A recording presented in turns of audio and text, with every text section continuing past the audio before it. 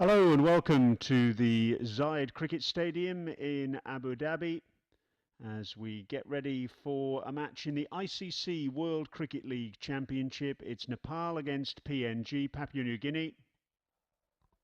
And straight away I can bring you news of the toss. The toss has been won by Nepal and they have opted to bat.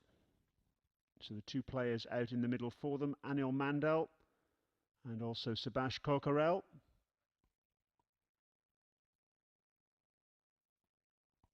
Vital game this for both teams. The ICC World Cricket League Championship is an 8-team contest. Kenya, the Netherlands, Scotland, Hong Kong, the UAE, Namibia, Nepal and PNG. And it's all about finishing as high up in this table as sides possibly can, because the higher they finish, the more likely they are to play in any World Cup qualifier that will take place prior to 2019.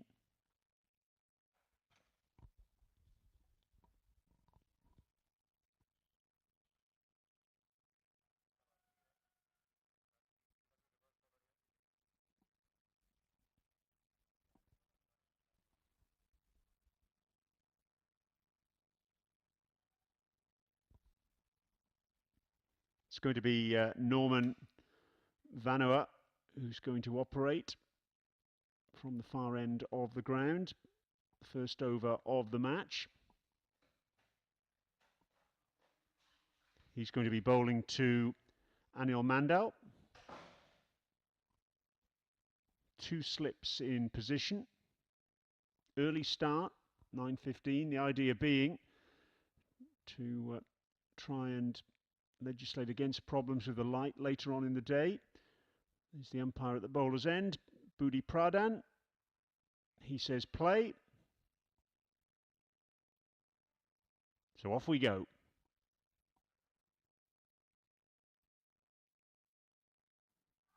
Full in length and straight away the finger goes up. First ball.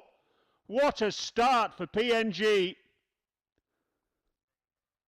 Tremendous stuff for them, and what a disaster for Nepal. Full in length, it was swinging.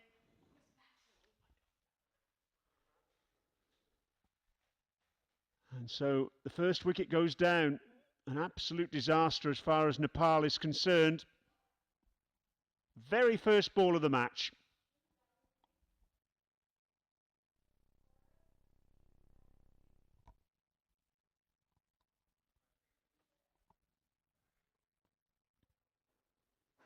So the decision to win the toss and bat by Nepal, not necessarily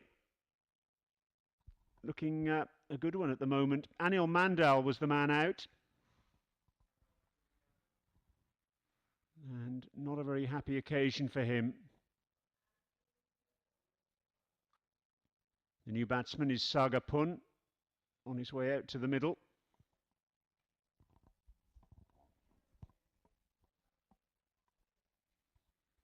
Quick chat with Kokarel, and I think Kokarel will probably be telling him, well, the ball's swinging a little bit. It was full in length from Norman Vanua, and Mandel just looking to turn the ball on the onside. He thought it was drifting down the leg side. It straightened on him, and umpire Budi Pradhan, no hesitation at all. Up went the finger. So a great start for PNG. Can they build on that now? Oh, that's a beauty. It's fine bowling.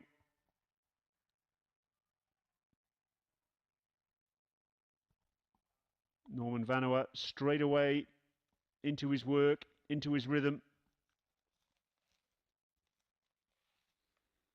It's a vital game for both these teams. These two sides situated at the bottom of the 8-team ICC World Cricket League Championship table. Played 2, lost 2, and even at this early stage, you would say that a couple of victories absolutely vital. Full in length, full toss in fact, and put through the covers for 4. Well, it asked to be struck, and that's exactly what Sagapun did. So that'll ease some nerves in the Nepal dressing room.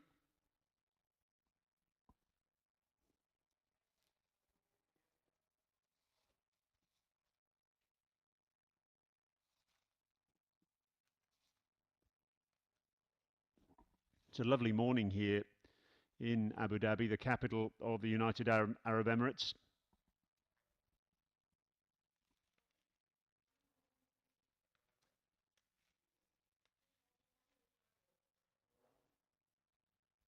It should be a wide, indeed it is. Norman Vanua, who picked up 4 wickets in 3 matches in the ICC Cricket World Cup qualifier that took place in New Zealand at the early part of 2014. That was a tournament in which Papua New Guinea ended up securing one-day international status along with Hong Kong.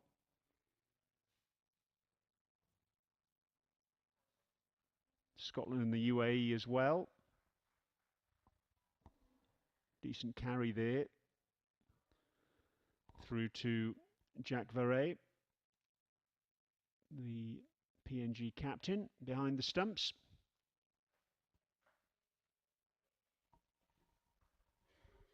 So what a sensational start this has been.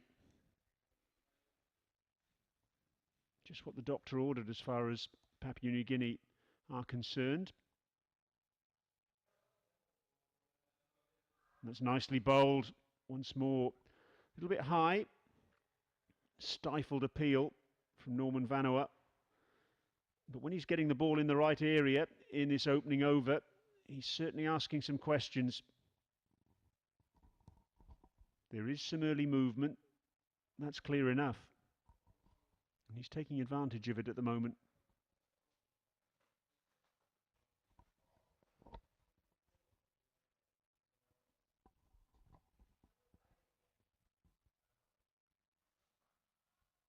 Watchfully played by Sagapun.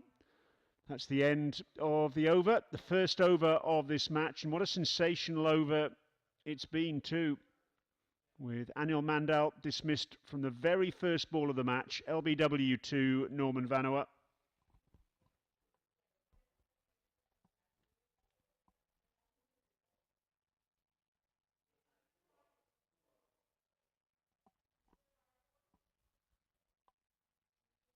So 5 for 1 Nepal after they won the toss and decided to bat.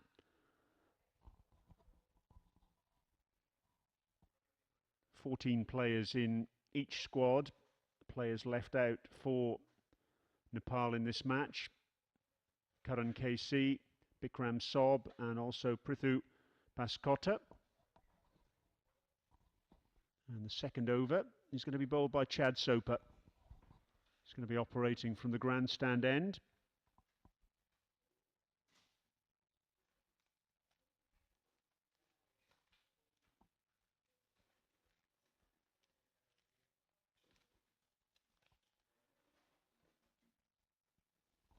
Chad Soper, who picked up 3 for 66 in the final warm-up match that Papua New Guinea played before this encounter. That was against the Danube Lions, a side made up of the very best club cricketers here in the UAE. 2 slips then in position for Soper.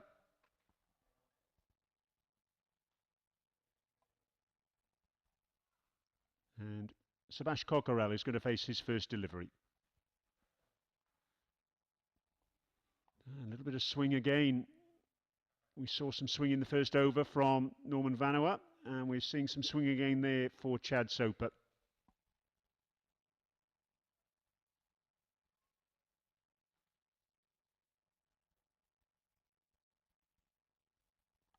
Two slips, backward point, cover, mid-off, mid-on, square leg. We've also got a long leg and a third man. They're the two fielders outside the circle. And decent carry as well for Soper.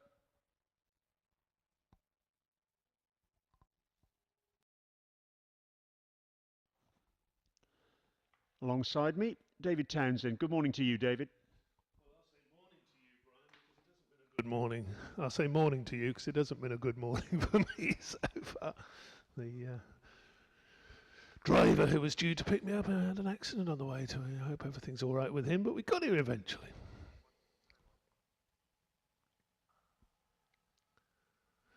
But I will say a very good morning to all the fans listening from Nepal, and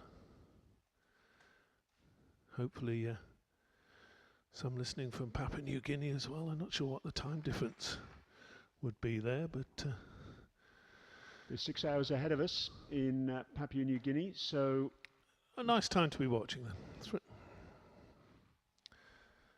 About 3:15 in the afternoon. Next ball again shaping away, and this time it is signalled a wide. He's perhaps got away with a little bit of width there.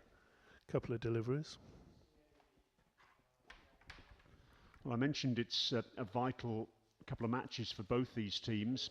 These two sides facing up today and again on Wednesday in these two matches. Papua New Guinea losing their opening two encounters against the Netherlands in June in Rotterdam and Amstelveen. It's upish. Again, a little bit of swing. Corkerell going hard at it, getting it away from backward point and getting off the mark. By no means a convincing shot, but a shot that's seen him register his first run of the match. But yes, Papua New Guinea losing to the Netherlands, losing by 5 wickets in Rotterdam when they were bowled out for just 122. Sorry, I should say 122 for 9 in a truncated match, that one. 24 overs their innings lasted. And then they lost by 85 runs in the second match. That was in Amstelveen when the Netherlands rattled up 297 for 6.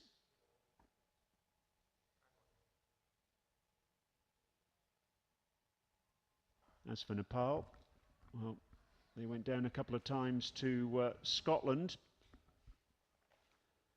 First of all, losing a thriller by just 3 runs. Again, a truncated match. Scotland making 235 for 7 in 36 overs. Nepal, in response, 232 for 5. 100 there for our first ball duckman today, Anil Mandal.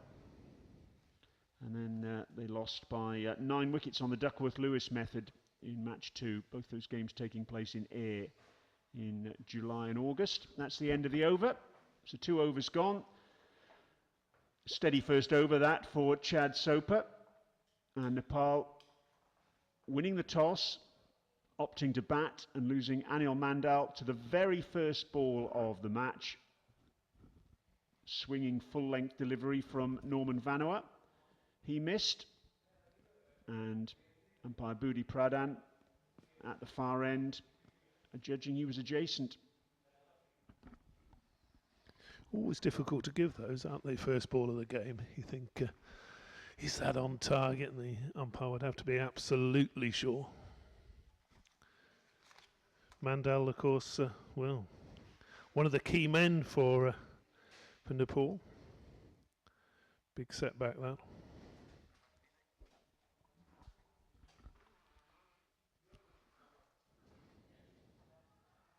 A little bit of yes, no, excuse me.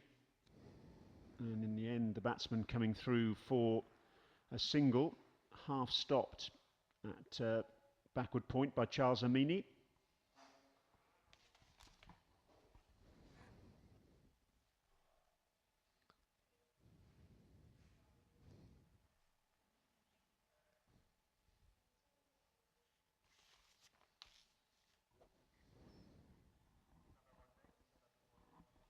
Eight for 1 then in the third over.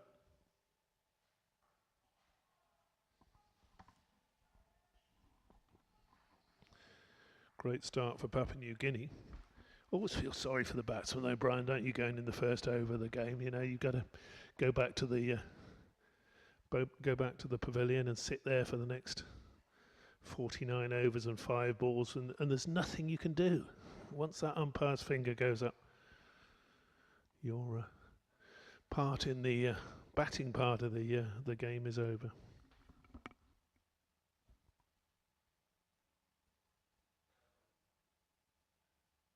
It's going to be another wide Norman Vanuatu just getting a little bit too greedy in terms of the swing that he's seen so far.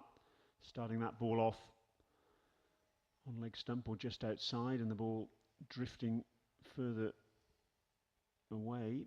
Yes, Anil Mandal. What's worse for him, I guess, is that he's come into this match in pretty good form. He made 61 against the Pakistanis on an adjacent ground. There are 3 grounds here at the Zaid Cricket Stadium complex. That match against the Pakistanis was a warm-up for the Pakistanis ahead of their ongoing series against England, a 4-match one-day international series, which is locked up at 1 apiece at the moment. The next match takes place tomorrow in Sharjah before the series is rounded off at the Dubai International Stadium at Dubai Sports City on Friday. So yeah, frustration for Mandal, the 24-year-old. But he'll have to wait until Wednesday for his next knock now.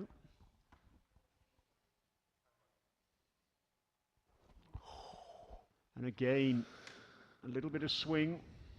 And again, not the most convincing shot through backward point. But it's a single down to third man.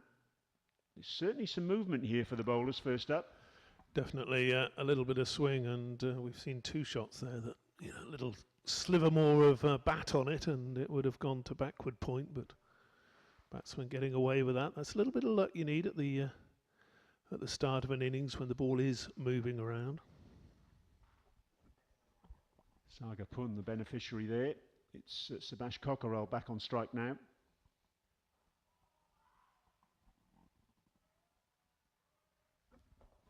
What sort of score do you think Nepal will be looking for here, Brian? Well, it's difficult to say at this stage, isn't it? We don't know how much longer the ball's going to swing for. Will the swing be consistent? Will it be maintained throughout the 50 overs? One would have thought not, but certainly they would be looking at well in excess of 200, around 250 as a minimum, I would have thought.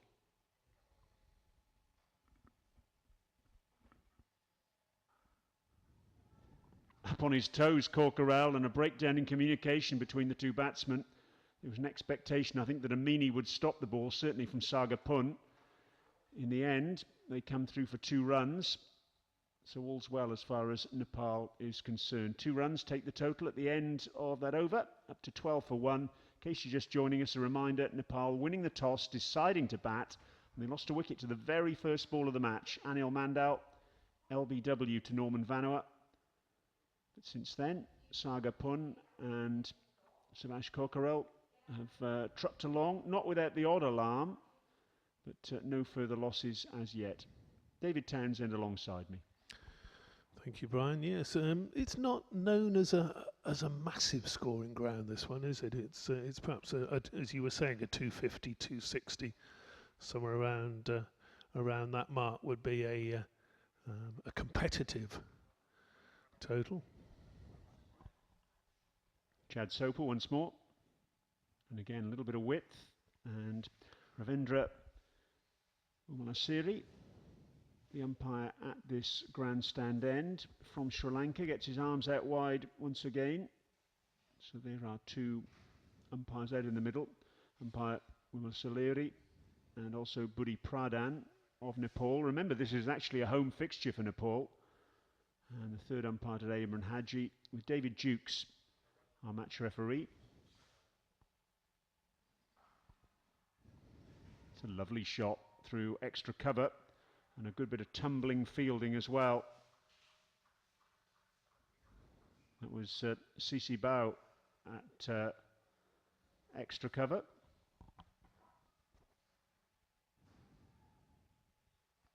Batsmen don't seem too confident with their running, do they? No, they don't appear to be on the same wavelength, it has to be said.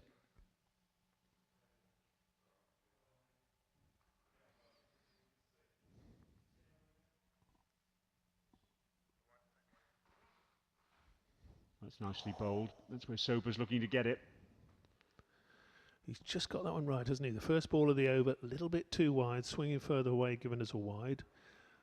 The follow-up delivery too straight, driven wide of mid-off, but that one just in the slot.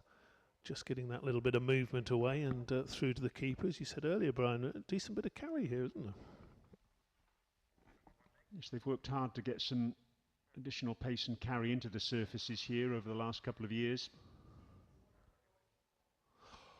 And a flashing attempted drive by Subhash Karkaral. Play and miss from him. He rehearses the stroke afterwards, but well, these are nervy times for Nepal, both running between the wickets and with the ball just hooping around a little bit. Plenty of encouragement there for the bowler. He's getting that shape away, which is it's a good ball early on to any batsman. They've switched from 2 slips now to a slip and a gully. We've seen a couple of balls go through that gully area. So Mahuru Dai has moved into the gully from second slip. Understandable.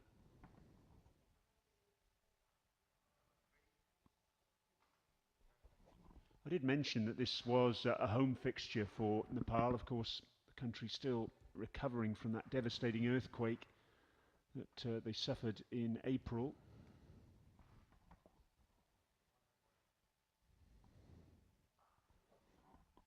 It's a comfortable single with the mid-off quite deep. Better running that time. Both went together, didn't they? Yes, the earthquake, as you said, Brian, in April, of all the terrible devastation, loss of life, and it's some of the side effects as well of the fact that it did have a bad effect on Nepal's 2 main pitches. That one threw outside the off stump. No run. It would be a terrible thing, of course, to happen. Devastating situation, and therefore they're playing this home match here in Abu Dhabi. Yes, I was just speaking to some of the officials this morning before play, and they were saying to me that work is progressing, albeit a little bit slowly, in terms of getting the cricket facilities back up and running. And I think the hope is that by the time we get to round 3 of the World Cricket League Championship, it'll take place probably between March and June of next year, that possibly they'll be in a position to host some matches then. Pitched up, driven. That's back past the bowler for... Is it going to reach the boundary? A despairing dive there. Yes, it's just got over the ropes. So a nice straight boundary, and that'll give the batsman a nice little bit of confidence out there as that ball racing away to the ropes at the far end. Shot of the morning from Subhash Karkaral. Lovely strike down the ground, full face of the bat, and producing the desired result as well. No fans down that far end. It's all the seating down there is empty. There are a few Nepalese fans in the ground, I see, away to our right. In the shade, very sensibly. That's lifted just short of long leg. Turned round the corner. Karkaral getting hold of that, but not quite enough on it to carry to long leg. Yes, I think Subhash Karkaral will have had his heart in his mouth there. He probably timed that one far better than he'd wanted, and it wasn't all that far short of Chad Soper, who was about 10 metres in from the boundary rope. Just a single, and that brings Sagapun back on strike.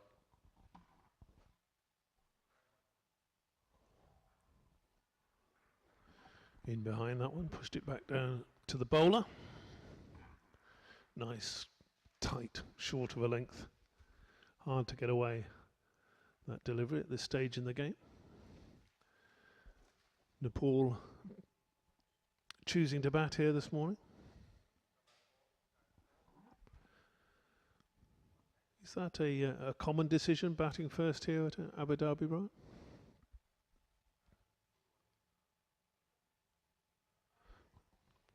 Can often be the case that the surface slows up as the day goes on, so runs on the board are always something you want to have in the bank, so to speak. I think we saw that in the one-day international that was played here between England and Pakistan a couple of days ago, where England topped 280, and scoreboard pressure ultimately told on Pakistan, a few early wickets in response, and Bob's your uncle. Next delivery, good length, defended to mid-off, no run there. So Nepal will want to just steady things for a few overs after that devastating start, really, with Mandal going to the first ball of the match. Can't ask for a better start than that. You're effectively playing against 10 men when that happens. It's and also the man who's been in very good form. Vanuatu again right on target there, and again defensive shot. No need for any fireworks yet from Nepal. They'll just look to build a good foundation to this innings.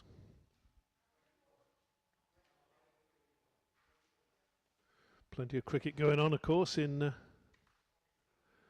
United Arab Emirates at the moment. We mentioned the England and Pakistan series. Of course, Afghanistan and Hong Kong are here as well. Well, it's Hong Kong against the United Arab Emirates today in the ICC World Cricket League Championship as well. That match taking place in Dubai. New over. Pushed down into just found a way through. Could be a run out here. There is going to be a run out. He's dropped the ball. The umpire's not having it. The wicket keeper there didn't take that cleanly, and I think the umpire might have given that on the basis that he didn't break the stumps properly. Because again, the running, we've mentioned it, just didn't work. Let's have a look here. There is a way through. It's heavily populated backward a point there. That's brilliant by Charles Amini. And good decision, in fact, by the umpire in the end, because the ball was underarmed onto the stumps in the end by Jack Verret. But Corkerell with the dive, just about scrambled back. But again, an illustration as well about the confusion in the running between these two. They just haven't got it right at all so far. It's a beauty. Ooh. Cracking ball moving away, and again that bounce. That's taken that through to the keeper. Nervy times for Nepal at the moment, but just the one wicket down. Busy times as well for Nepal. It's the last match of their tour here of the United Arab Emirates. Attempted flashing drive, a big shout for a catch, not out, says umpire Mulasari. And maybe, just maybe, Subhash Corkerell hit the ground at the same time as the ball went past the outside edge. Was there a little touch? PNG thought so. The umpire thought otherwise. Have a look at that again.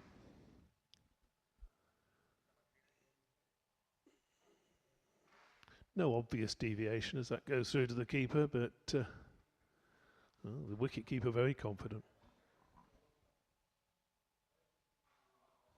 Beautifully bowled. That's lovely stuff from Soper. Rehearses the leave afterwards, does Corkerell, but that's a little bit like shutting the gate after the horse has bolted. I think Sagapun has just gone down the pitch there and just had a word to him and said, "Yeah, that's two now. Don't push your luck too far."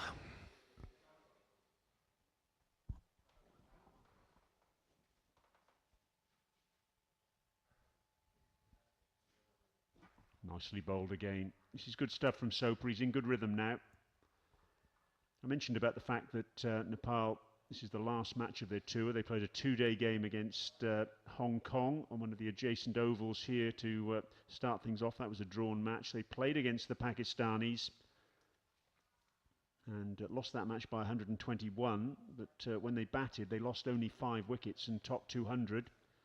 Against the Danube Lions, they won that one on the Duckworth-Lewis method. And they played Oman as well and lost by 3 wickets. So it's been a mixed tour for them. Hoping to end on a high. That's clipped away by Corkerell through square leg.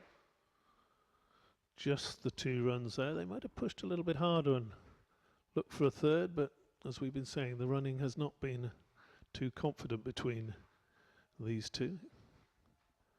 And settled for 2 there. Legacy Arca, the fielder.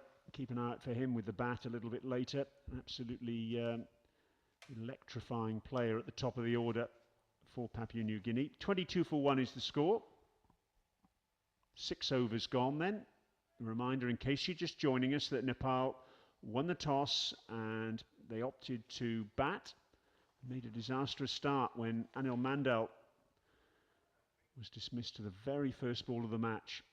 There's confirmation of how we stand.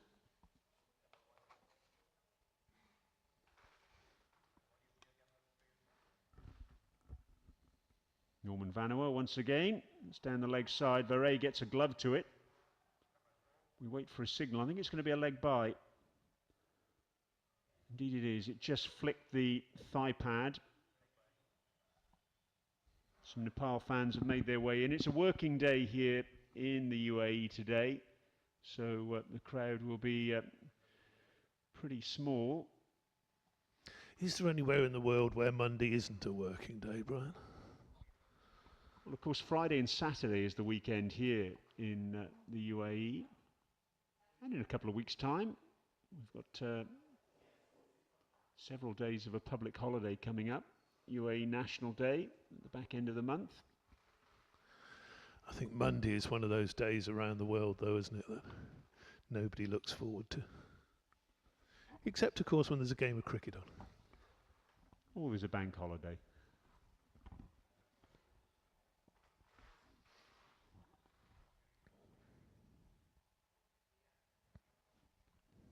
I mentioned about this being a busy time for Nepal in terms of their tour here to the UAE. The good news is there's going to be some cricket back home for them as well when they get back.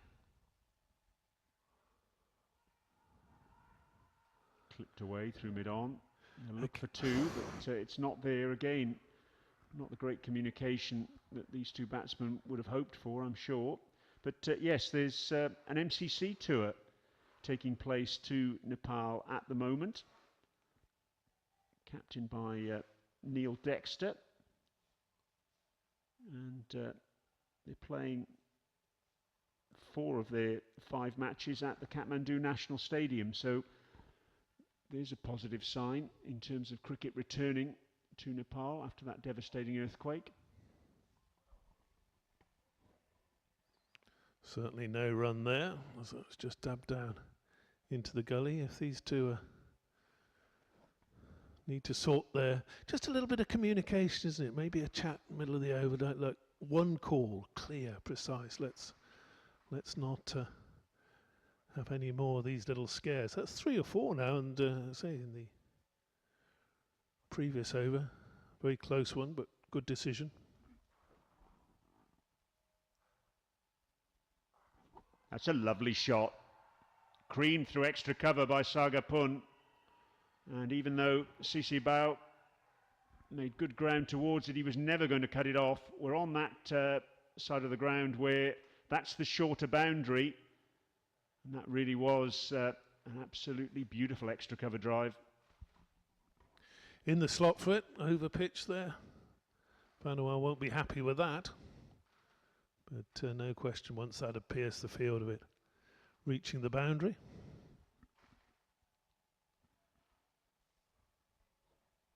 Just needs to watch his length here. Norman Vanuatu.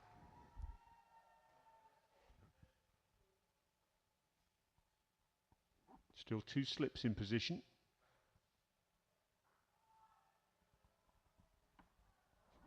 That's the end of the over.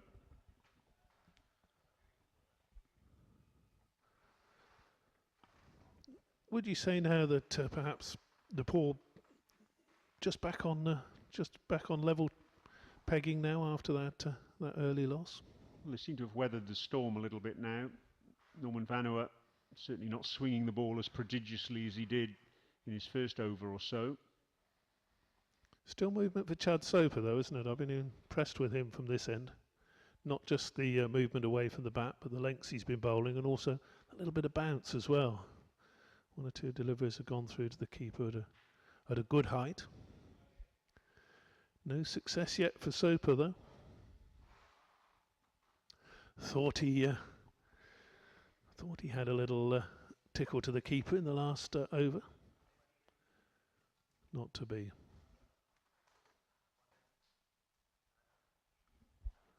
Gain right on a good length there and push back to him. As so often happens these days, the bowler not polishing the ball himself. He gives that to one of the two men at mid-off, mid-on. There's often a designated polisher in the side. Keep that shine on the ball as long as possible.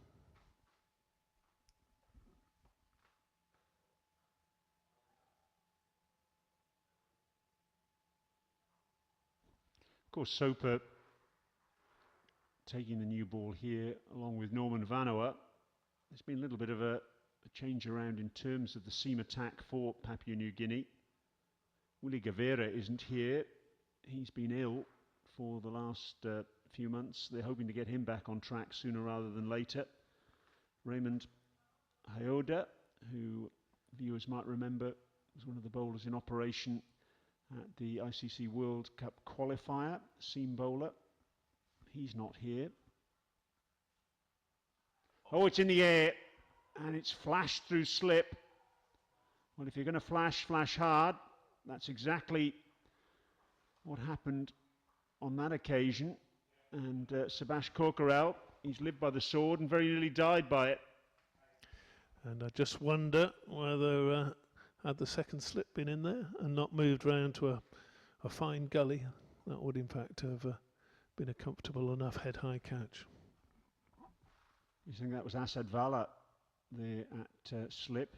He's in a sort of floating slip position. Well, he's moved over now, he's moved wider.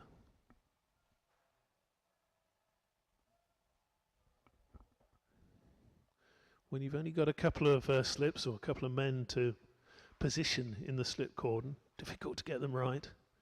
Obviously a little bit of luck involved as well, because you can't tell just where the edge is going to fly. Earlier, Papua New Guinea had that second slip in place. Had he still been in place there, I think that could well have seen the end of Korkarel.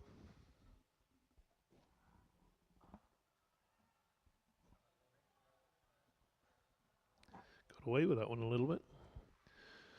Overpitched, driven firmly up to mid-off. I mentioned that Raymond Hayoda isn't here, Willie Gavera, also Pipi Raho, Kilapala. It's a pretty useful seam attack when all those bowlers are fit and firing. Not necessarily the case in either respect, though. Oh, that's well bowled. And the finger goes up. So Soper gets his reward.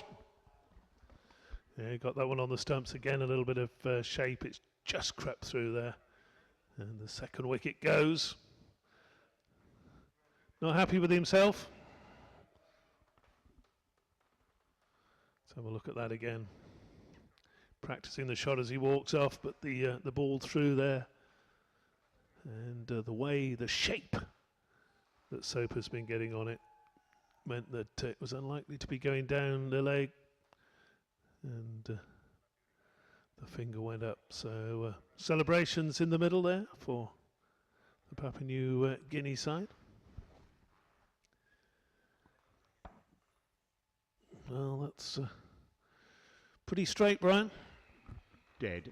I think that's the best way to describe it. Sagapun trapped on the crease, and reward for Chad Soper. So just as Nepal appeared to be getting back on an even keel, Papua New Guinea have broken through again. It was a perfect length from Soper. Batsman really not sure whether to go forward or back, and in the end trapped on the crease, and that was a fairly straightforward decision for umpire Umlasiri. And the new batsman, Gyanendra Malla, the vice-captain for Nepal. He won't have to face immediately though. That was the end of the over from Chad Soper. 29 for 2 Nepal, and the decision to bat first at the moment is looking a questionable one. Always looks so much worse than 29 for 1, doesn't it, that second wicket? Just getting things back on an even keel. And then another LBW.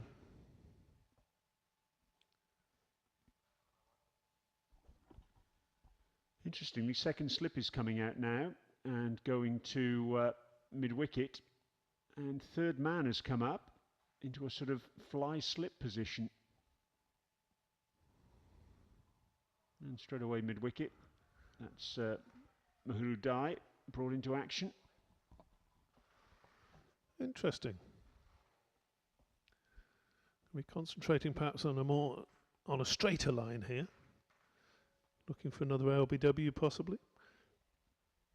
Certainly doesn't want to be bowling anything wide of off stump or anything of a full length outside off stump. No fielders on the boundary on that offside. 2 men out at deep backward square and long leg. Tough field to bowl to. It's a miscued hook shot.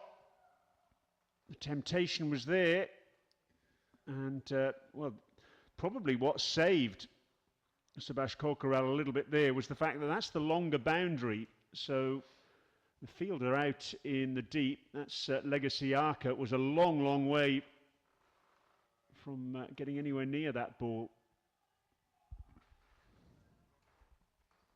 Didn't get hold of it, did it? But he just got enough bat on it to get it over mid-wicket or wide of. See, mid-wicket, square leg, he's somewhere between the two perhaps there.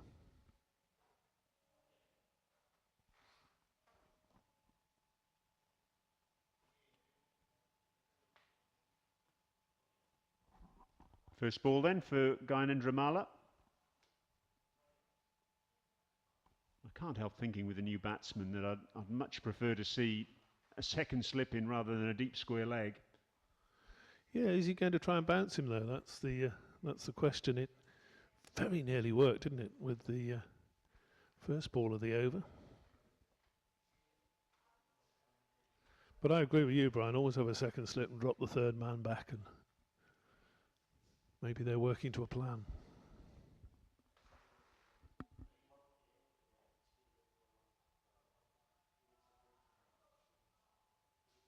Well, there is that short ball, but it's creamed away by Gyanendra Malla. Siaka's out there chasing to his left from deep square leg. The batsman come back for a second, but he certainly looked very comfortable in the face of that short ball. It wasn't as high a bouncer as we saw Kokharel struggle with, and that's why Malla was able to get it away very comfortably indeed.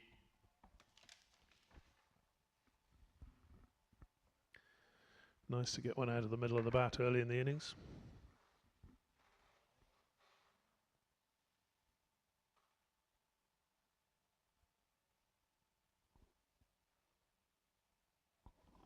Another short ball and a poor ball down the leg side. That's good work from Soper. Away to his right, at long leg. Just getting a little bit carried away with the short ball in this over. That's 3 short balls, or in 5 deliveries. I have to say, if it ain't broke, don't fix it. The bowlers were pitching the ball up and swinging it. Maybe it's just an indication that the ball at that end has stopped swinging. Maybe. Maybe it's a predetermined plan, and in actual fact, field now reverting to a couple of slips and third man. Well, of course, with the short balls that have been bowled, he's not able to bowl another short ball in this over, so quite sensibly the second slip goes back in. That is the end of the over. 9 gone then, and Nepal, having won the toss and decided to bat, are 33 for 2. The batsman dismissed so far. Anil Mandel for the first ball of the match, LBW to Norman Vanoa for a duck. And in the last over from Chad Soper, we saw Saga Pun trapped LBW. Very good start then from Papua New Guinea, but interesting tactics in that last over. Had it worked, we saw the that one mistimed sort of pull hook shot from Corkerell. If that had gone to mid wicket or carried all the way to deep backward square, you'd have said fantastic stuff.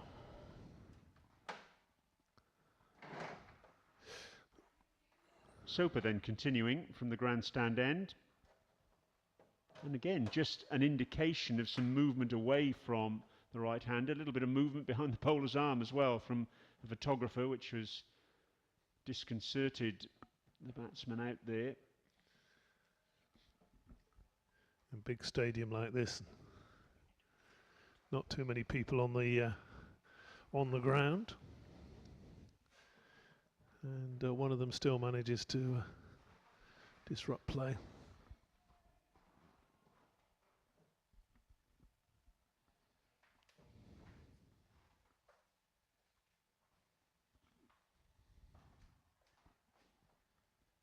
Just the single, the fielder at mid-on, John Reaver. We saw him warming up a little bit early. It'll be interesting to see how Jack Verret opts to use his 2 new ball bowlers here. This is the 5th over for Soper. We've seen 5 overs already for Norman Vanoa. Soper's been outstanding, actually, 1 for 9.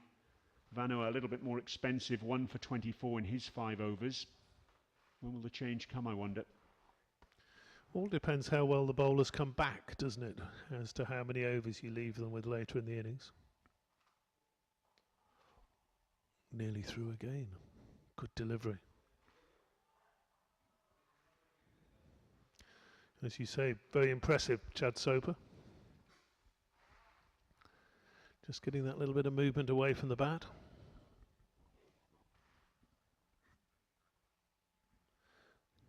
Those 2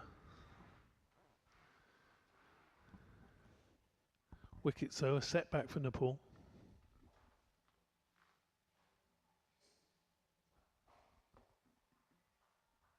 Did notice, though, Brian, that single earlier in the over, both batsmen went immediately. There seemed to be better communication between the 2 of them. Well, it was quite difficult for me to figure out what was going on there between Corkerell and Saga Pun. A bit earlier, they were struggling on numerous occasions in their running between the wickets. It's not as if they haven't played together. They played together on numerous occasions over the years. So I couldn't quite figure out what the issue was. I suppose once it happens once, then there's that little bit of uncertainty creeps in, and if you're not on the same wavelength, happens again, and then it's just a snowballing effect. Not sure that's a good analogy here in Abu Dhabi, but I am staying near the Emirates Mall in Dubai, and they've got a bit of snow there. Oh, we did have some rain last week. Quite heavy rain, actually, on Thursday. Third man's now coming up into the circle again. And one of the slips is going across to mid-wicket, and square leg is again dropping out, as we saw in that last over from Norman Vanoa. So is it going to be bluff or double bluff here? Are we going to see a short ball, or is it going to be full in length? Double bluff. It's the end of the over then. 10 gone, so 5 apiece from the 2 opening bowlers. And when will the change come, I wonder?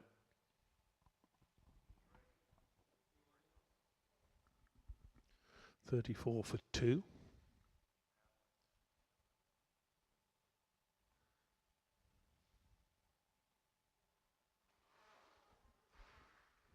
Field now, of course, after 10 overs, able to be relaxed a little. It's just the two fielders allowed outside the circle in those first 10 overs. And we are going to get a change, and it is going to be John Reaver coming on at the far end, replacing Norman Vanuatu. 5 overs, 1 for 24. The man who struck with the very first ball of the match in dismissing Anil Mandal.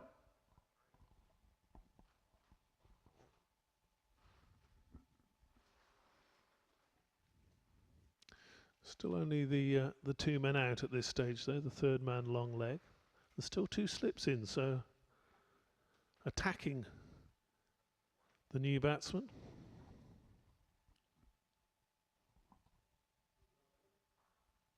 John Reaver's been in pretty good form coming into this match.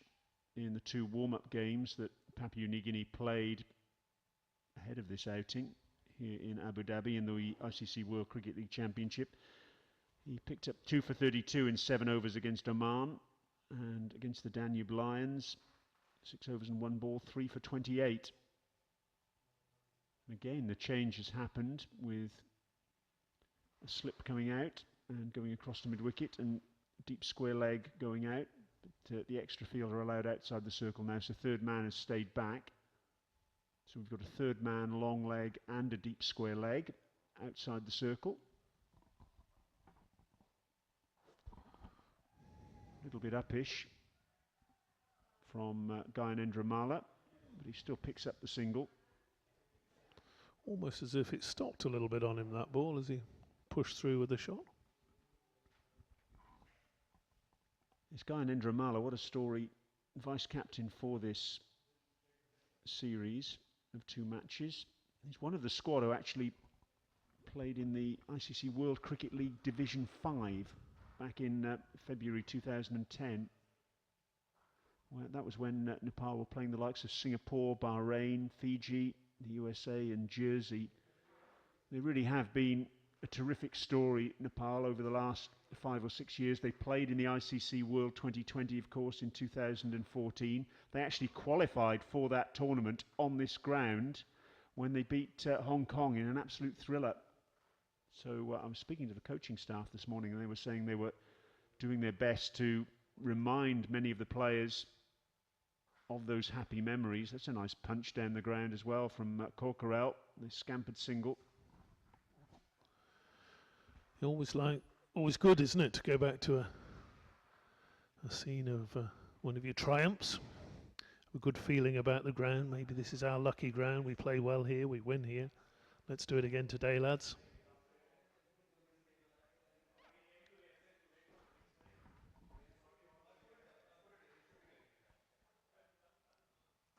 A little bit of fortune. Mala looking for the square cut, gets an under edge, past his off stump. Soper fields at long leg, and the batsmen come back for 2. Good fortune indeed, but that's what you need when you lost 2 men in the first 10 overs. Don't want to lose a third. You're talking about the story of Nepal and their the way the team have developed in recent years and the success. Pushed out into the offside. Would you say they have to have the most fanatical fans in international cricket, the most enthusiastic fans, Nepal? Well, they're certainly up in the grand final, no question about that. Whenever you look at Twitter, you'll always see a whole host of Nepalese fans making their opinions quite clear on the state of cricket in their country. And they'll know, all those fans watching our stream this morning, that these 2 matches are absolutely vital for their team in this ICC World Cricket League Championship.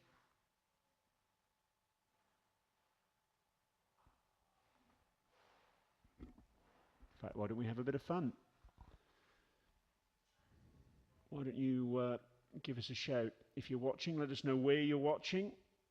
Let us know what you think of the match so far. Use the hashtag WCLW, hashtag WCLW, and give us a shout on Twitter. Give us a shout and we'll give you a shout.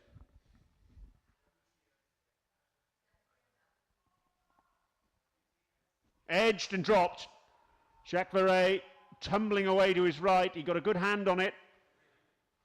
They'll come back for two. So fortune for Corkerel. He certainly has had his share of good luck in this innings so far.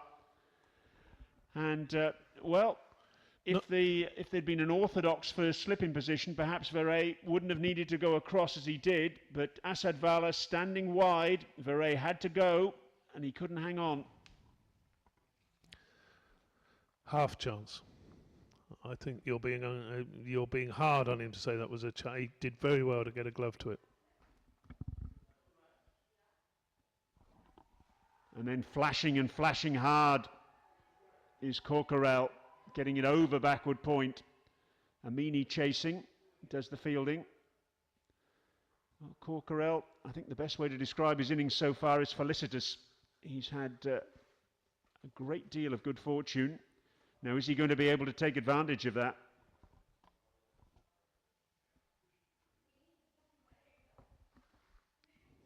One of this top order needs to go on, get a big one. If Nepal are going to be able to post that 250, 260 we were talking about earlier.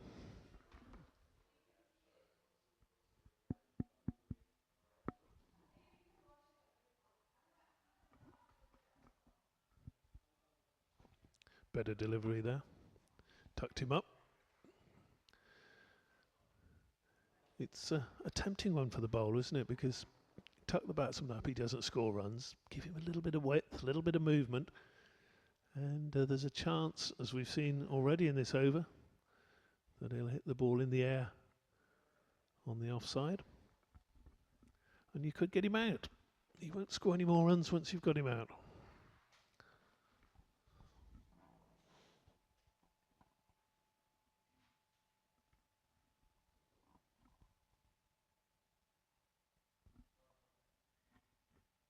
Not tempted that time.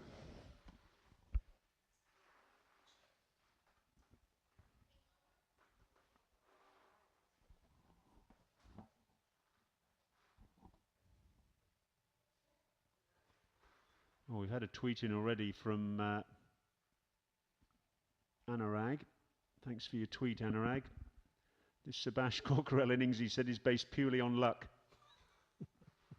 Well, he's had his good fortune so far, no question about that. And again, it's uppish.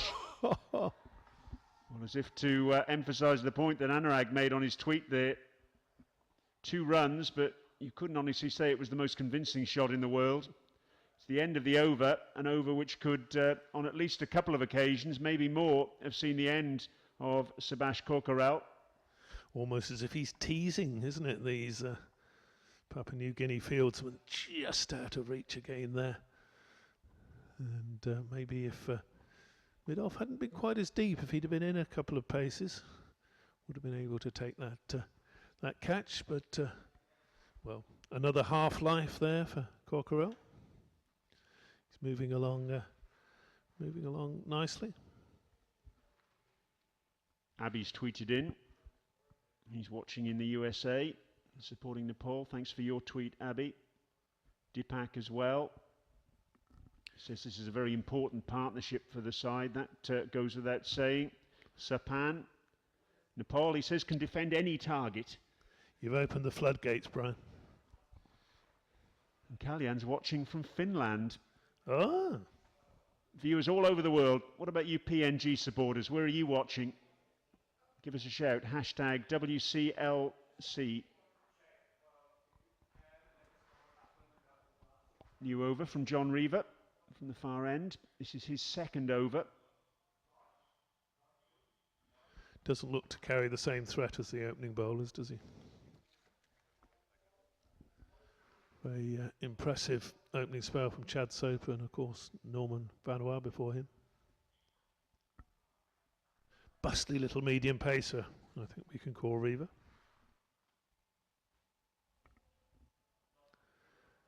Hurry through his overs. Hope not to give too many runs away. I think I'd like to see the wicketkeeper standing up to Reaver.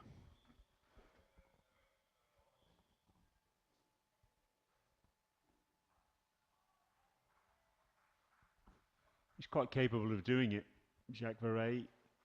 I know he wasn't able to glove that difficult chance diving away to his right in the previous over from Chad Soper, but a good enough keeper when Geraint Jones was playing for Papua New Guinea to keep him away from the gloves.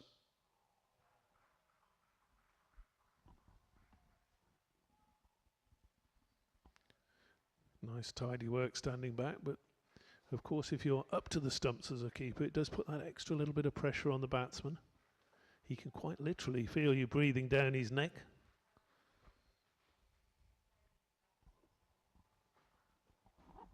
It's a lovely improvised shot with plenty of bottom hand from Gyanendra Mala.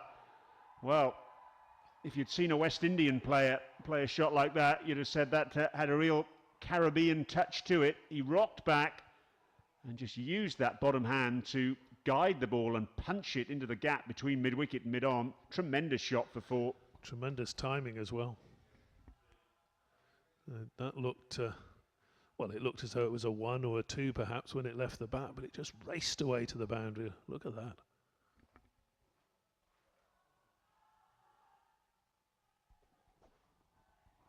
Slower ball and gets away with that, but oh dear me. Mahuru Dai at mid-wicket. Was there a need to throw at the non-striker's end? He took the gamble, thinking that Subhash Korkarel was out of his ground, and they pick up a couple of runs as a result. And to be fair, there were a couple backing up. It just managed to evade them.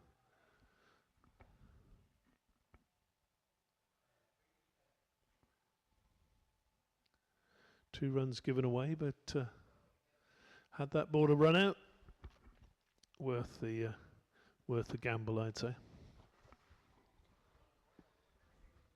A tweet in from Nepal King. He's watching in the USA. He says, and it's 1:10 in the morning there, so there's dedication for you. Thanks indeed for your tweet. Saka has tweeted in as well, says, need to stop pushing for the big shots and start ticking it around, 1s and 2s. If we can do that, he says, we can get a competitive total.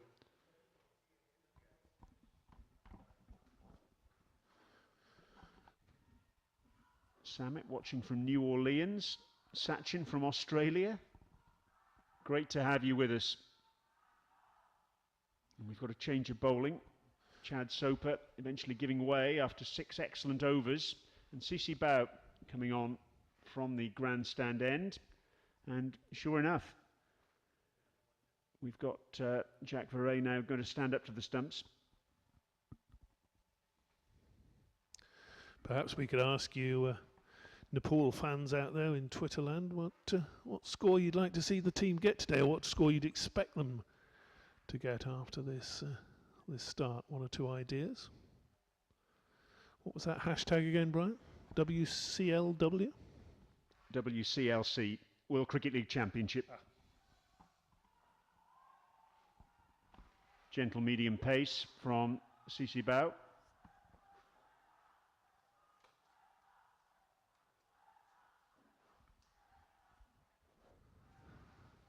Bit of noise away to our right there.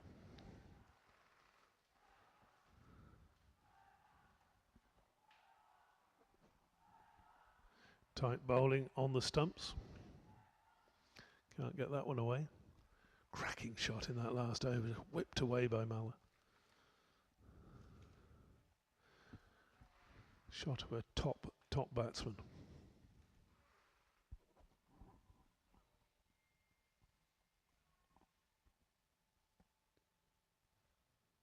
Well, CC Bao comes into this match, into this tour in very good form indeed. He took a hat-trick in the decisive match of the inaugural Gabba Champions Shield for BSP Heart against ANZ Avalanches at Amini Park, which is the home of Papua New Guinea cricket in Port Moresby.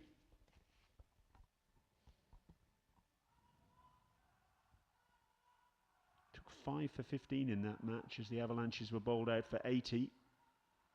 And that set up an 8-wicket win for his side, BSP Heart. But it's not only with the ball that he's been enjoying a tremendous amount of success.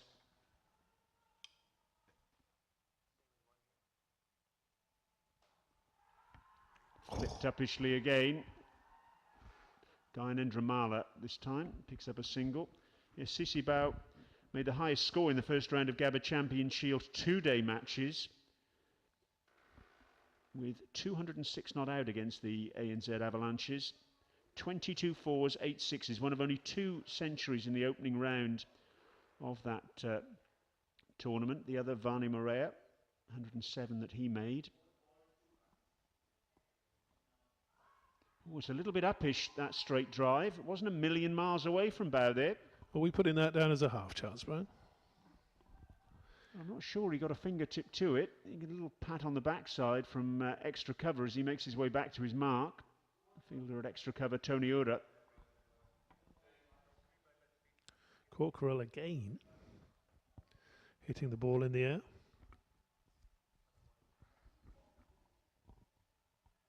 Cover now goes back onto the fence, or about 10 or 15 metres away from that fence.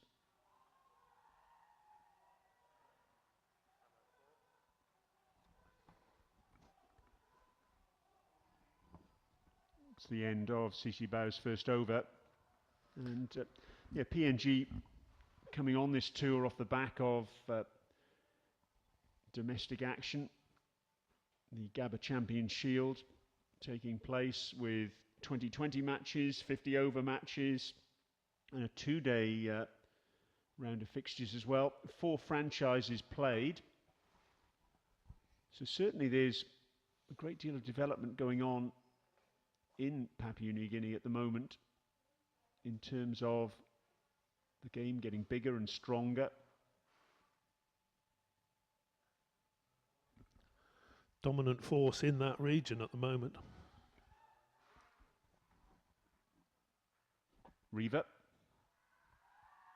It's a lovely bit of timing away through the onside by Corkerell. Legasiaka out there. The batsmen pick up a couple. If you're a PNG fan, we've had a lot of tweets coming in from Nepal fans this morning, but if you're a PNG fan, give us a shout. Let us know where you're watching. Hashtag WCLC.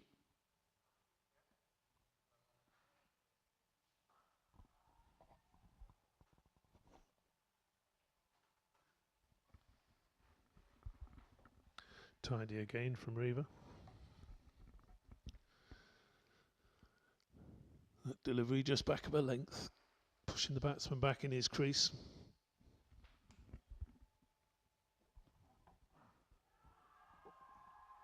Over mid-off, and only just over mid-off. Sisibao chasing back. Subhash Corkerell, if I was him this evening, I'd go out and buy a lottery ticket, I think, because he's had more luck in this innings, I reckon, than most batsmen would have in a season. Yeah, every time he hits it in the air, there's a fielder there, but not quite close enough. And again, that was a little bit uppish. But mid-wicket had moved a little bit straighter. So a comfortable single. Frustrating this for the fielding side.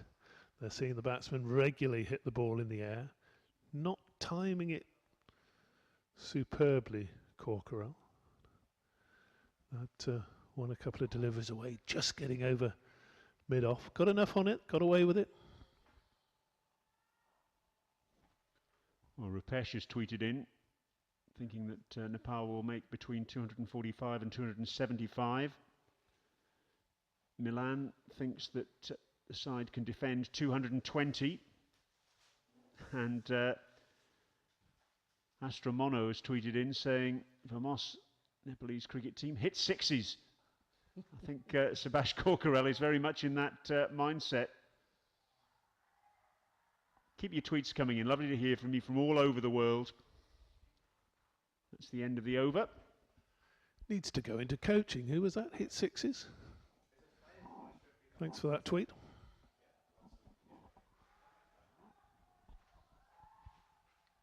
Budding coach there, Brian. It's great to hear from you from all over the world. We've had tweets from Finland, the USA, Australia. Keep those tweets coming in. Let us know where you're watching.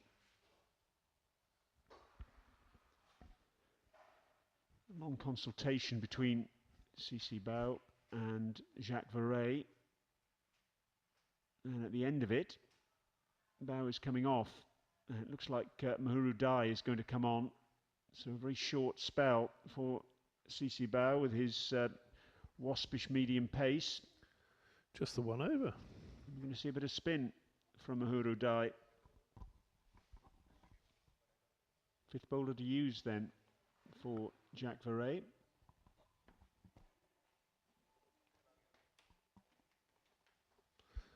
This will be interesting to see whether there's anything in this pitch for the spin bowlers. First look at spin this morning.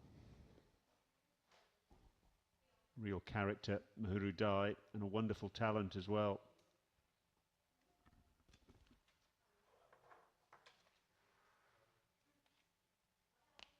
Starts off with a long hop, which is clobbered out to the mid-wicket boundary for 4.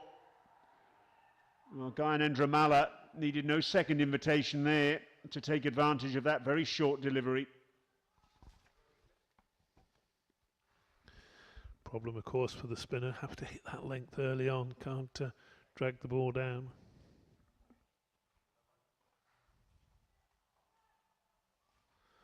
It's its second ball, but that's a ball too late, Mr. Dai. Mahuru Dai, the top wicket taker in the inaugural Gabba Champions Shield, the 50-over matches that were played, 11 wickets for him in 4 matches. Also the top run scorer in the tournament with 179 runs, an average of 44. One of the more experienced players in the side as well, Brian. Yes, absolutely. 31 years of age.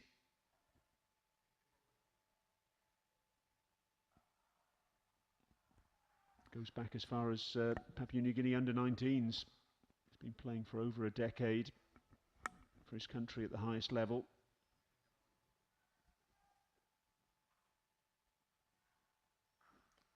Doesn't waste a lot of energy with his run-up. No, he picked up 9 wickets in the World Cup qualifier that took place in New Zealand at the beginning of 2014 and bowled very tidily in the 2 one-day internationals against Hong Kong that were played last November. But that's a poor ball, and it's paddled away very effectively indeed by Corkerell. Coming back for 3. Good running. Vani Morea, the man doing the chasing from short fine leg. Not the tidiest of overs that from Mahuru Dai. No, that last ball would have been a big wide had it not just got a little bit of bat on it. And that's going to be drinks then. So Nepal winning the toss, deciding to bat, losing the wicket of Anil Mandal to the very first ball. LBW to Norman Vanua for a duck. The other man to go Sagar Pun. LBW to Chad Soper for 10. So Nepal winning the toss, deciding to bat, 67 for 2 in 16 overs. Time for a break.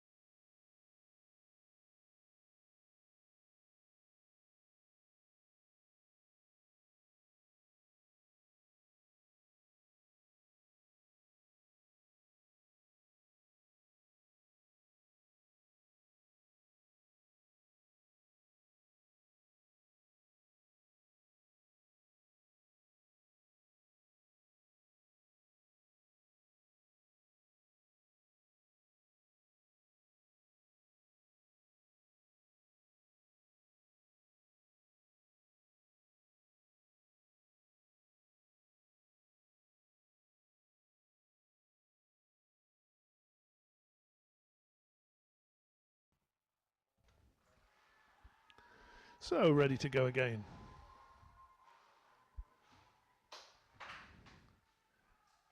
After that break for drinks, 67 for 2.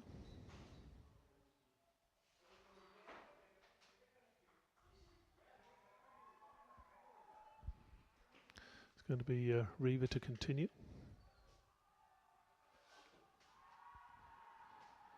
Eased away for 1. Well, again, they probably could have gone hard there and taken a second. 2 men out on the boundary on that leg side.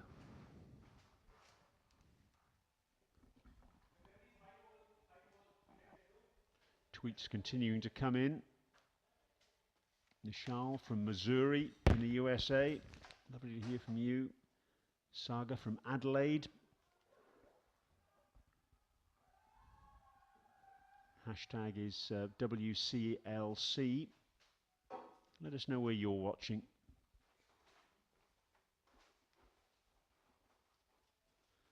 Santosh from Singapore. Sharon from the USA. Singapore's a new one.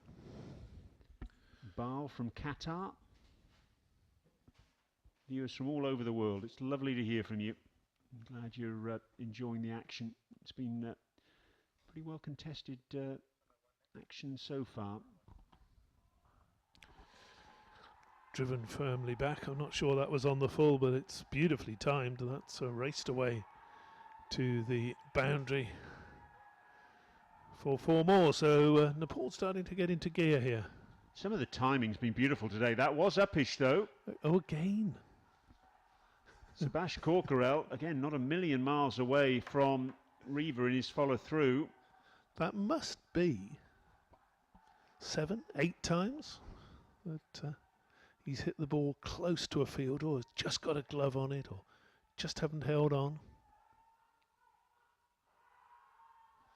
Slower delivery, hammered back at the bowler. Is that hit into the ground, or is that another chance, Brian? Yeah, that was hit into the ground. I thought initially that was a bump ball.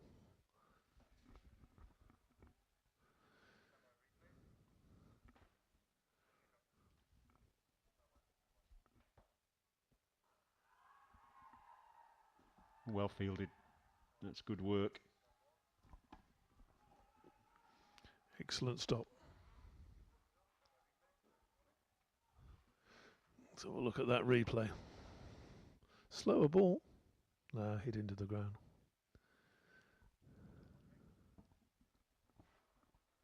Mixing his pace up, John Reaver, quite intelligently so.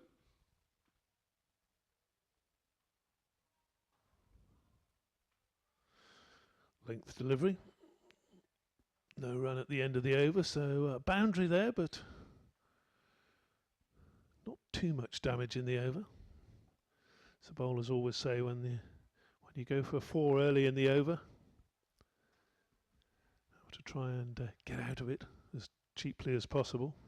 Get to the end of the over, get back to your fielding position, tick another one off. 17 overs gone now. So that's just past a third of the way through. Nepal 73 for 2. I think they'll be delighted with that. Another change, and CC Bao coming back on from the grandstand end after just a solitary over from Mahuru Dai after a solitary over from Bao earlier. So the change is being rung by Jack Verret because I think he detects that these 2 batsmen, Mala and Corkerel, are just starting to get away with things a little bit here. Starting to put their foot on the accelerator, and that needs to be curtailed. There's a quickly taken run there. Wickets, of course, are the way to curtail the run rate. Best form of checking the batting side. And a slip has come back into position. In fact, it was going to be a slip, but slip now is being moved out into the ring. Corkerel on strike. Will it be in the air again, Brian?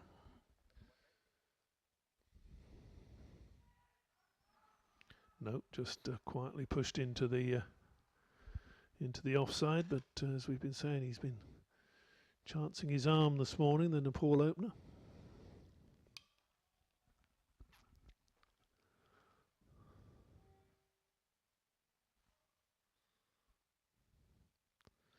Bow again.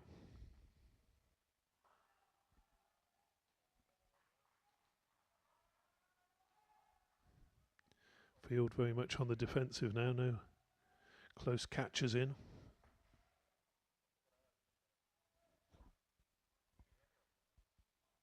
Kailash has tweeted in, watching from South Korea. Lovely to hear from you, Kailash. We can add that one to the list. Viewers from all over the world tuning into this stream. Lovely to hear from you. Keep your tweets coming in. Hashtag WCLC. Flashed away, again in the air, but very safe this time to wide third man.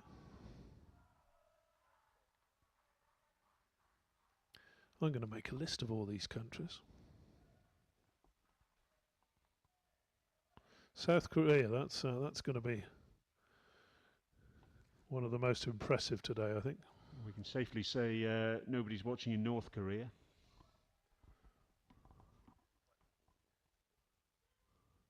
Oh, well bowled.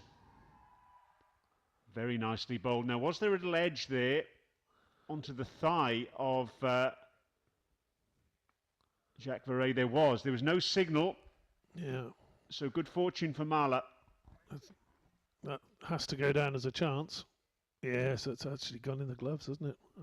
And out again. So a chance for Marler. One thing we can say about Corkwell, he's hit the ball in the air a lot. He hasn't given that many chances.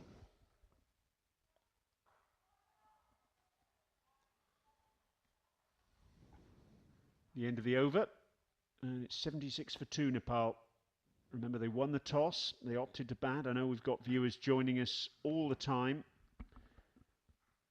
The men out so far. Anil Mandal to the very first ball of the match. LBW to Norman Vanua for obviously a duck. And Saga Pun, LBW to Chad Soper for 10. Second wicket falling with the score at 29. So we're on the cusp of a half-century partnership between these two for the third wicket. Yeah, they batted well. They've been fluent. The runs have been coming quickly, which of course is what Nepal need here.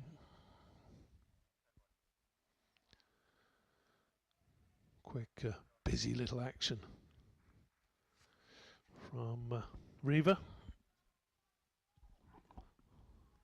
There are people, lots of people supporting Nepal. Have we had anybody supporting Papua New Guinea yet on Twitter? That is out. Well, if there are any people supporting Papua New Guinea on Twitter, they'll be very, very happy, because that was a very, very important wicket. Gyanendra Malla is the man to be dismissed, playing across what was basically a straight ball from Riva. And umpire Budi Pradhan having no hesitation at all. It's the second time he's got his finger up in the air. But yes, just looking to play that one far too square on the onside. He'd benefited by playing with a nice full face earlier, but just going too square, playing across the ball, and a simple decision for umpire Budi Pradhan. So a third wicket and a very important wicket for PNG. I think the only question there for the umpire was was that doing enough to be just slipping down the leg side, but to me that looked a pretty straightforward decision again. All three LBWs have been very straightforward decisions. 70 for 3, 76 for 3. And the sight of the Nepal captain making his way out to the middle, Paris Khadka. What a vital innings he's got ahead of him now. Very much a fulcrum for this Nepal batting lineup. I think we can put that down to the commentator's curse there, Brian, with the 50 partnership I think you were mentioning coming at the start of the over, and it ends that third wicket stand on 47. Corkerell's still there.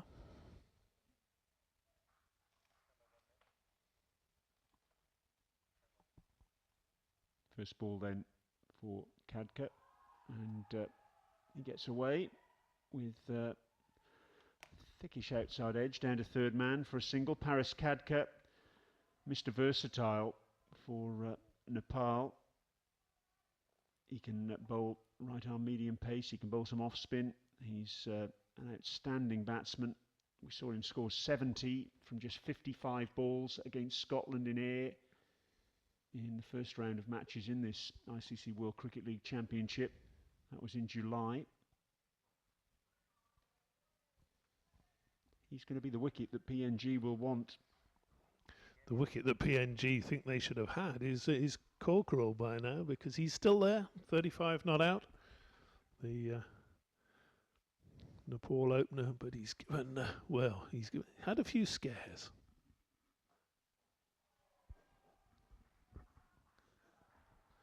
No scare there, as that's pushed into the offside. Yeah, the issue for Subhash Corkerell now is, having spent the amount of time he has at the crease, he needs to go on and make a decent contribution here. Sucked up a lot of deliveries. 38 not out. Can't afford to give it away at this point.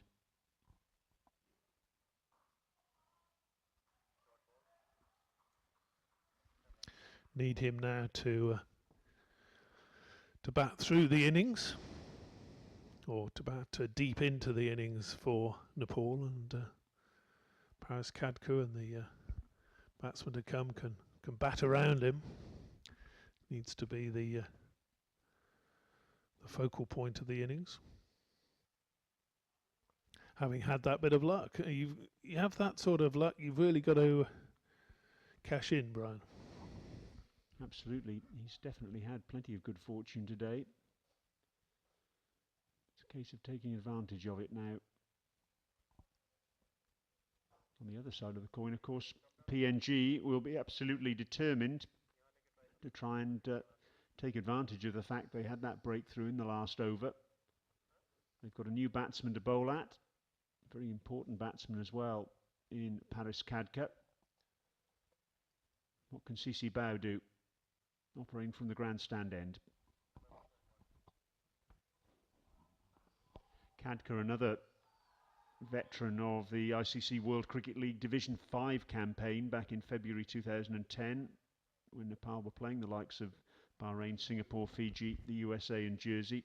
He captained the side back then to that tournament title at the age of just 22. He actually took over, didn't he, the year before that as national captain. He's actually played 3 ICC Under-19 Cricket World Cups.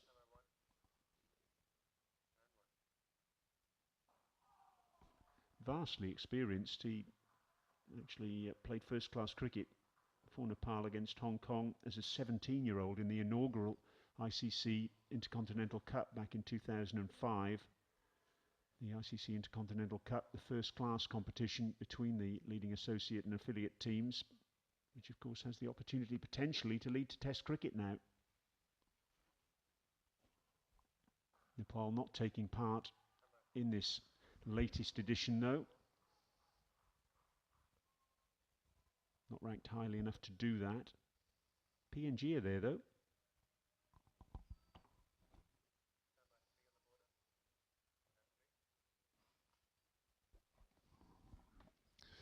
Very interesting tournament, that, the Intercontinental Cup, 4-day tournament.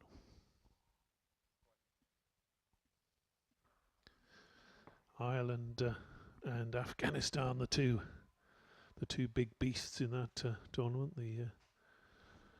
Ireland, I think, have won it 4 of the last 5, and the only time they didn't, Afghanistan took the title. And if one of those, or if there is a team to go through to be elevated to Test cricket at the end of this edition, then it probably be one of those two. Pitched up and pushed into the offside. No run. Of course, this competition, Brian, holds qualification for the knockout stages of the World Cup 2019. Yes, the ICC Cricket World Cup is the goal for all these sides taking part in this World Cricket League Championship. There are 8 of them: Kenya, the Netherlands, Scotland, Hong Kong, the UAE, Namibia, Nepal and PNG. But Nepal and PNG are the sides propping up the table at the moment. Still early stages, but, well, it really is vitally important for these two sides to get a couple of wins here today and Wednesday. If they can do that, they're very much back in the mix. 2 losses on the other side of the coin, and it will make it an absolutely monumental task for the sides to reach the top 4, which at this stage it's anticipated will perhaps be the ones who will play in the World Cup qualifier, although that's to be determined as yet. Well, I suppose mathematically, if you've got 8 teams qualifying for 4 places, you need to win just over half your games, don't you, logically, to qualify. So if you lose your first 2 and then lose another couple, it's going to make that difficult. You've got to pick up 4 wins somewhere. But on the other hand, 2 wins over the next 3 days, and as Brian said, we'll be very much back into it. Norman Vanua back into the attack from the end opposite to our commentary position.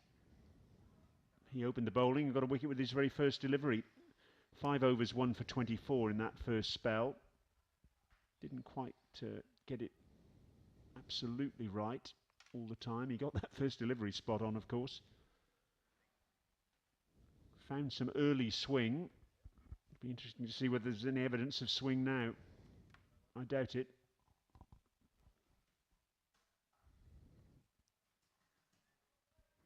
Just needs to concentrate on his line and length now. Got the slip in there, though.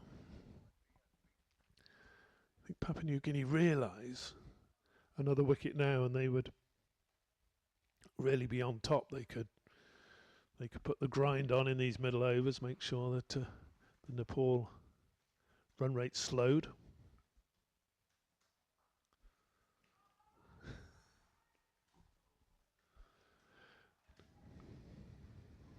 Subhash Corkarel again, a little bit of confusion in the running between the wickets. He really is teasing these Papua New Guinea fieldsmen, not only hitting the ball in the air close to them, but with his running as well. But he's always just back into his crease. That wouldn't have been out had that hit.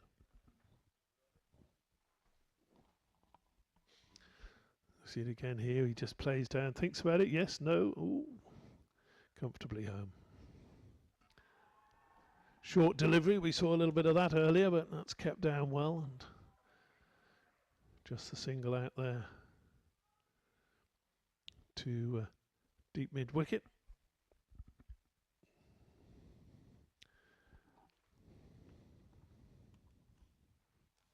I know we've got a lot of viewers from around the world, a lot of Nepalese fans.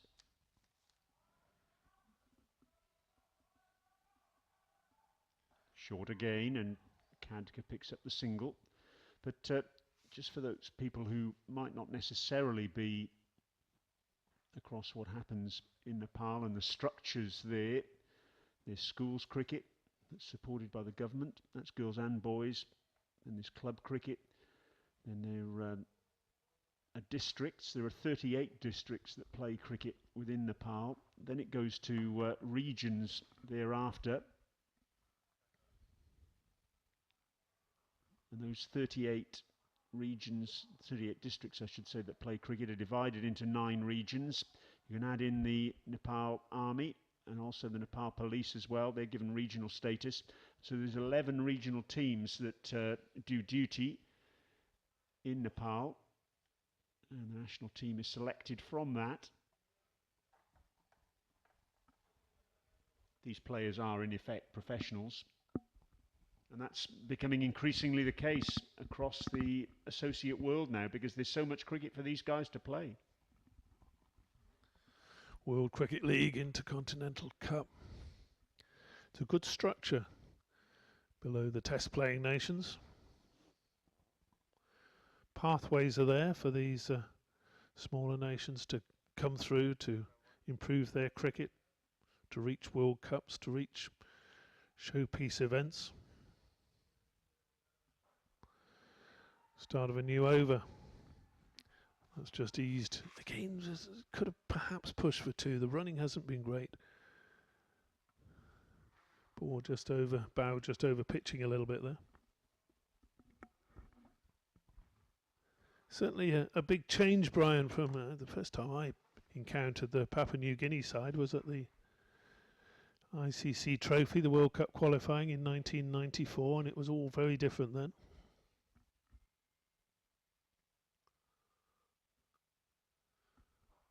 Pitched up, driven.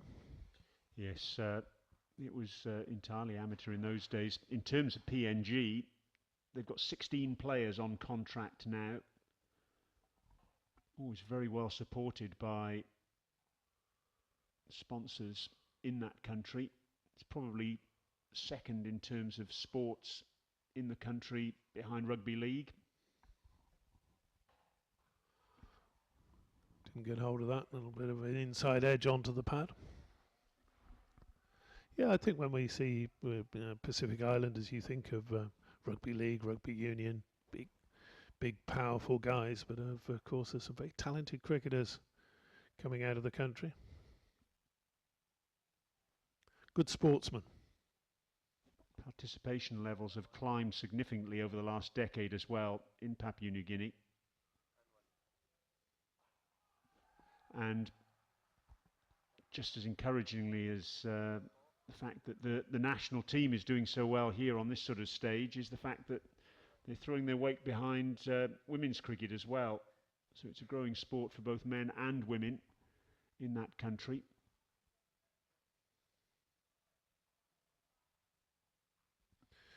Women's World Cup qualifiers, World T20 should I say, qualifiers coming up at the end of this month.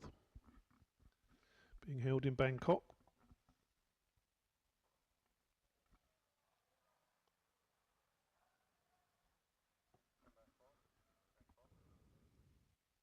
One more to the total.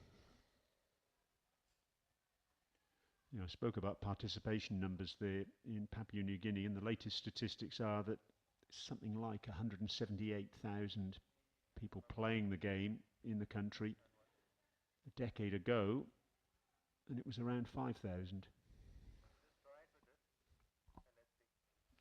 That's impressive, isn't it?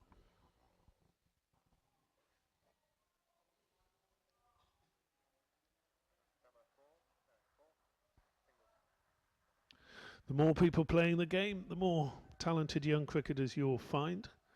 And the more talented young cricketers you have, the better the game will become. The stronger at the lower levels. I think you and I are both very keen on cricket at this level, and seeing these teams develop. I've spent a lot of time with Ireland, of course, and you've seen a lot of cricket at this level over the years, and it is visibly, isn't it, getting improving year to year. Well, I was a sceptic, I have to say, of the expansion of the ICC World 2020 when it was expanded to 16 teams in 2014, because I wasn't quite sure the strength was there among the leading associates and affiliates to justify the inclusion of 6 teams. But well, I was made to eat humble pie with that situation, because Nepal were one of the sides that did outstandingly well in that tournament. They won a couple of matches there. They beat Afghanistan, they beat Hong Kong. They gave Bangladesh a good run for their money as well. Muhuru Dai coming on from that far end. Second spell for him. His first spell was just a solitary over from this grandstand. But yes, I think what that tournament illustrated, the ICC World 2020 2014, when we had the 6 associate and affiliate teams taking part, was that these teams need to be exposed at the top level. The more games they get against the better opponents, then obviously the better they'll become. Yeah, I think that's the way forward. 2016, the next World T20, the ICC World T20, that's taking place in India. It's in the air and it's out. It's a long boundary out there. And Legacy Arca has taken the catch. Mahuru Dai strikes, and it's the big wicket of Paris Khadka. A short ball. It was asking to be hit, and it was hit powerfully. But with that long boundary, Legacy Arca was out there and able to take the catch. That's gone a long way, and good catch by Siaka. But I tell you what, most cricket grounds, Brian, that's going to be 10 rows back in the spectators. That's a long boundary, and desperately unlucky there for Khadka to go that way. Paris Khadka though goes then, and what a big wicket that is. We mentioned when he came in how important he was, and I use the expression in the past tense, how important he was for Nepal, but he's not going to make any further contribution here now. And all of a sudden, from a situation where at 76 for 2, Nepal seemed to be going along very nicely indeed with Gyanendra Malla and also Subhash Korkarel. The fall of 2 quick wickets has put PNG very much back on top. And that really was a gift, that one, because it was a poor delivery. In many ways it got what it deserved, or looked as though it was going to get what it deserved and be dispatched over mid-wicket for 4 or 6, but it's a very long carry out there. And the wicket has fallen. Batsman crossed, so the new batsman, Sharad Vasorka, is at the non-striker's end. It's the old story. You've either got to hit it for 6 or keep it along the ground. And unfortunately, in the end, the captain, Paris Khadka, didn't either. No, and it seemed to just stay in the air for a very long time, didn't it? Good catch out on the boundary. Taking a little bit of judging. Gosh, he had a lot of ground to make initially away to his left, and then he had to judge the ball as well. Legacy Arca, and he did that superbly well. In fact, in the end, the ball seemed to be coming over his shoulder. He might have misjudged it a fraction, but he hung on.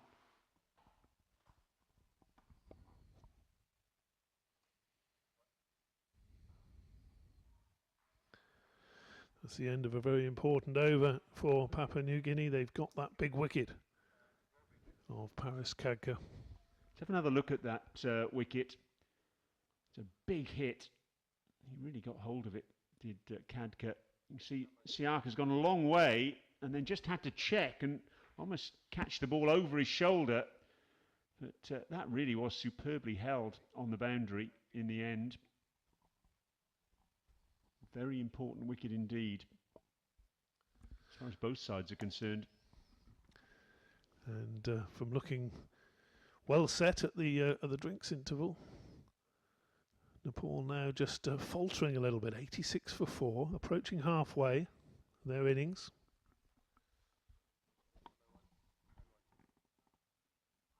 Oh, big shout.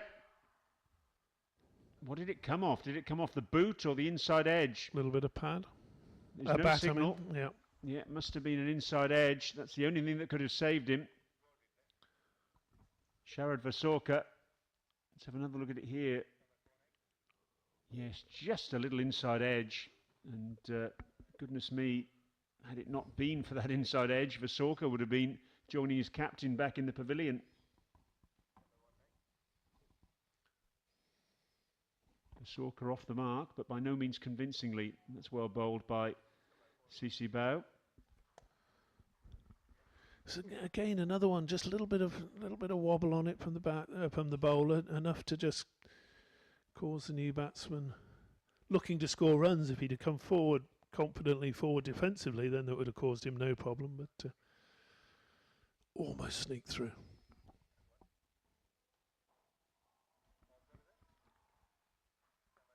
No sneaking through there.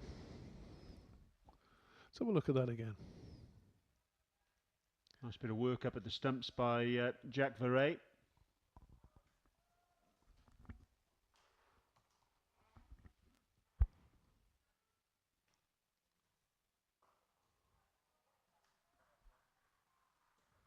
tidy bowling. And they're now bustling through these overs, Brian. And you often find this, don't you, in the middle of an innings. And when the bowling side are on top, bowling their overs quickly, bustling along, and all of a sudden 5, 8, 10 overs have been eaten up and the score's barely moved.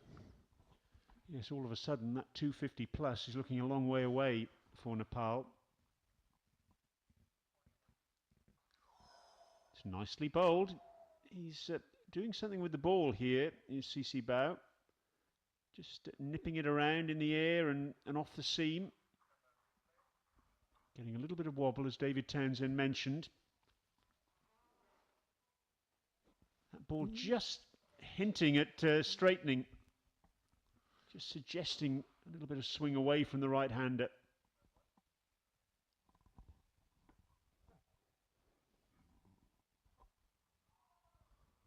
Was there a ledge on that, I wonder? No, it's a bite.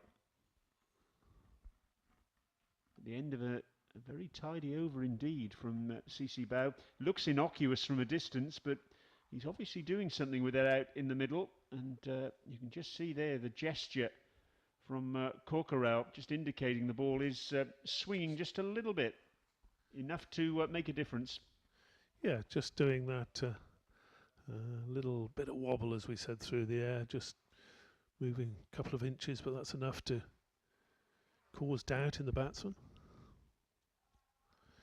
Now it's going to be Dye to continue. Took that very, very important wicket in the last over. Do you wonder whether Papua New Guinea are just only going to use the 5 bowlers today, trying to get through with their main 5?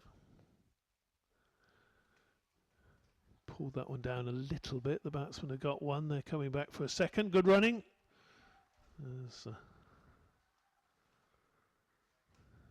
Corkerell just calls his partner, and Visawka's through. Running hasn't been great today.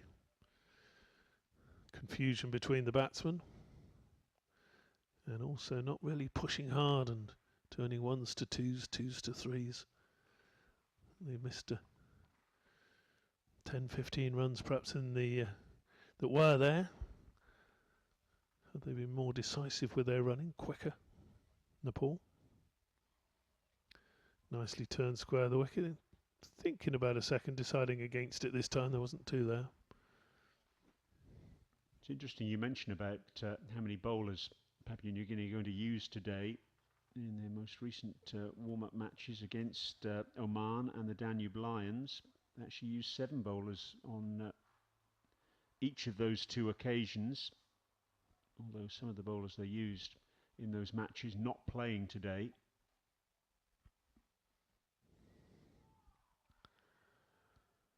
Premeditated little lap shot there. Bit of excitement from the bowler. Thought he might have got a chance of an LBW. Had that missed the bat had it got through, but another comfortable run to Corkerell.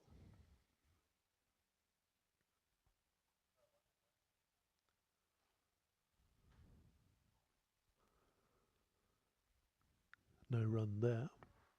I think Paris Kadka back in the pavilion. He's thinking, well, I think Corkerell's had my luck as well as his own today, because he certainly rode his luck out there, the Nepal opening batsman.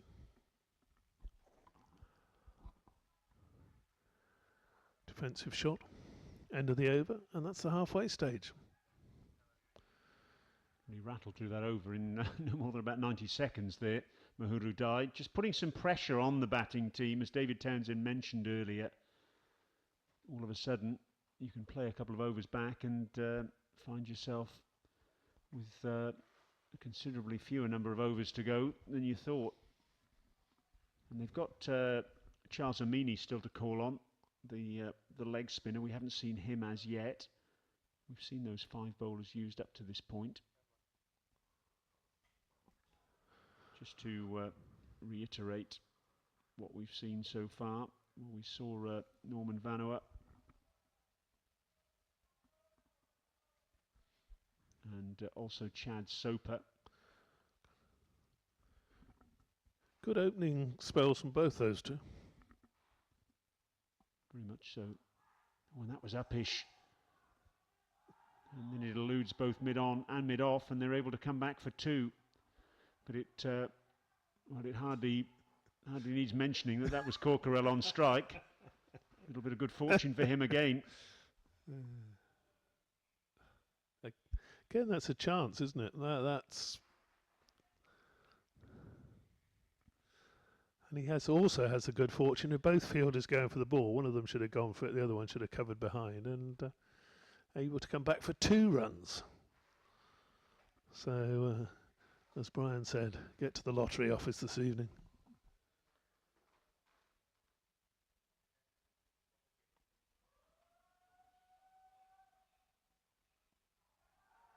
Thickish outside edge from Corkerell. They'll come back for 2 once again. This is CC Bauer's 6th over. The other bowlers used so far: Norman Vanoa, 6 overs 1 for 28. Chad Soper, 6 overs 1 for 15. John Reaver, 5 overs 1 for 23. And Mahuru Dai, 3 overs 1 for 12. I think Soper's been the pick of them, Brian. No question about that. Although CC Bauer has been quite testing in this little spell. And here's another delivery which illustrates the point. Going past the outside edge of a batsman who's been at the crease now for almost 26 overs. See what this one did. Yeah, it's just that tiniest bit of movement, isn't there? That's gone off the seam. We've seen him swing the odd ball away from the right-hander, but that one certainly moved away off the pitch. The batsman can never be sure of their shots when there is that little bit of movement there. Do you play for the movement? Do you play for where the ball's straight?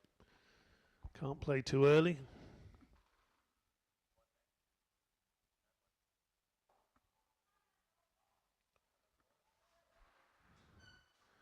Athletic piece of fielding.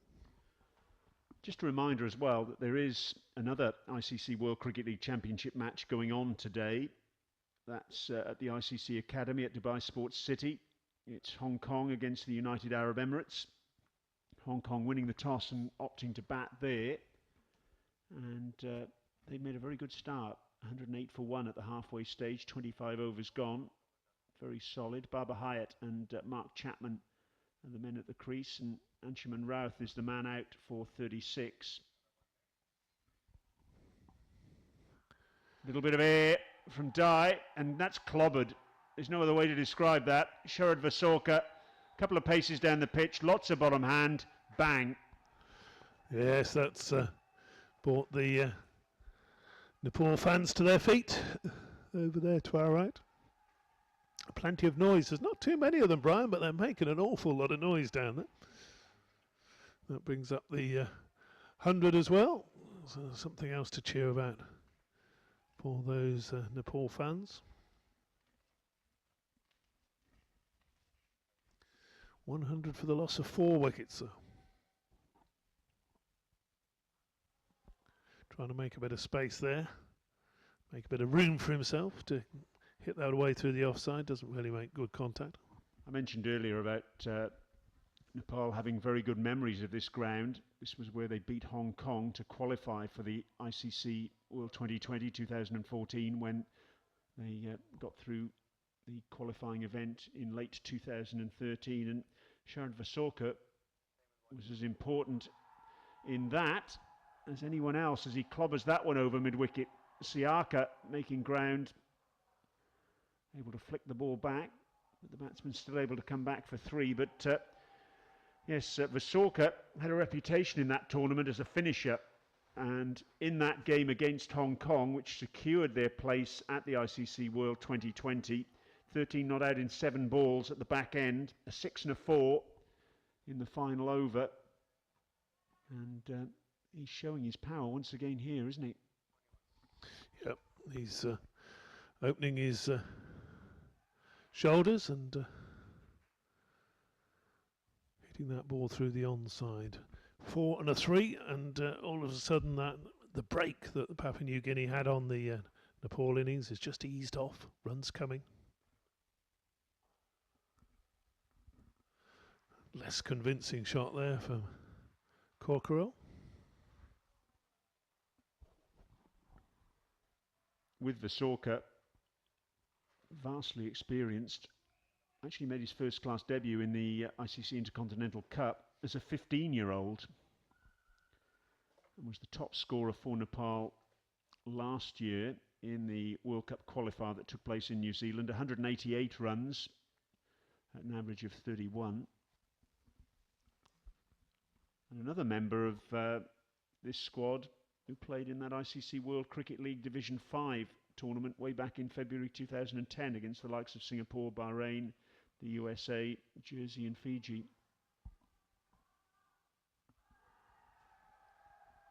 One more to the total as that one's eased away down to long leg.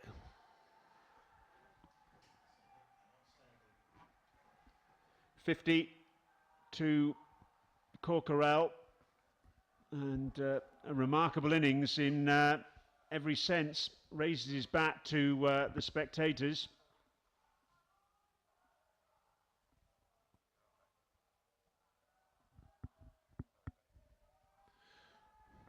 He's had a little bit of luck, but where would the innings be without him, you ask? 86 balls, 2 fours, and he needs to kick on now. When I say kick on, I mean ostensibly bat through the 50 overs. Having sucked up that number of deliveries that he has so far with a strike rate of, well, less than 60 runs per 100 balls. He needs to take advantage of the fact that he's now used to conditions, he's used to what the bowlers are doing, and he needs to be there for the final assault. Needs to be the backbone of the innings. As long as he keeps scoring, that run rate's not a problem, his strike rate, as long as he stays and he goes on and accelerates. The problem is when a batsman uses up deliveries at the start of an innings and then gets to this sort of situation, gets out, then it's rather been wasted.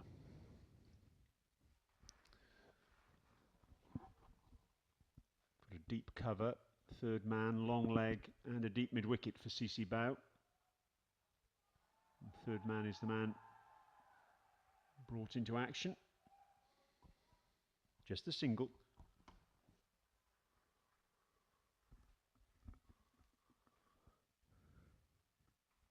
Certainly, Bow will be happy just to give away those singles at this stage. It's the boundaries that hurt the fielding side.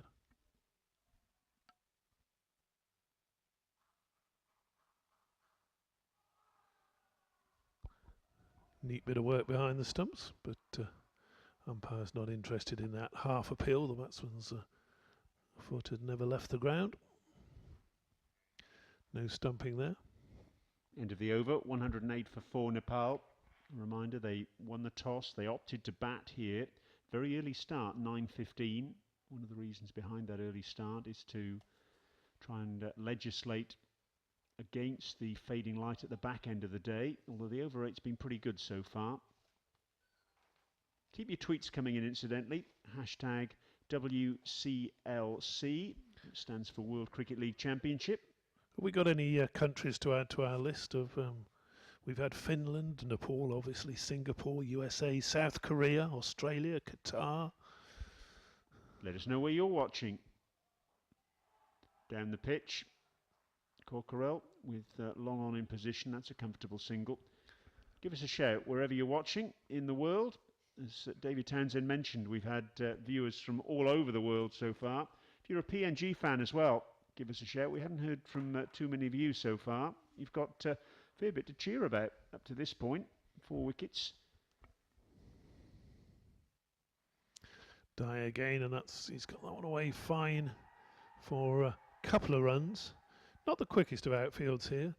Some grounds that ball would have raced away once it had left the bat, but it's not a slow outfield, it's not a quick outfield. It's Don't see a lot of boundaries. It's a big outfield, you can certainly say that.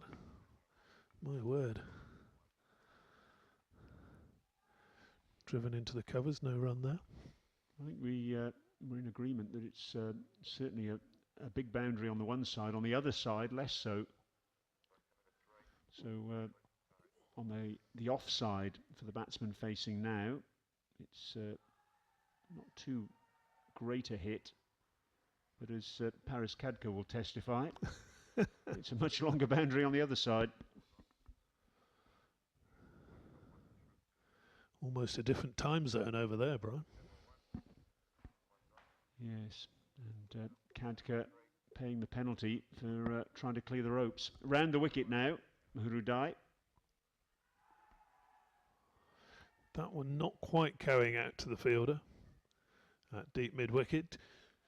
Difficult to know exactly where to place yourself when the boundary is that big. You obviously don't want to be back on the ropes, otherwise the batsmen are going to run two, push the ball out towards you, run two whilst it's getting to you. He's about Legasiaka, one more down to long on. He's probably about 15 to 20 yards in, so that's good positioning by the deep mid-wicket. Another over, quickly bustled through.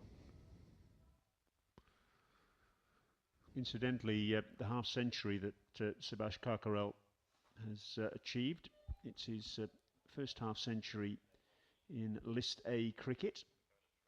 Previous highest score was 32. But again, looking at his career there, it's still very much in the embryonic stage. This is only his 6th List A match, but his strike rate in this form of the game, not outstanding, far from it in fact. Coming into this match, his strike rate in fact was only 39 runs per 100 balls. He's improved on that here. Well bowled again. CC Bow, this really has been a terrific spell, hasn't it? It has, yes. He's just doing enough, isn't he? Bustly, busy little medium pace bowler. You say that strike rate 39, that is low even for an opening batsman, 39 per 100 balls. Interesting, David. Couple more here if they go quickly and fumble out there. Means they're back for the second. Sorry, Brian.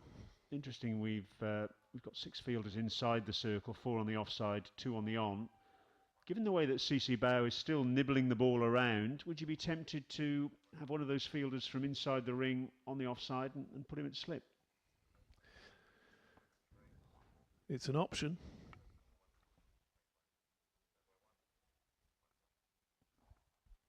Possibly not, because the batsmen are trying to run the ball down to third man, and if there was a slip there, they'd probably stop that shot, and that would remove the chance of a caught behind, as things currently stand. But that's the beauty of the game. So many opinions.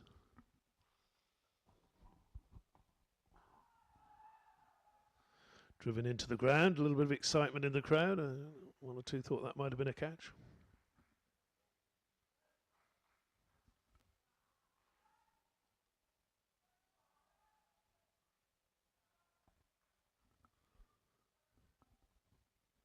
Corkerell at the non-striker's end.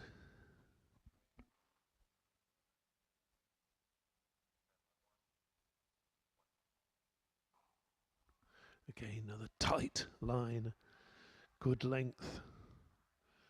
Not much the batsman can do with that. Maybe in the final 4 or 5 overs, a big smear across the line. Can't afford that at this stage, though.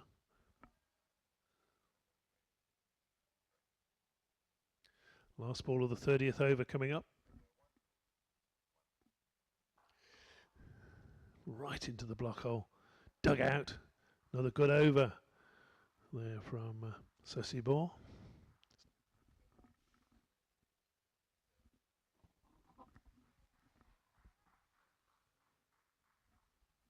.30 overs gone then. 116 for 4. One of the Old rules of thumb in 50 overs cricket is take what you've got at 50 overs, double it. That would take Nepal. 30 overs. Did I say 50? Sorry, Brian. Yes, take what you got at 30 overs and double it. Be nice if you could take what you got at 50 and double it, wouldn't it? But if that was the case, then Nepal will get 232. Do you think they'll get more than that or less than that? Let us know on Twitter, hashtag WCLC. Thanks for all your tweets today. We'll try and read a few of them out.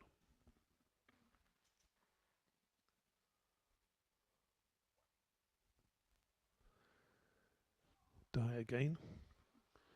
Pranav has tweeted in, watching in Idaho, in the USA. Saroj, another man watching in the USA. Good to hear from you. Getting late there now. Extremely.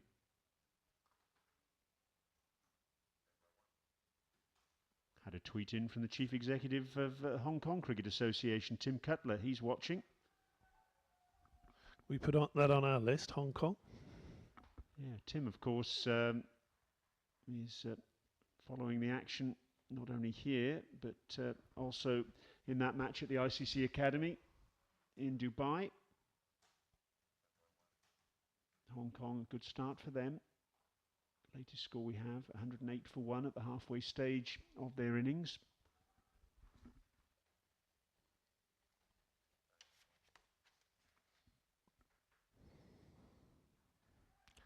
One more pushed firmly up to long on by Vasorka. Much smaller ground, of course, at the ICC Academy, Brian. Paris Kadka would certainly have scored a 6 there. Goodness me, that was flighted, wasn't it, by Mahuru Dai. Oh, I'd love to see that again.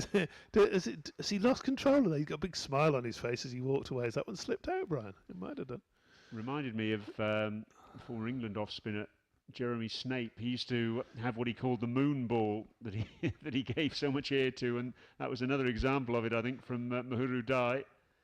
Got away with it. Yeah, the batsman was. I don't know whether the batsman lost it on the way, but just defended it at the end. Ended up turning into a Yorker. Sean Hutton's tweeted in. Incidentally, good to hear from you, Sean. You're watching in Brisbane with the PNG A and former under-19 player Togoto Bao. Very excited, he says. Go Barras. Here we go. Have a look at that last ball of the last over. Oh, right up in the air. Well bowled.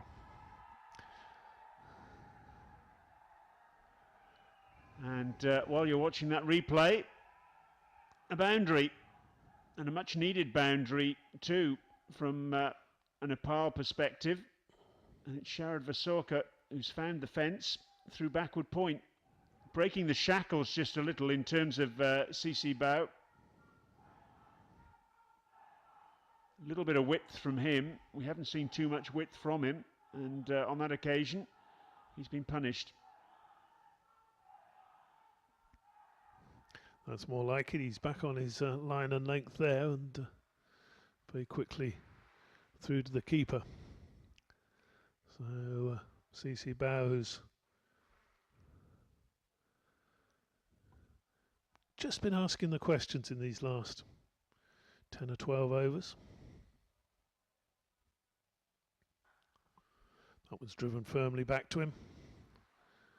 Harry's tweeted in, watching from the UAE. Rupesh has tweeted in, watching from Nepal. Harry's tweeted in, watching from Japan. There's another one for your list, David. Well, we're into double figures now, Brian.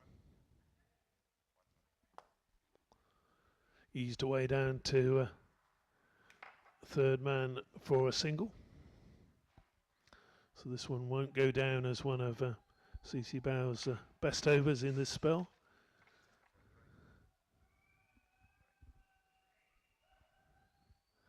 This match very much on a knife edge at the moment. This innings could go either way. A couple of quick wickets could all go horribly wrong, but these two keep picking up the pace. Could be on the way to a decent score. Pushed into the onside this time, no run there. So he's pretty much got away with it after conceding the boundary off the first ball. CC Bao, if he can just finish off here, he'll be happy enough with another dot ball. It's not going to be a dot ball. That's hit in the air again. Didn't quite get hold of it. Going to be a couple of runs. Relay fielding allows that to be fired in. Well, the invitation was there with mid-on and mid-off up in the circle, and Corkerell, we've seen already today, needs no second invitation to take a chance. Didn't time it, got nowhere near timing it in fact, but still got enough bat on the ball for a couple of runs. So Corkerell's still there, and as David Townsend mentioned, this match very much in the balance at the moment. Tweets continuing to come in. Lovely to hear from you. Let us know where you're watching. Hashtag WCLC. Santosh from Los Angeles. Krishna from Hong Kong.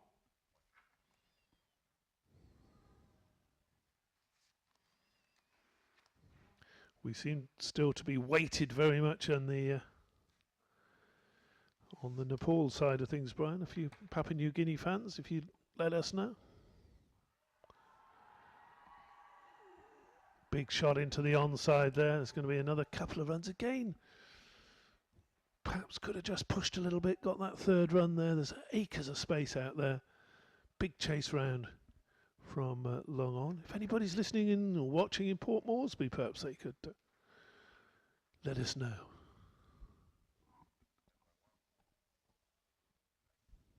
Die again, and that's good running this time. Just pushed into the offside. The bowler won't be happy with that. Double teapot going on there, Brian. It was, wasn't there? But Uhuru Dai hasn't quite got it right today. He's been short on a few occasions. And again, just allowing the batsman to go back. Subhash Corkerell. He's not been at his absolute best today. Dai, the off-spinner.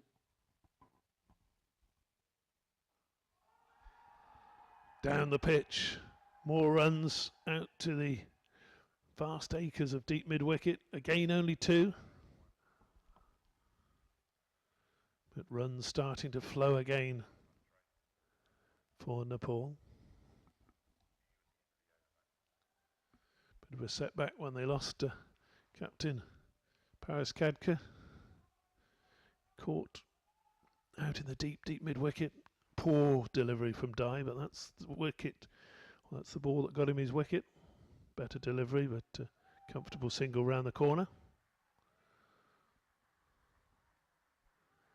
And you can just hear the tick, tick, tick, tick of the scoreboard moving over now. The runs coming far too quickly from a Papua New Guinea point of view, and the momentum starting to build for Nepal. As we move towards the final third of the innings. Here's confirmation of where we are at the moment. 33 overs gone. Drink's probably about 5 minutes away. So an indication about how they're rattling through the overs, because we had the first drinks break at 16 overs after an hour and 10 minutes. We're still about 5 or 6 minutes away from the second drinks break, and already we've had another 17 overs.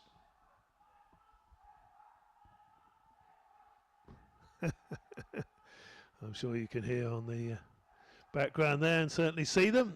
The Nepalese fans giving their giving their team a lot of support, their batsmen. So the sixth bowler is now going to get an opportunity. Charles Amini. He's going to be operating the leg spinner from the grandstand end. Been looking forward to this. Always good to see a leg spinner in action.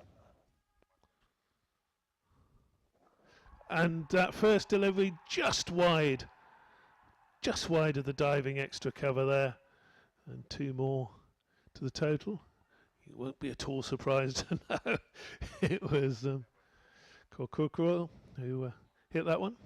It wasn't all that far away from Tony Ura. at extra cover, but it was good work at the end at long off by Chad Soper to keep the batsman down to 2.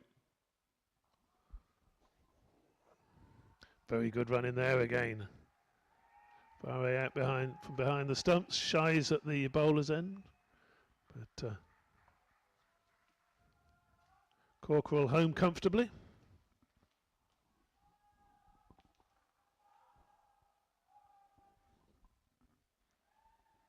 Leg spinner again this time.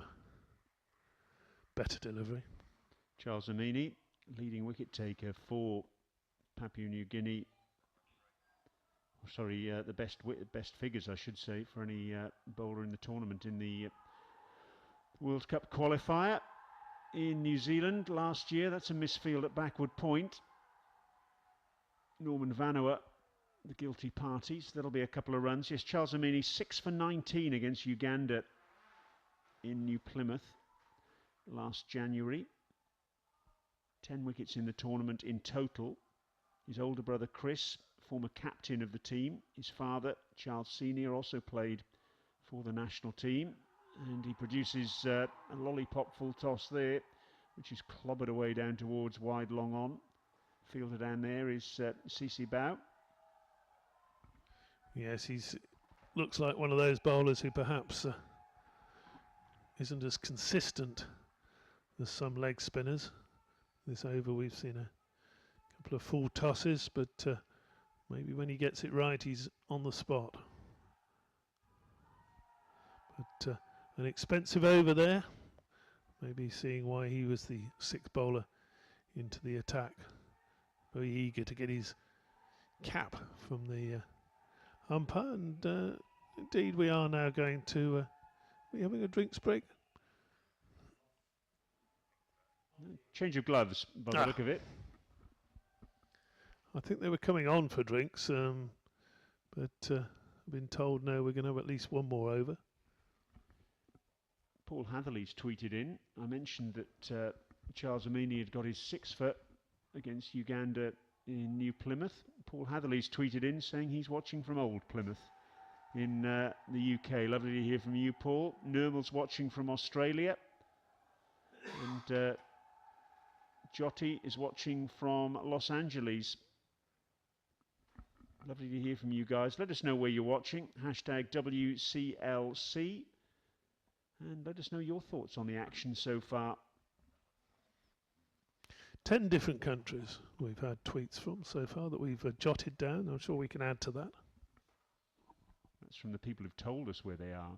I do say there have been a few more countries covered off where people haven't told us.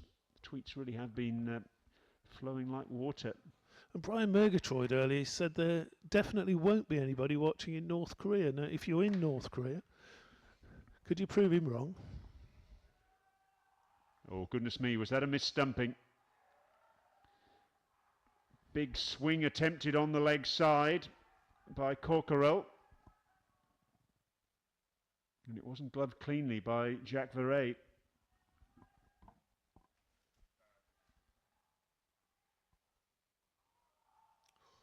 Another indecision there from Corcoran, who wanted a single set off. Again, back comfortably, not taken or not fielded cleanly at mid-wicket. Down the pitch, mid-wicket again. Just maybe concentration from Corcoran. Needs to just get through the drinks. But he's gone. Caught at extra cover. Just seemed to be losing his concentration in that over. And there, catcher takes it at mid-wicket. And a second wicket for Dye. Just make room for himself. The half-centurion tried to hit it over the top. Didn't make it. And Asad Vala taking the catch. And a very comfortable two-handed catch above his head. What a disastrous time for Nepal to lose a wicket. And, well, 5 down now. And it's PNG really with a big spring in their step. It was another poor ball, you have to say, from Uhuru Dai. Short delivery, But, well, it could have been hit almost anywhere, and as it was hit straight to Asad Vala at extra cover. So the wicket goes down, and Corkerell, having batted for all that time, not able to go on with things. Giving it away right on the drinks break. 142 for 5 then after 5 deliveries of this 35th over. We'll go for a break. We'll be back with you shortly.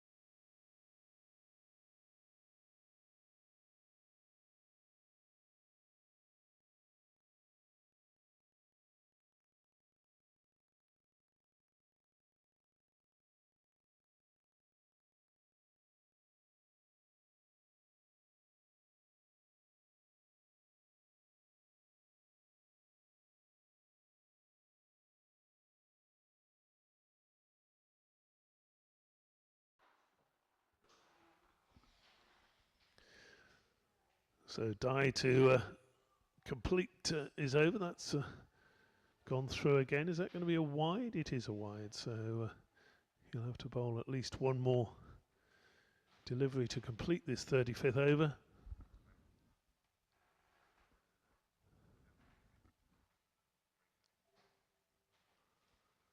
But he's struck again. I think had the batsman not eased that one out to backward point, that would have been a wide as well because it was going down leg side, but that completes the over then. So, well, 2 key men, Corkerell and before that the skipper, Paris Khadka, falling to the bowling of Dye and some pretty innocuous deliveries. Sombul Kami, incidentally, is the new batsman. Just to reiterate on the batsman dismissed so far, Mandal for a duck, Sagapun for 10, Marla for 23, Khadka for 6, and now Corkerell for 63.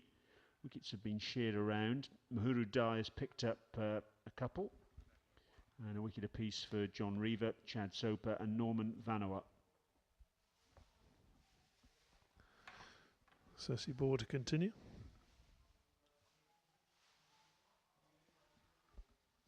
Pushed into the offside, Ceci bow. A lot of responsibility now on Visorka. I mentioned earlier that he's very much regarded as the finisher. He's going to have to do a lot of finishing here because there's an awful long time left in this innings. This is the 36th over, so there's plenty of batting still to be done by him, and in the first instance, Sompel Kami. Pitched up, driven, and good running there. They got scampered through for a single. It's been some indifferent running today from Nepal. I think these two just need to push the singles, keep the scoreboard ticking for the next 6, 7, 8 overs, and then perhaps really go for it in those final 5, 6, 7 overs. If they're still there to do that, of course. Bit of a change going on in the field now. I thought we were going to have a deep slip coming in.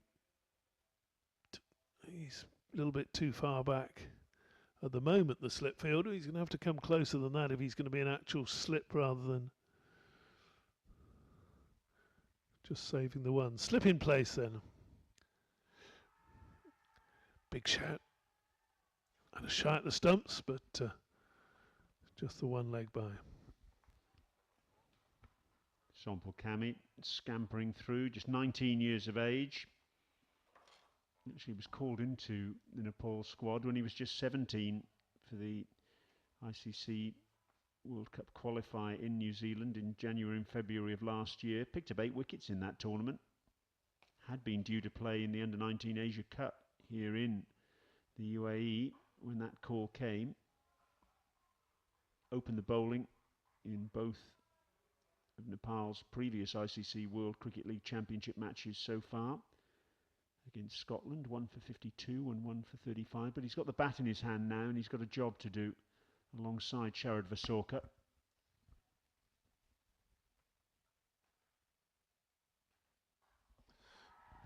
Full toss, eased away that one out to the deep mid-wicket boundary for 2. Shorter boundary on that side, but not enough on it to get it to the boundary. Scoreboard ticks over again, 148 now for 5. 230, 240. I think Nepal would snap your hand off if you offered them 250 at this stage.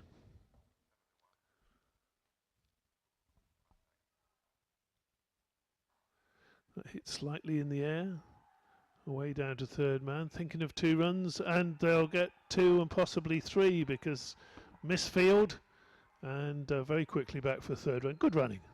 Yeah, it's Norman Vanuat down there. Not the first bit of misfielding we've seen from him in the recent past. That's very sloppy. Fast bowlers fielding, Brian. Fast bowlers fielding. Not allowed these days, is it? There's no excuse in the modern era, I'm afraid. That's the 150 up then for Nepal at the end of the 36th over.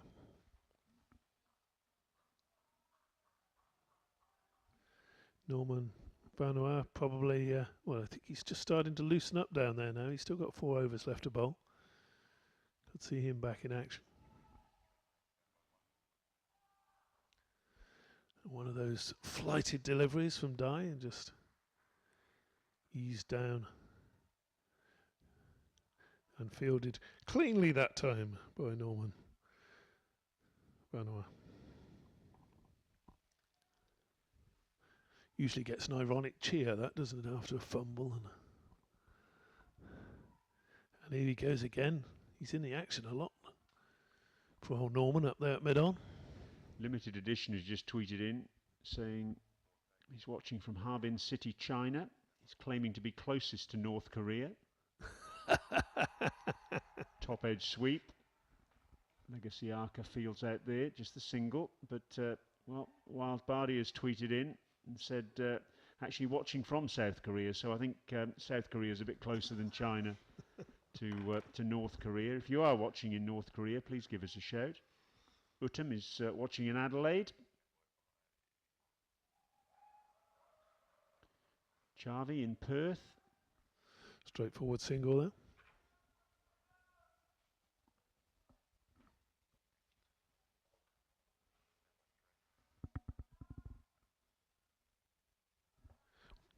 Comfortably into the teens with different countries watching us.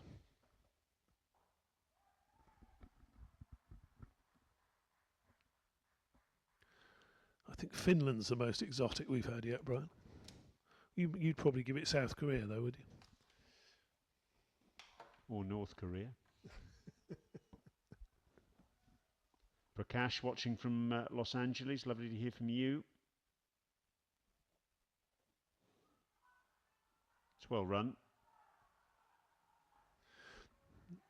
Running between these two seems to be a lot more urgent and a lot more coordinated than we've seen so far. That's a good over.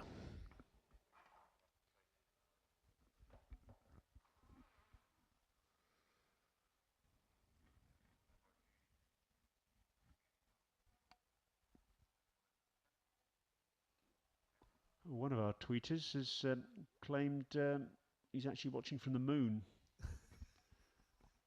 We did have someone tweeting in a bit earlier claiming they were watching from Mars.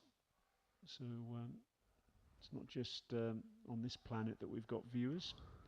Good to hear from you. Do you get much of a Wi-Fi signal on the moon, Brian? No, it's cable Wi-Fi up there. Okay. Good reception then. Well, we've got another bowler, the 7th to be used now, Asad Vala. We saw him take a catch a little earlier at extra cover to get rid of Subhash Korkarel. Now he's going to come on, Asad Vala, from this grandstand end. So a bit of mixing and matching from Jacques Verret. Off spin from the big number 13. Again, poor fielding, poor running there. Should have been 2 runs, and well, should have been cut off first off at mid wicket, and got away with a single. Asad Vala actually picked up 2 for 17 in Papua New Guinea's maiden one-day international against Hong Kong in Townsville last November. False start from him there. Vala very much in the side predominantly for his batting, but can certainly do a job with the ball. Yeah, a little bit of drift there, I think, Brian. That's pushed up to long on.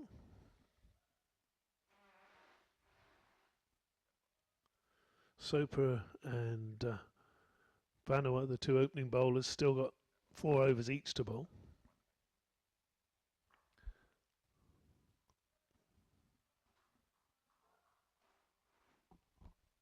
Surendra's tweeted in, watching from Tokyo, Japan. He says, I've skipped work to watch this today. I hope you're enjoying it, Surendra.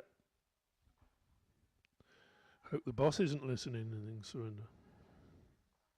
Parabesh watching from San Francisco. Krishna, another man watching from Tokyo. Hope that isn't the boss.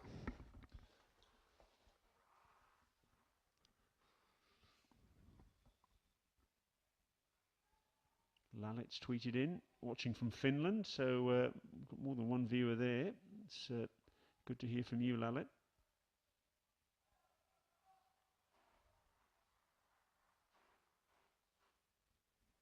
Runs ticking over, but just be looking to get through a couple of relatively cheap overs from this 7th bowler, Asad Vala.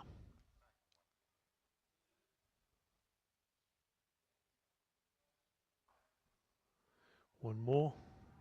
I think the fielding side quite happy to give these singles away at the moment, as long as there's not more than perhaps 4 of them and over.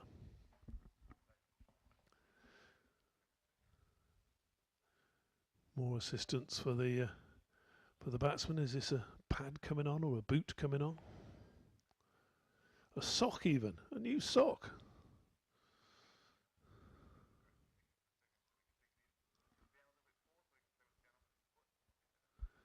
So slight delay, little drink as well.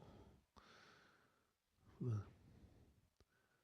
non-striking batsman. I think that's the first time I've ever seen a sock changed on a cricket field. Even nicer, the 12th man comes on and takes your shoes off for you. Very strange, Brian. I didn't know that was in the remit of the 12th man to come on and take someone's shoes off, but there we are. Change of socks, as you say. Bit of refreshment as well. Hot work out there. We might be moving into the winter months here in the UAE, but still conditions pretty warm in the sunshine. And it's hot work out there for these Nepal batsmen, scampering up and down.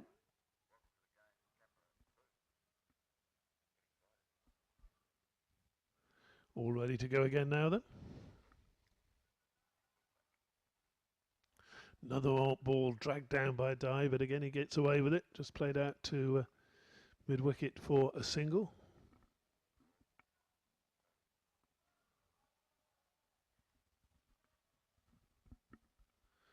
That listener of ours on the moon, Brian, it would be a debate as to actually whether he's closer than the man at deep mid-wicket out on the left-hand side.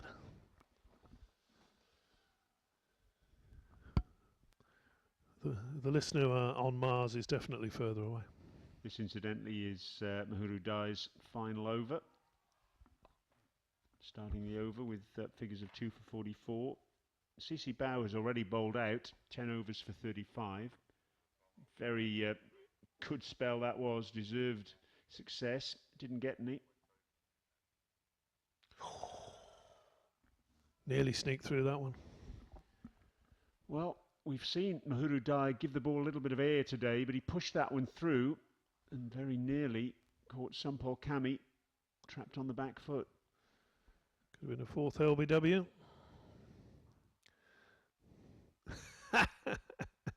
Tumbling stop there from the off spinner.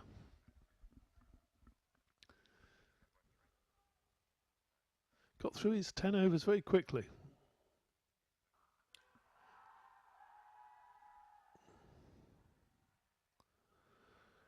Ends up with a couple of runs there out to wide long on. In fact, he's not. He's got another delivery to come. It's Norman Vanuatu.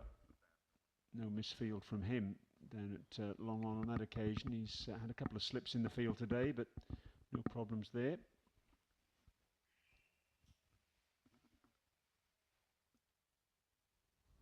Nicely manoeuvred for a single by Sampol Kami.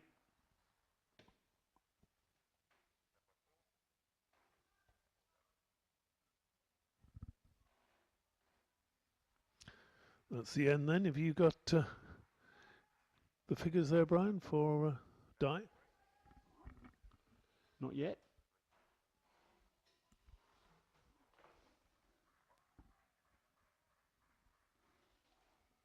But yes, he's the second bowler to have completed his spell, Mahuru Dye. So there are 4 overs left for Norman Vanuatu, 4 for Chad Soper, 5 for John Reaver. And Charles Amini and Asad Valor have bowled an over apiece. So it'll be interesting to see what Jack Verrey does now with his attack at the back end of this innings, who he opts to go to. Second over initially, at least, for Asad Valor, the off-spinner. Yeah, on the slow pitch, if the off-spinner can get it right, he's not a bad man to have bowling at this stage.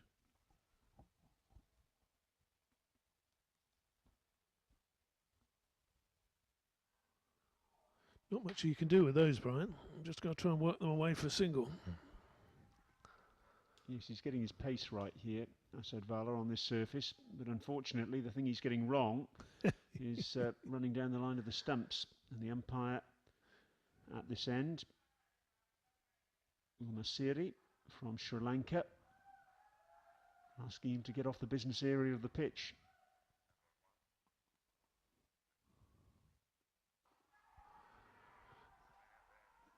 Dropped. Put down at long on. CC Bow sprinting in. He got both hands to it. He made a lot of ground, but he couldn't cling on. So Sampol Kami gets a life.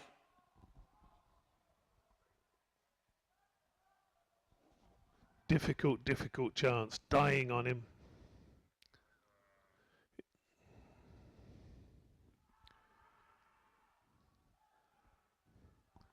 A leg by there to follow. It was a tough one. No, in fact, must have been a little inside edge there from Sharad Vasorka. No signal from the umpire, so that's a run. Mahuru Dye's figures, incidentally, 10 overs, 1 maiden, 2 for 48. Oh, that's out. Stumped. And, well, a little bit of fortune earlier in the over for Sampol Kami, but no fortune there. He was done by the arm ball. Down he came, beaten on the outside edge, and a very straightforward stumping indeed for Jacques Verret. So, the decision to persevere with Asad Vala for a second over, fully justified. And Sampol Kami, who had that life when he was dropped by CC Bao, it's not been costly from a PNG perspective. 6 are down now for Nepal. That ball beating him and through to the keeper, neatly taken. We have one or two Verret today hasn't been as tidy as he could have been, but that one whipped the bails off, and the batsman could really just keep on walking towards us and back to the dressing rooms. The new batsman, Mahabub Alam, and he comes in with Nepal in some difficulty. 6 down and still just over 10 overs to go in this innings. Must keep going, must keep the board ticking over. Left-hander out there now. Keep the board ticking over, and then at this stage not really go for it to the last 4 or 5 overs. With 6 wickets down, you do not want to be bowled out short. Perfect. Struck down to long on for a single and off the mark for Alam. Mahbub Alam, something of a veteran these days at 34. Didn't feature in either of Nepal's World Cricket League Championship matches against Scotland in air in July and August. But a very confident on drive. Final power play has been signalled by umpire Budi Pradhan for the last 10 overs of the innings. It's advantage PNG at the moment, though. They can be very satisfied with the work they've done so far. I guess on form you would say that PNG would enter this match as favourites. They're the side with one-day international status out of the 2 teams in action here, as Norman Vanua gets ready to operate once again from that far end, coming back for a second spell. Third spell, in fact, actually. He did bowl a solitary over after an initial spell of 5 overs first up. 5 overs, 1 for 24 initially, then another solitary over, which yielded 4 runs. Has operated throughout from that far end of the ground. And he's got a slip in position now, which is good to see. So Jacques Verret and PNG just sensing a bit of blood in the water here with 6 wickets down. They're going for the kill. Good captaincy. And that's a wide down the leg side, so nothing the captain can do about that. 7th wide of the innings today, and Norman Vanua has been the man who's been more guilty than any other bowler. That's his 3rd.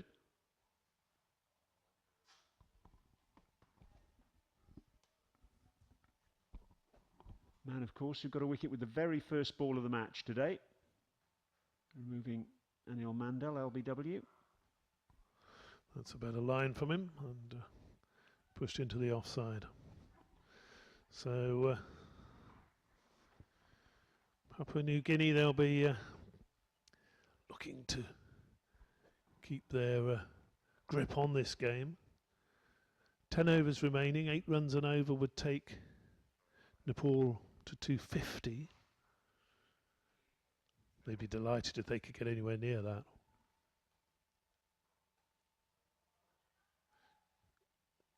Quick single, safely through.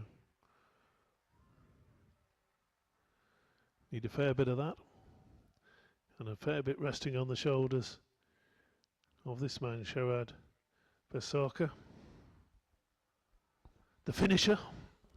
Well, I gave him the big build-up, didn't I, when he came in? As I mentioned, we called him the finisher. And he's got a great opportunity to do exactly that here. The finisher who needs to be there at the finish, Brian.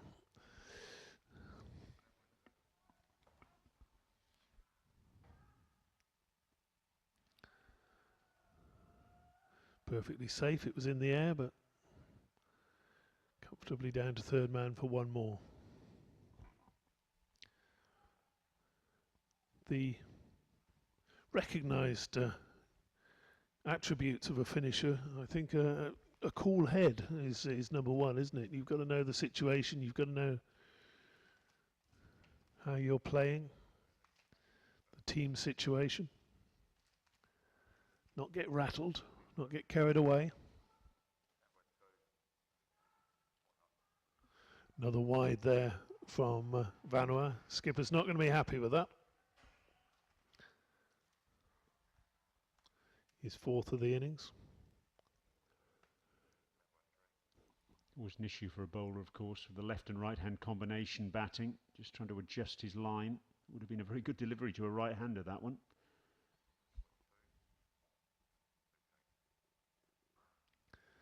Gets it right this time, and that's pushed up to mid-on, and there's no run there.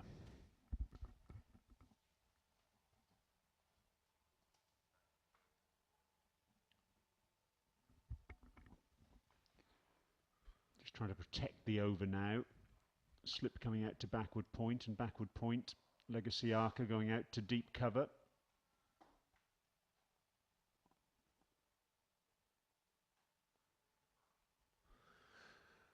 Tucked away into the onside. Comfortable one there. All valuable runs these for Nepal. I don't think we'll see any really wild hitting for at least 4 or 5 more overs yet. They want to go big at the end if they can keep these wickets intact.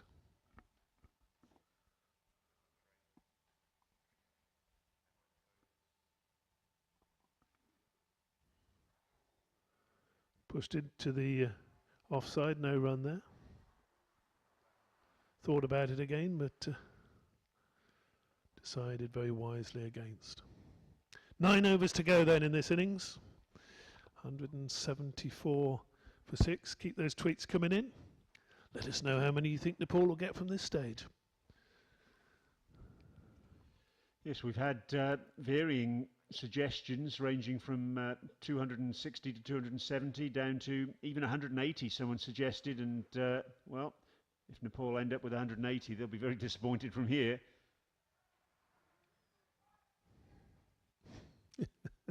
Yes, that would represent something of a collapse, Brian, wouldn't it? To lose your last 4 wickets for just 6 runs. Asad Vala again.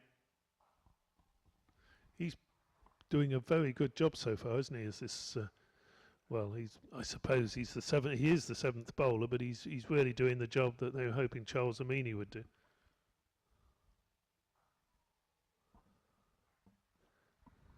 It's very presentable off spin from him.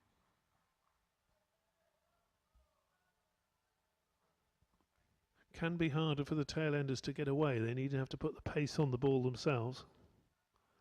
And again, they're not able to force that delivery past mid-on or wider mid-on.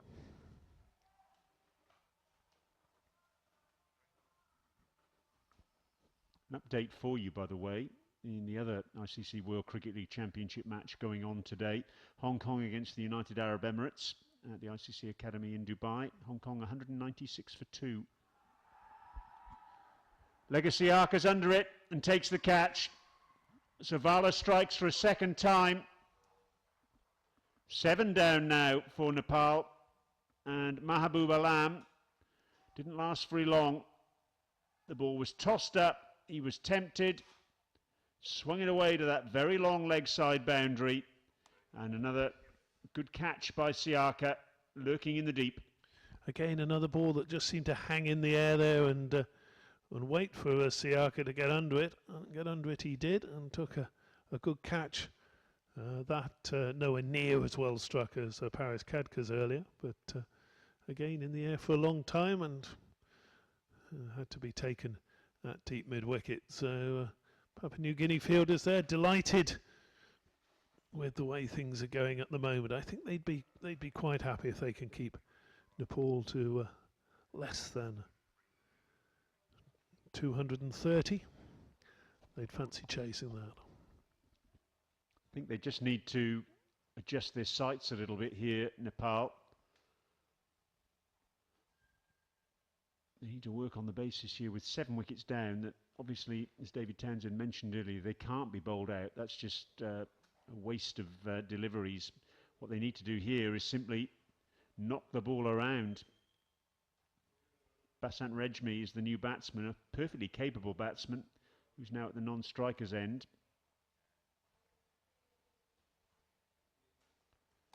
Batsman crossed while that ball was in the air, so Vasorka able to pick up the single.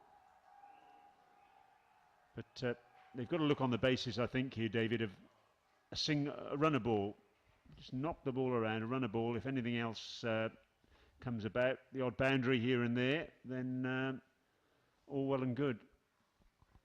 Yeah, runner ball takes them to sort of somewhere between 220, 225, doesn't it? Sharad Vasorka with that single, reaching his half century, 50 not out from 57 balls with 2 fours.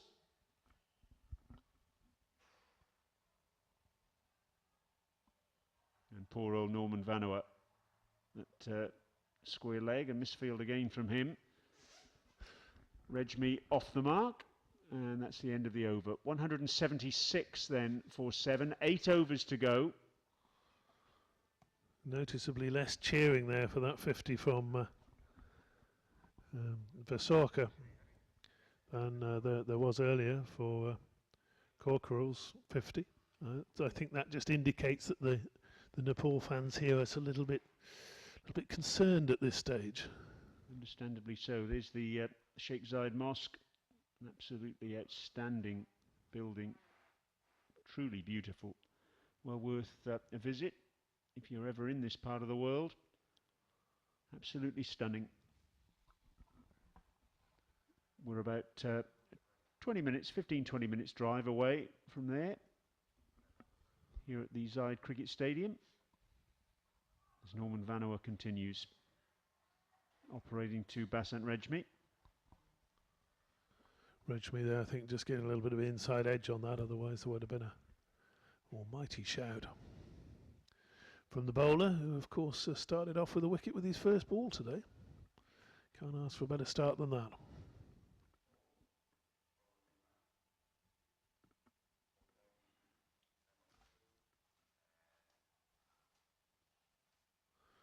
Past the outside edge. Not going to be easy for these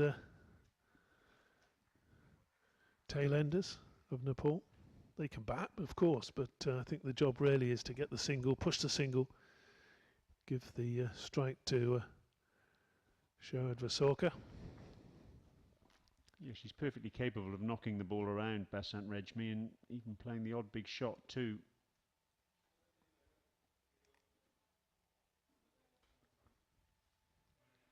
Eased away down to a third man for one more. I remember I first saw his batting credentials almost a decade ago now in the final of the ICC Under-19 Cricket World Cup plate competition, when he was playing for Nepal against New Zealand, and Nepal won that match by 1 wicket. The top order collapsed, and then Rejmi came in and made 66 from 73 deliveries to see his side home, or to the brink of seeing them home anyway.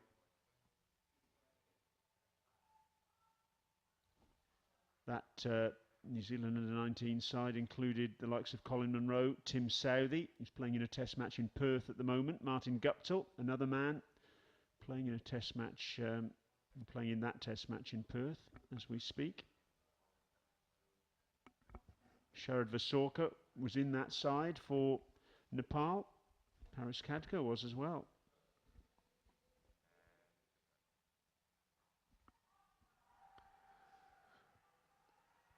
Away backward a point for a couple. Third man comes round. Definitely down to Vasorka here, though, to get Nepal up to a total they feel they could defend.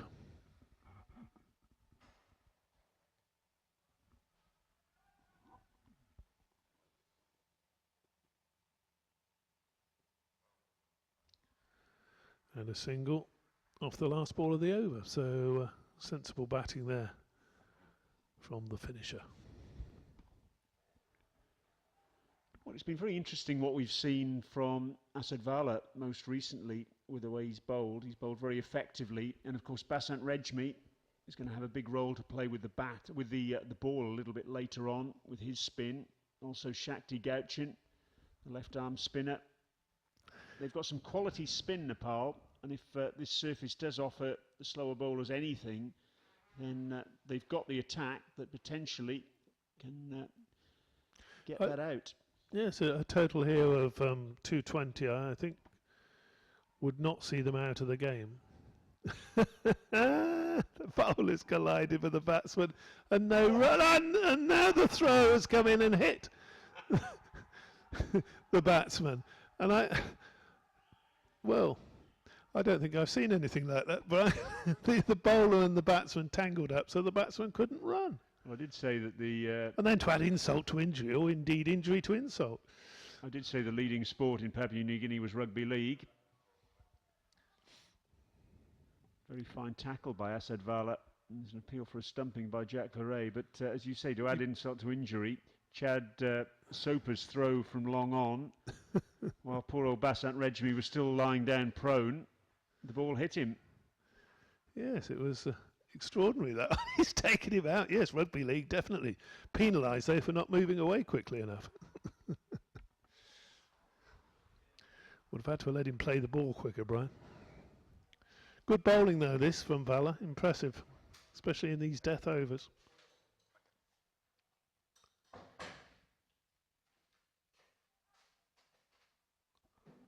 Just trying to be a bit cute there, Sharad Vasorka. Looking for the reverse sweep. There's a big gap there at short third man. Norman Vanua is at backward point.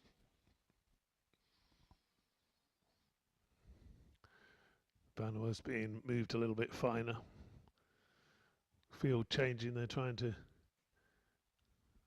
take away the threat of that reverse sweep, moving a mid-wicket over. And the batsman very sensibly moves across his stumps and eases that to where mid-wicket was. So sensible batting, adapting to the field change. But only the one run.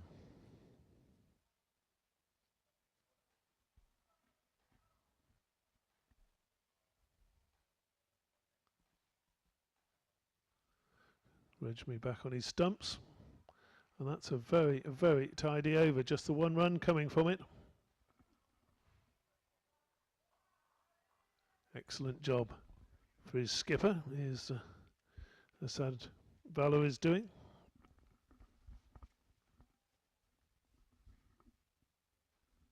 Only one run coming, but I suppose that was with the assist of the tackle on the non-striker, Brian. Yes, one of the more amusing moments you'll see in a game of cricket, that.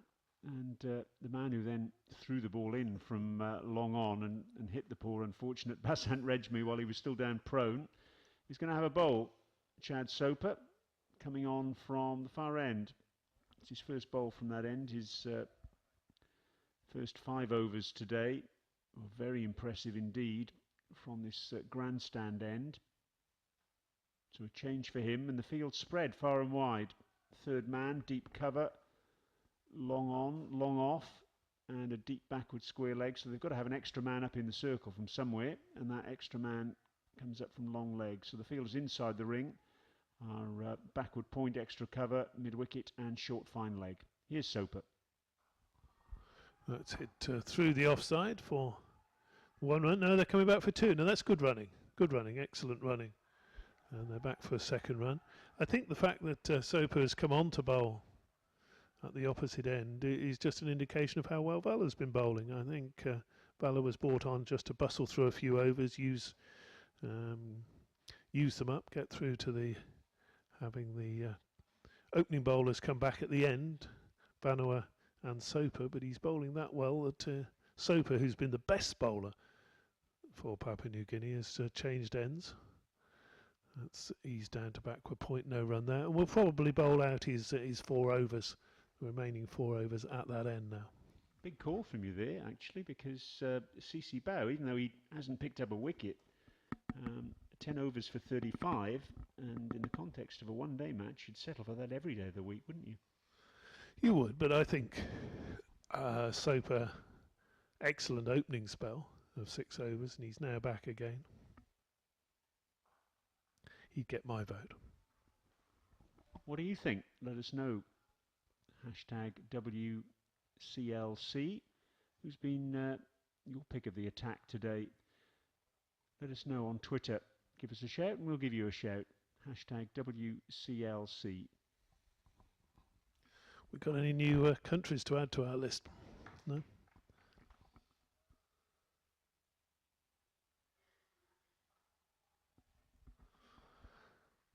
Again on the mark from Soper. Again to backward point. Keeping it tight.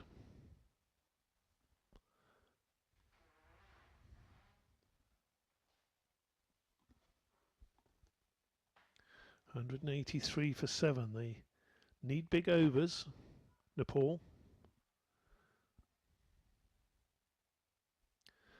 Of course, they also can't afford to lose wickets. It's a real tricky one.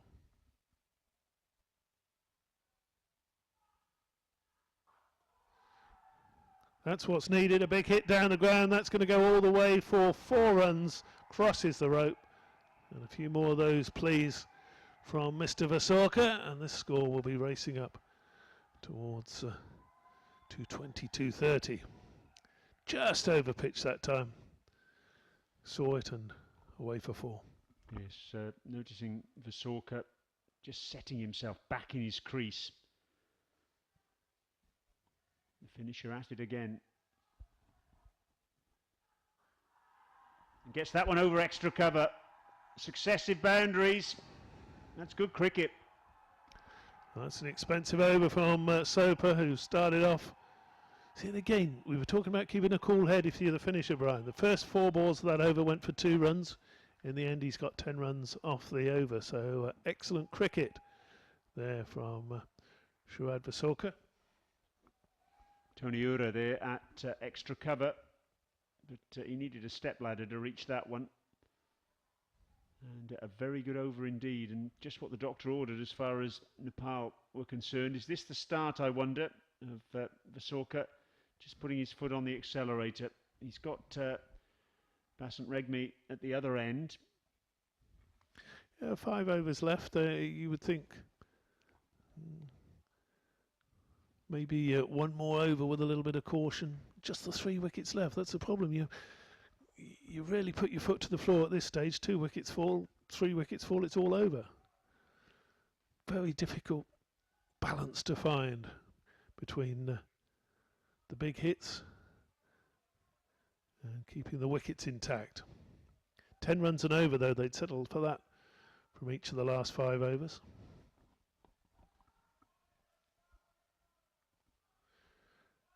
Papua New Guinea, meanwhile, will want to keep Regmi on strike.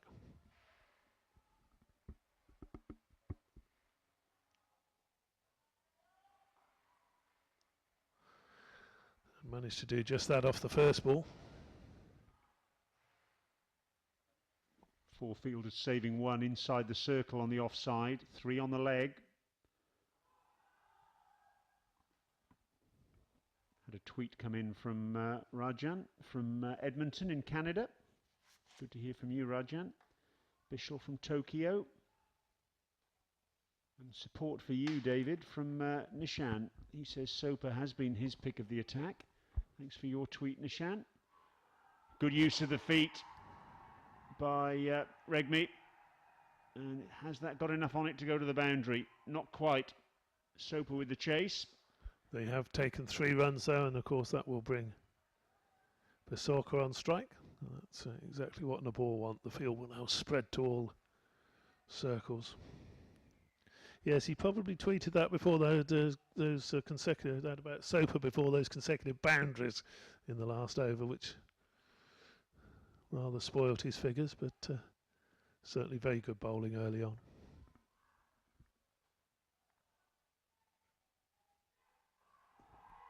Oh dear, this is in the air. Oh, one should have been taken there. Oh dearie me. And that's Bow who's dropped that one. Sassy Bow coming round. Two difficult chances that he's had today, on both occasions racing in from the boundary. He had plenty of time to get under that one. He got two hands to it and couldn't cling on. Should have taken that.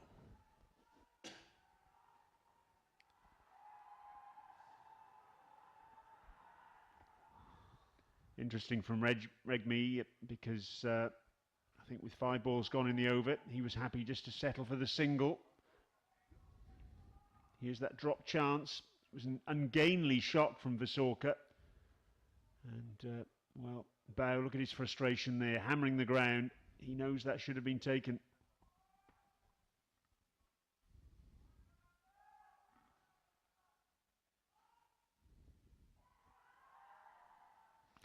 No run there, out to square the wicket. And that is the end of the over. So another pretty successful over. That one from Asad Vala. Doing a good job towards the end of this innings. Will he be kept on right for the final 2 overs? I somehow doubt it. 4 overs to go then. 197 for 7. And the charge is definitely on for Nepal. Janak enjoying the coverage. Thank you very much for your tweet, Janak, from Warsaw in Poland. Another one to add to your list, David. Poland, I like that one. Let us know what you think in terms of the number of runs that Nepal can get in these last 4 overs. What's going to be their target, I wonder? Well, if Visorka's on strike, 230 might be in the offering, or perhaps even a bit more. 2 more runs from there. Legacy Arca doing the duty out at deep mid-wicket. The Nepal fans just starting to find their voice here at the Zaid Cricket Stadium. 200 coming up shortly. As if on cue, Brian.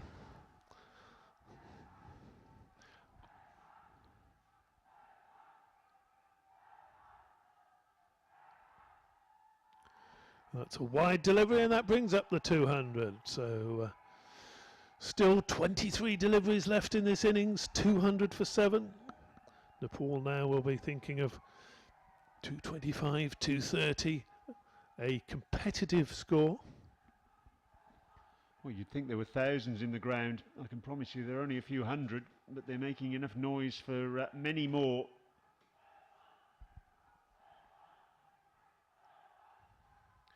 Yorker dug out. That's one more to the total. The field will now come in for Regmi. Good bowling at the death, that, isn't it? Cracking delivery. Not a lot you can do with that one. Oh, crowd have gone quiet again. Field changing over for the left-handed Regmi. Regmi, he needs a bit of support. There's no noise for him, Brian. He'll get plenty when he's bowling, I can promise you that.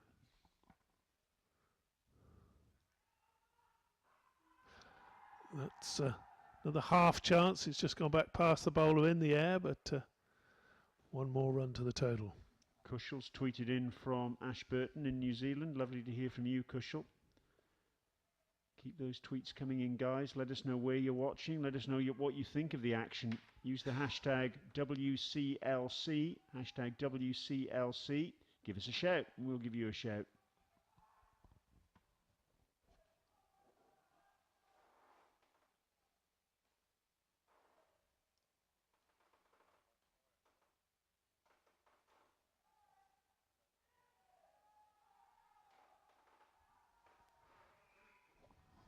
Soper again, that's going to be a wide down the leg side, and the batsmen are going to run 2.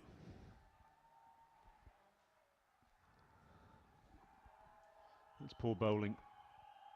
Very poor bowling indeed. He got away with it as well, in fact, because fine leg was up in the circle. Any sort of touch at all, and that would have been 4. Long way down leg side as well. It wasn't just a narrow wide, if you like. Kane straying that side, but this time on leg stump, eased away for a single.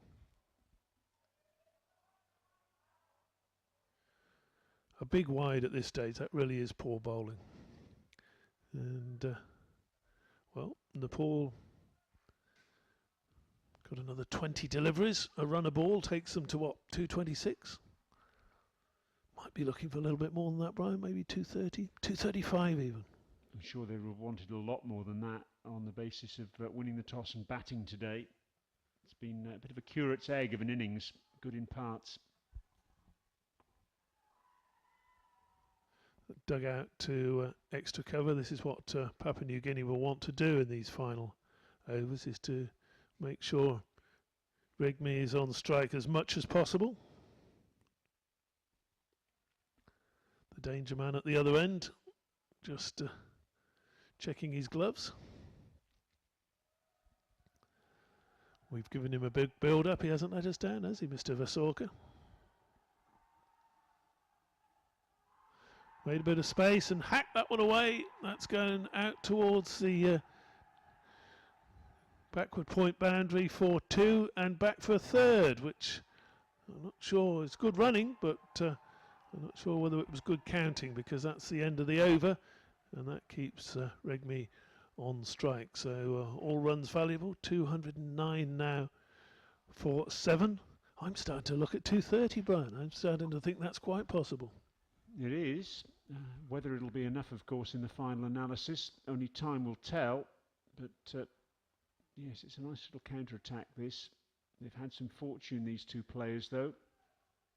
And Papua New Guinea will reflect on the fact that, certainly in terms of their fielding today, it's not been of the highest order at times. It's been a little bit sloppy. There have been some chances that have been put down. Yeah, and there have been other chances that haven't gone to hand. There have been, well, certainly we saw from Corkerell at the start of the innings. He must have been into double figures of the number of times that he hit the ball in the air, either close to a fielder or sort of half chance to the keeper, glove on it, that sort of thing. But he got his half century. The other half century Churian is on leaning on his bat at the non-striker's end. Regmi, left-hander, little fellow at the far end, over his bat. Fowler to bowl to him, continuing with the off-spinner. I like this. I think this could bring wickets. 5 overs, 2 for 17 so far for Asad Vala. Starting over number 6 for him, and begins with a full toss. Still giving it a little bit of air as well, which is a brave thing to do at this stage. Field now well and truly spread for Sharad Vasorka. We've got a deep mid-wicket, a deep wide mid-wicket, a long on, long off, and a deep cover. Field is inside the circle, short third man, backward point, extra cover, and short fine leg. That's hammered back down the ground for 1, but only 1. Well, you hear talk these days with modern bats as they are of umpires possibly wearing helmets, and here's an example why. Bang. And to be very quick there, umpire Umalasiri at this grandstand end to avoid some serious injury. Quickly through for another run there.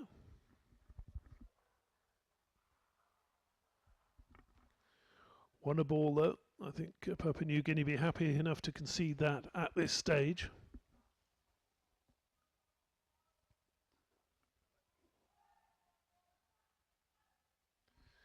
Interesting, isn't it? If Vasorka goes, Nepal might struggle to get 220. If he stays, they might get close to 240. So really a lot on the man's shoulders.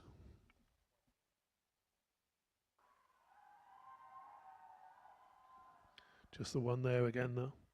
Good job this Vala doing for his skipper.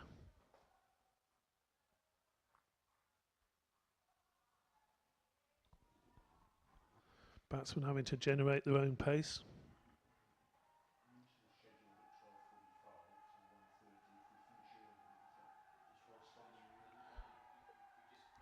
That one, the spin on that one's taken it past backward point for 2 runs this time for Vala.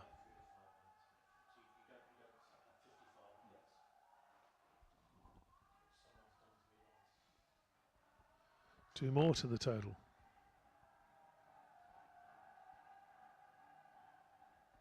Final ball of the over coming up. No run there. Very nicely bowled. And this really has been a terrific spell from Asad Vala. He wasn't collared again in that over, and that was an excellent over from a Papua New Guinea perspective, the 48th of the innings. And yes, 7 wickets are down, but you've got an established player in there in Sharad Vasorka. And Nepal not able to get after the off-spinner. A reminder, in case you've just joined us, the batsman out today, Mandal for a duck, very first ball of the match, Sagapun for 10, Mala for 23, Kadka for 6, Corkerell for 63, and Sompol Kami 8, also Mahabub Alam 3. They're the men dismissed so far. Wicket apiece to Norman Vanoa, Chad Soper, John Reaver, 2 for Mahuru Dai, the off-spinner, and 2 for Asad Vala. 7 bowlers used in total by Papua New Guinea. Nepal winning the toss, opting to bat. 215 for 7 with 2 overs remaining.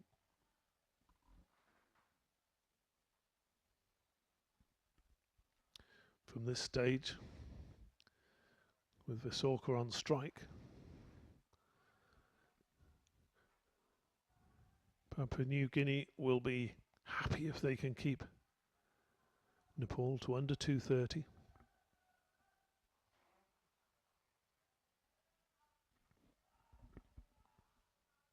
John Reaver to bowl the final over from the far end away to us, and a single that takes Vasorka off strike. He'll be happy with that. Vasorka won't be, but certainly Reaver and Papua New Guinea will be.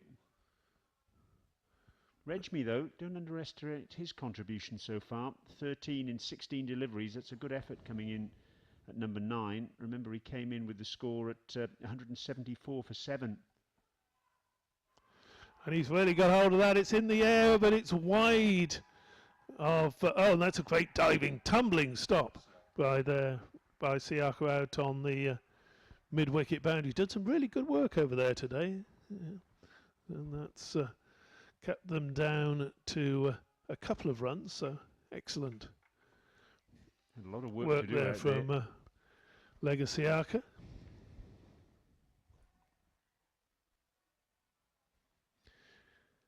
Next delivery is through to the keeper. There's a half a shack from Beret behind the stumps. And what he's appealing for, I think the bat must have hit the ground, didn't it? Yeah, I think that's known as swinging like a rusty gate. Basant Regmi there, really getting his front leg out the way and swinging for all he was worth. If he'd made contact with that, it might have gone all the way to Dubai. He's made contact with that, but not particularly good contact. And it's down to long on for a single. Field changes over for the right-hander, but again, it's just not much more than a runner ball coming at the moment from Nepal. They'll something a little bit better than that. Just 8 deliveries left in this innings. A couple of boundaries now would go down very well with the fans away to our right. And that's not going to be one of them. In fact, that's not going to be anything at all, because non-striker's been sent back there. Beret quickly tidying up behind the stumps. Could see what he was trying to do there, Vasorka, but was unable to execute the shot.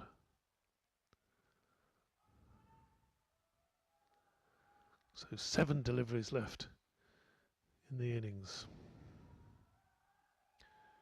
And that's out of the back of the hand, that one. Slower delivery, but he's going to pick up at least a couple for it. Is that going to go all the way? It has gone all the way. It seemed to pick up pace as it reached the boundary. And delight there among the Nepalese fans. And really pleased with that boundary there from Vasoka. So there we go into the final over. Yes, this back of the hand delivery, but it didn't quite come out right, Brian. Hats off, though, to Sharad Vasoka there. He's moved across his stumps, a la Viv Richards, to whip that one away on the onside. He knew fine leg was up in the circle, so he knew where he was placing that one, and he placed it to perfection. That's terrific batting. With an over to go, Nepal, having won the toss, opted to bat 223 for 7. Well, they've got a score on the board now. It's a case of whether their bowlers are going to be good enough to defend it, but we've got a game on our hands, that's for sure. Yeah, it's a competitive total, isn't it? It's we were talking about earlier 250, 260 being a very good score. 230, 235. Every run precious in this final over, and it's going to be valor to continue. Regmi hits that one over the top. He's found the gap out there to extra cover, and he's got 2 runs. And that's the 50 partnership. These two came together when the score was 174, when Mahabub Alam was dismissed, second wicket for Asad Vala. So what a terrific effort this has been by the 8th wicket pair of Sharad Vasoka and Basant Regmi. They really have pulled Nepal up by their bootstraps. Down the pitch again, and that's going to be just the single this time. I think they could have taken 2 if they'd have pushed there, but of course mindful of trying to get Vasoka on strike and get this total further improved with a couple of boundaries, perhaps 4 balls to go, plenty of support in the crowd. 235 would be not a bad effort. A couple of big shots. We've not seen a maximum today. A couple of 6s really would go down a treat. Out. Third time lucky. As far as the fielder, CC Bao, is concerned, he dropped a couple earlier, but he's not dropped that one. And Vasoka finally goes. A terrific innings from him, but he's on his way back to the pavilion now. And a 3rd wicket for Asad Vala. Yes, that was the easiest of the 3 chances, and the first one that has been taken there by CC Bao. And, well, batsman crossed. Well, indeed, did they cross? I thought they probably had done. 3 balls left in the innings, 226 for 8. And we're looking now at perhaps a score of... Competitive score, do you think, Brian? Well, it's certainly there in terms of the fact that they've got runs on the board, and that's the most important thing in this sort of situation. Papua New Guinea, they're the fancied side, the side with one-day international status. They chased successfully in their 2 previous one-day internationals last year against Hong Kong. But will they be able to deal with the pressure of this situation, I wonder today. We've seen that the slower bowlers have found something to work with, particularly Asad Vala. So it's game on, I'd say. Yes, certainly Nepal have a pretty good chance with this score on the board. Big ground, you're not going to get... Well, as I said, we haven't seen a 6 at all today. Shakti Gauchin is the new batsman, and he'll come on strike now with that single to Basant Regmi. The batsman had crossed while the ball was in the air for the dismissal of Vasoka. The fans, there's no stopping them. They'll have to go and have their lunch in a minute. That'll slow them down a bit, I think. But it'll get very noisy later when Nepal are in the field. Penultimate delivery. Down the wicket comes Gauchin, hits that into the onside for just the 1. All the fielders back of the boundary on that side. Happy enough with that. He really has done a great job for his team as Assad Vala. Final ball of the innings coming up then. Nepal 228 for 8. I think the batsman will just keep running for this one, no matter where it goes, unless of course it goes over the ropes. Wedgme on strike. Vala bowls to him. Down the stumps, and he's hit that many a mile. And indeed, within a couple of metres of going over the ropes. It clears the man at deep mid-wicket, goes for 4. And that then brings the end of the innings. That's a smashing shot to finish it off with. And Nepal close on 232 for 8. Mahuru Dai will be a sad man out on the boundary. The ball cleared him, but it didn't go for 6. Let's have another look at it. The last ball of the innings. Bang from Basant Regmi. And oh dear me. That's disappointment at the end of the innings for Papua New Guinea. But a nice little fillip right at the back end for Nepal. And yes, they finish with 232 for 8. And Basant Regmi, what a lovely little cameo from him. 24 not out from 23 deliveries. There's confirmation of our final score. Just run through the scorecard for you very quickly. We had Anil Mandal, LBW to Norman Vanua for a duck. The very first ball of the match. Saga Pun was LBW to Chad Soper for 10. Gyanendra Malla, LBW to John Reaver for 23. Paris Kadka, caught by Legasiaka out at deep mid-wicket off Mahuru Dai for 6. And at that stage, it was a real problem as far as Nepal were concerned. They were reduced to 86 for 4. And the other wickets to go down thereafter were Suresh Kokkarel, who opened the batting.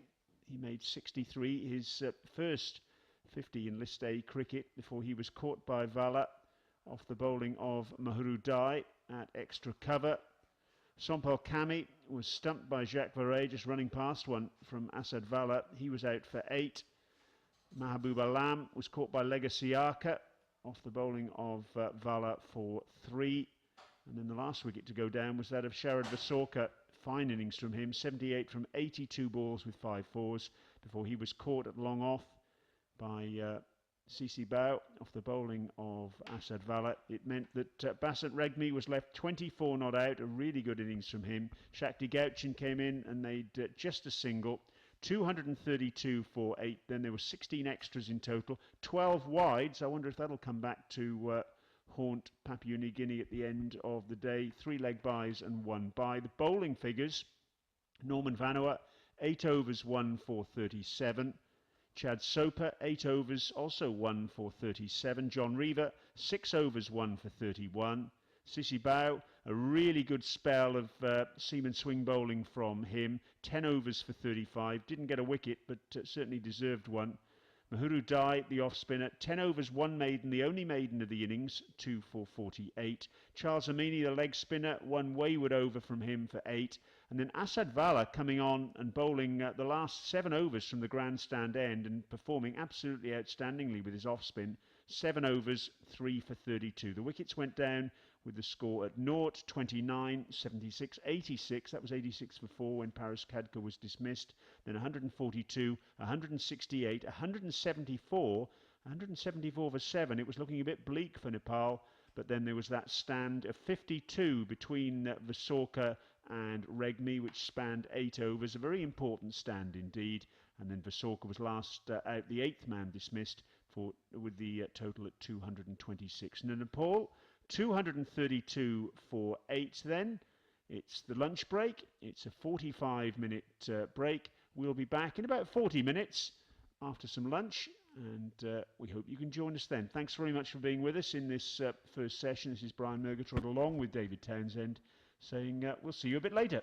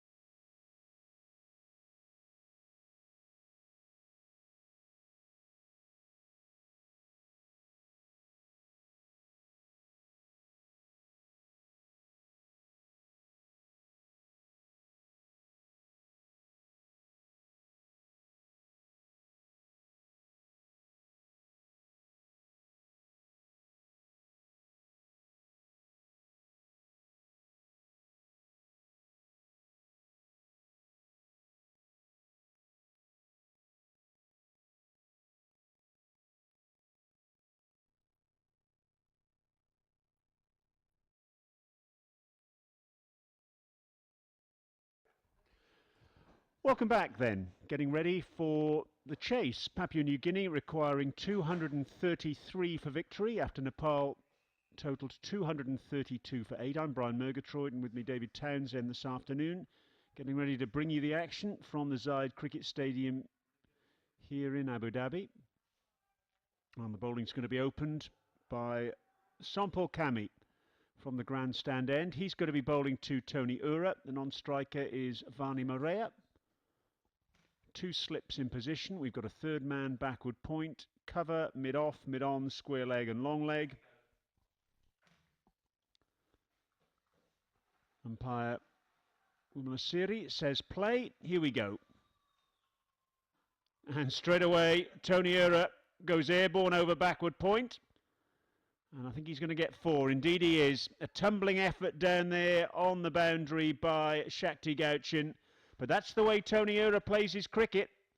And, well, we're in for an entertaining little spell if he stays at the crease. No doubt about that.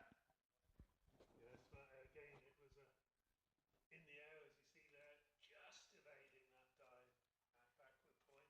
And maybe he'll play a curl type innings with the ball in the air and evading the fielders. Let's see, here he goes. It's well bowled, but it looked a little bit too high for me. Stifled appeal from behind the stumps. More enthusiasm from Sompol Kami and plenty of enthusiasm from the 100 or so Nepalese fans who are here in the ground. Yes, he's not the tallest of batsmen, but sort of striking in top of the thigh somewhere. And never a chance of that being out.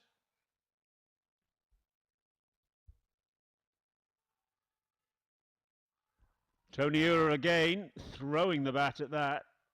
Gauchin at third man, does the tidying up. Tony Ura made 100 in 60 balls against the Netherlands in the ICC World 2020 qualifier here in the UAE at the back end of 2013. He was the 3rd highest run scorer in that tournament. He got 336 runs in 9 matches, a strike rate of 129.72. But in the World Cup qualifier in New Zealand at the beginning of 2014, 3 matches, 9 runs in 34 deliveries. He really struggled in New Zealand conditions. Vani Morea on strike now. And again, a little bit of movement back into the right-hander. Sompol Kami doing that on a couple of occasions so far, just jagging the ball back. That'll be a leg by.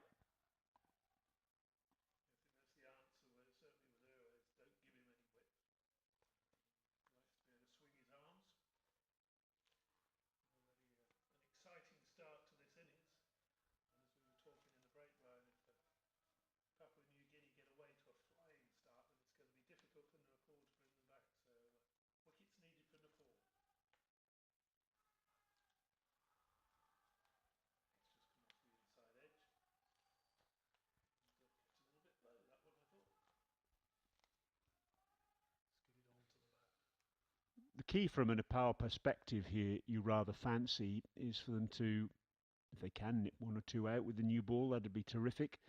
But Shakti Gauchin and Basant Regmi are going to be absolutely vital, the 2 spinners. What a lovely shot. Taking it at the top of the bounce, Tony Ura. Going through extra cover and getting 4. And this is the danger for Nepal. The ball coming onto the bat, the new ball. And someone like Ura really relishes that sort of situation.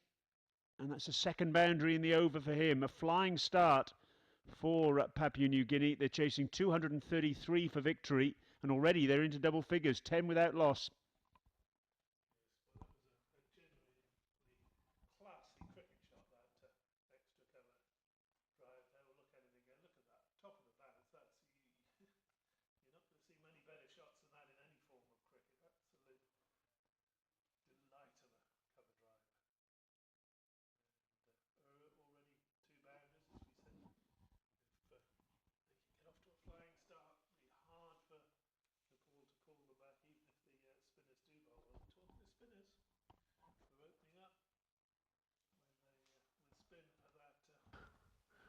At that far end.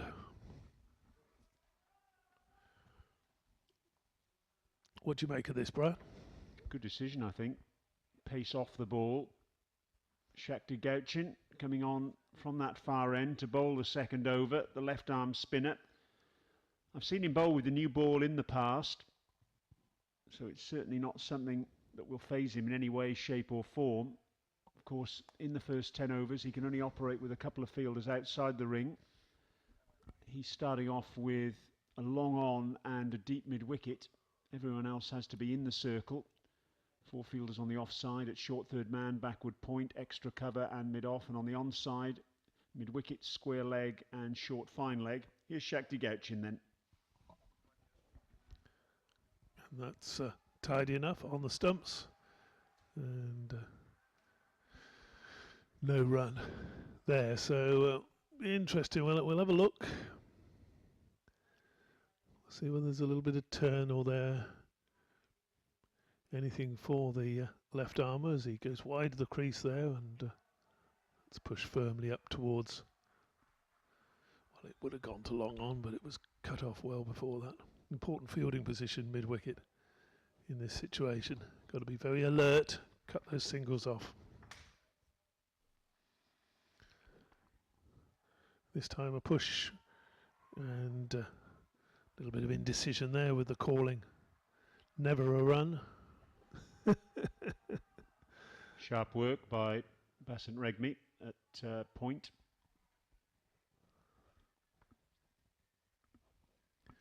Gauchin again. And, well, his tactic opening with the spinner certainly paying off at the moment. With that push firmly into the offside.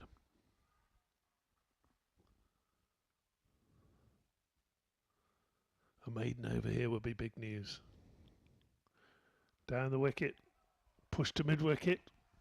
Well, we only had the one maiden over in the Nepal innings.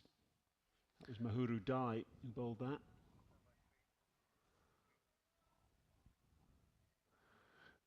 Final ball of this over, and indeed it is a maiden. And here the cheering away to our right. So splendid start there. Like I said, I know from experience that Shakti Gauchin knows what he's doing with the new ball, and he's proved it again there. Another member of this squad who played way back in 2010 in ICC World Cricket League Division 5. Regarded very much as one of the senior citizens of this Nepalese squad. 31 years of age. So that's a good start for him. Still 10 without loss, and faith being shown in Sompor Kami by his captain. He's continuing a second over for him. Bowling to Ura, who pushes that one firmly back down the pitch, and there's no run there. So Kami and Gauchin to open. Plenty of other options as well. The skipper himself will have a bowl at some stage, that's for sure. Seam up or off spin, or both. But not at the same time. Kami bowls, and that's turned into the onside. Gone for a quick single there, and a shy at the stumps. Ura was home. And it's a leg by anyway, so pat on the knee. This one of 2 ICC World Cricket League Championship matches taking place today here in the UAE. Hong Kong are playing the hosts in Dubai. Bit of width there, no run. And it's been all Hong Kong so far in that match at the ICC Academy at Dubai Sports City. Hong Kong eventually totaling 298 for 4 in their 50 overs, and there's been a significant innings in that match. Mark Chapman, the left-hander, scoring an unbeaten 124 from just 116 balls, 11 fours and 2 sixes. And I'll tell you why that's a significant innings, because he becomes only the 10th player in history to score 100 on one-day international debut, and only the second associate player to have done so. An outstanding innings from Chapman. He's a talent, there's no question about that. And so in the whole history of one-day international cricket, and That stretches to 3,709 matches. Only 10 players have ever scored 100 on debut. Chapman now joins a pretty elite club. That's beautifully bowled, isn't it? Because he's run the majority of balls back into the right-hander, and that one's just held its line. Somebody in the crowd there giving that one out, but I don't think there was any bat on it. But well, just playing inside the line there. I think he was playing for the movement in, and that's just carried on straight. Should we throw that one out to the listeners, Brian, as to who was the first to score a century on ODI debut? Yes, it was back in 1972. Why not tweet us and let us know? Hashtag WCLC. Hashtag WCLC. Give us a shout and we'll give you a shout. Who was the first player to score a one-day international 100 on debut? And indeed, why not let us know who the other associate batsman was? Because Mark Chapman's just become number 2 in that regard. And that's down in Dubai. We're in Abu Dhabi, and PNG, after making a racing start with 10 runs off Sompal Kami's first over, they've been pegged back subsequently. They're chasing 233 for victory, remember. 11 without loss in 3 overs. This is going to be interesting now. Tony Ura facing the left arm spin. He's not going to die wondering, is Tony Ura. He's had a look at that one though, just eyeing it up. Was it Geoffrey Boycott, Brian, the first to score a very fast 100 in a one-day international? Who says it was a very fast 100? Down the track there, blocks it back. Very experienced bowler, Shakti Gauchin. He actually spent some time with the Rajasthan Royals squad in the IPL. He really is very, very experienced. Almost as though he's got the ball on a string at times. And Ura's having no better luck getting him away than his opening partner did in the last over. So 9 deliveries and not a run scored. As I did say at the outset that Gauchin and Regmi's 20 overs would be crucial in determining the outcome. And that's enough as far as Tony Ura is concerned. Improvisation from him, walking right across his stumps. He knew there was no one on the boundary, backward of square on the onside. He got good bat on that, and that's an effective boundary. I'll tell you what, it wasn't far away from the fielder, just inside the circle there. Well, don't know what position we call that really. It's on the 45, as they say, isn't it, inside the circle? It's a short, long leg, Brian, basically. Yeah, short, fine leg, the fielder, Sharad Vasorka, and it was just a retrieval mission for him in the end. Now happily to defend, having scored those runs. If he gets something in his area, I think we'll see him maybe targeting long off boundary with the mid-off inside the circle.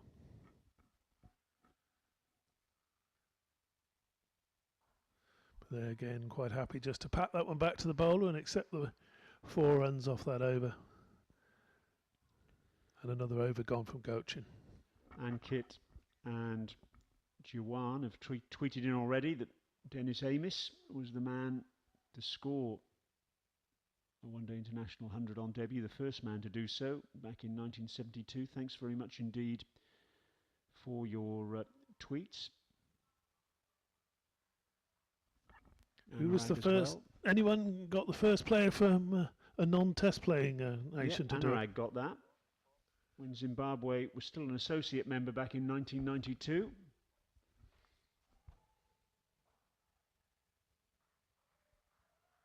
It's not the worst ball from Sompal Kami to Tony Ura, because Ura's looking to stay leg side of the ball.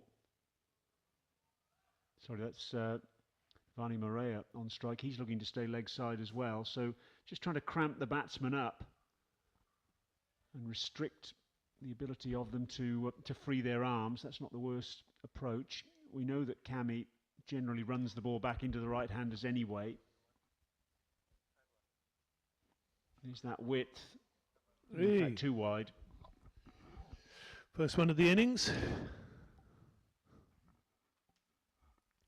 dangerous to be bowling width to Ura, as with no defence on that square boundary through cover. Thanks very much for those tweets. It was indeed Dennis Amiss and not his opening partner, Geoffrey Boycott.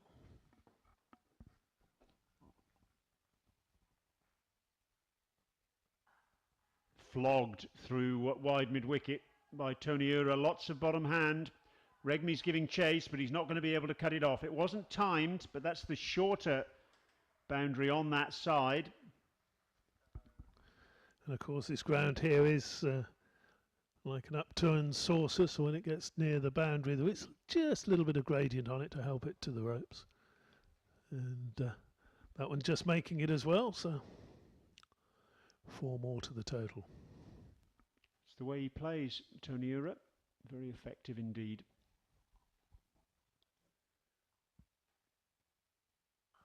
Final word on that Dennis Amiss 100.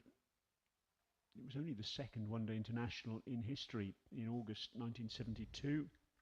And on that basis, I think it was the first ever one-day international 100. And now here we are, 3,709 one-day internationals later. This, of course, not a one-day international. This match between Nepal and Papua New Guinea. Nepal don't have one-day international status. PNG do. I know that's a bone of contention for some people. Oh, it all goes back to finishing positions, doesn't it? And there has to be some pecking order. Really, not everybody can have ODI status. It was taken away from Kenya as well, of course, because and the Netherlands. Canada as well. Clipped away, backward of square on the onside. That'll be 4 more. So Cammy trying to cramp up Tony Ura, but straying a little bit too much into his pads there. You can cramp him up by bowling just short of a length on leg stump, but not there. That's really a leg side half volley. And thank you very much. Meat and drink to the Papua New Guinea opener. Exactly what Nepal didn't want. PNG getting away to a bit of a flyer here now.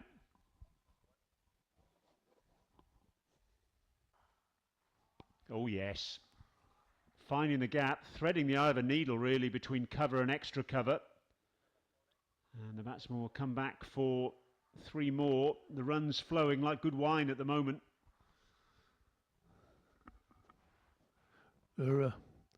Living up to his reputation as the danger man at the top of the innings, had a little bit of, what should I say, good fortune. He's hit the ball in the air and it hasn't gone to a field. Is that good fortune? Is that good play? He had a sweep shot that just missed the man inside the circle at short fine leg. He had the first shot of the innings was in the air, but wide of the man at backward point. So. Boundaries coming, 5 overs, 28 runs, and let's not forget that only 4 runs have come from Gulchin's 2 overs. Here are the boundaries so far, plenty of them. Great entertainment. That was from the very first ball of the innings. Pushed back to the bowler.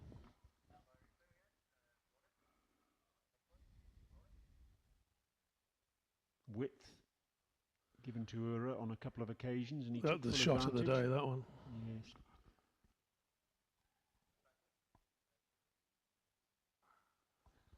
Well, that's brutal, absolutely brutal, and it's the first 6 of the match. Just dancing round the crease, messing with the bowler's line, messing with his length, and Tony Ura caught that absolutely sweet as a nut. It's the shorter boundary on that side, but still, I think it's a good hit. It's gone under the railings and up towards one of the ground. Oh dear! Here we go. We've got ground staff going over the rails at that far end to go and retrieve the ball. So it's been found, returned, and I thought that could be the area that he might target, that long off, because the left arm is spinning it away from the right hander. Open yourself out a little bit, clear mid-off, and it's a perfectly safe shot. The protective fielder Straight is the man at long on. I just wonder whether they might change that around, perhaps. We'll see. Maybe having hit the 4, he'll do what he did in the last over and just be watchful for the rest of the over. But an exciting batsman to watch, Tony Ura. Big forearms on him, powerful man. Pushes that back down the pitch. 34 for no wicket with that 6. Taking the run rate up to just over 6 and over at the moment. I want to pull that back, Nepal. Drag that one down a little bit, but Ura committed to the front foot.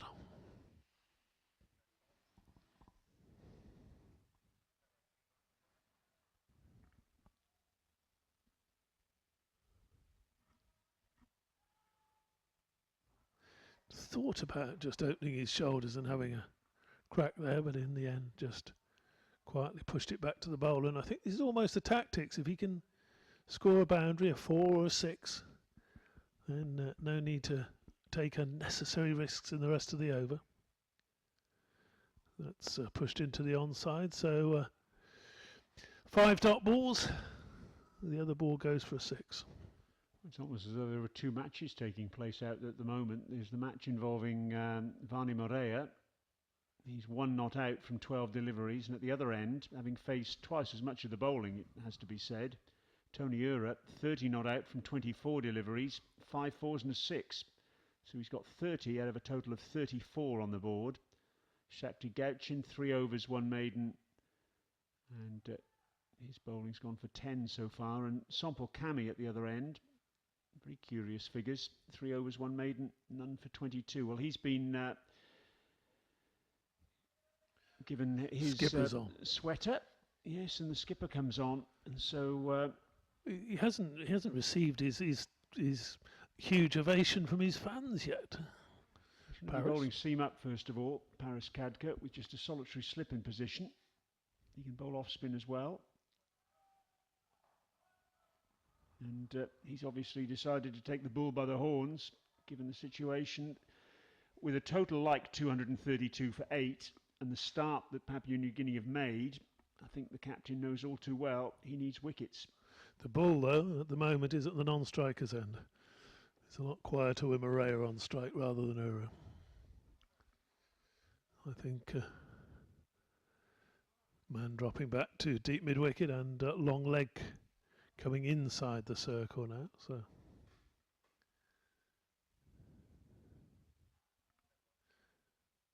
Khadka outside the off stump. Morea happy to allow that through. As you say, it really looks like 2 games, Brian. Yes, it's a difficult balancing act for Khadka as well. He knows he needs wickets, but on the other side of the coin, he needs somehow to make sure at the moment anyway that he's bowling as many deliveries as he can to Vani Morea, trying to keep Tony Ura off strike.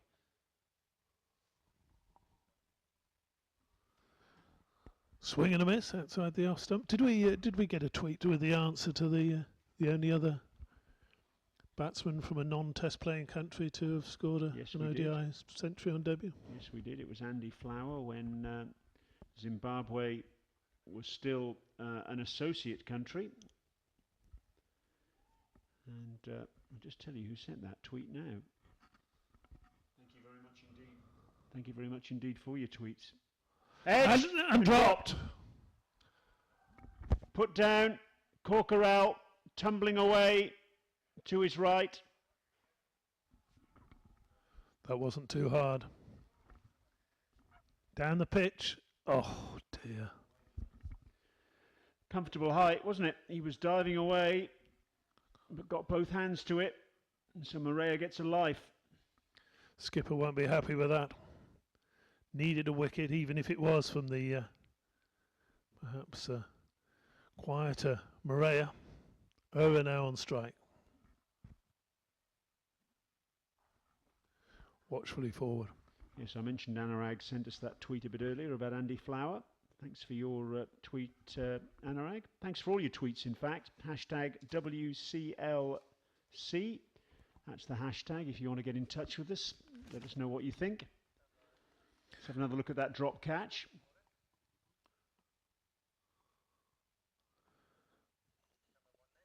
They don't come a lot easier than that to a keeper, Brian.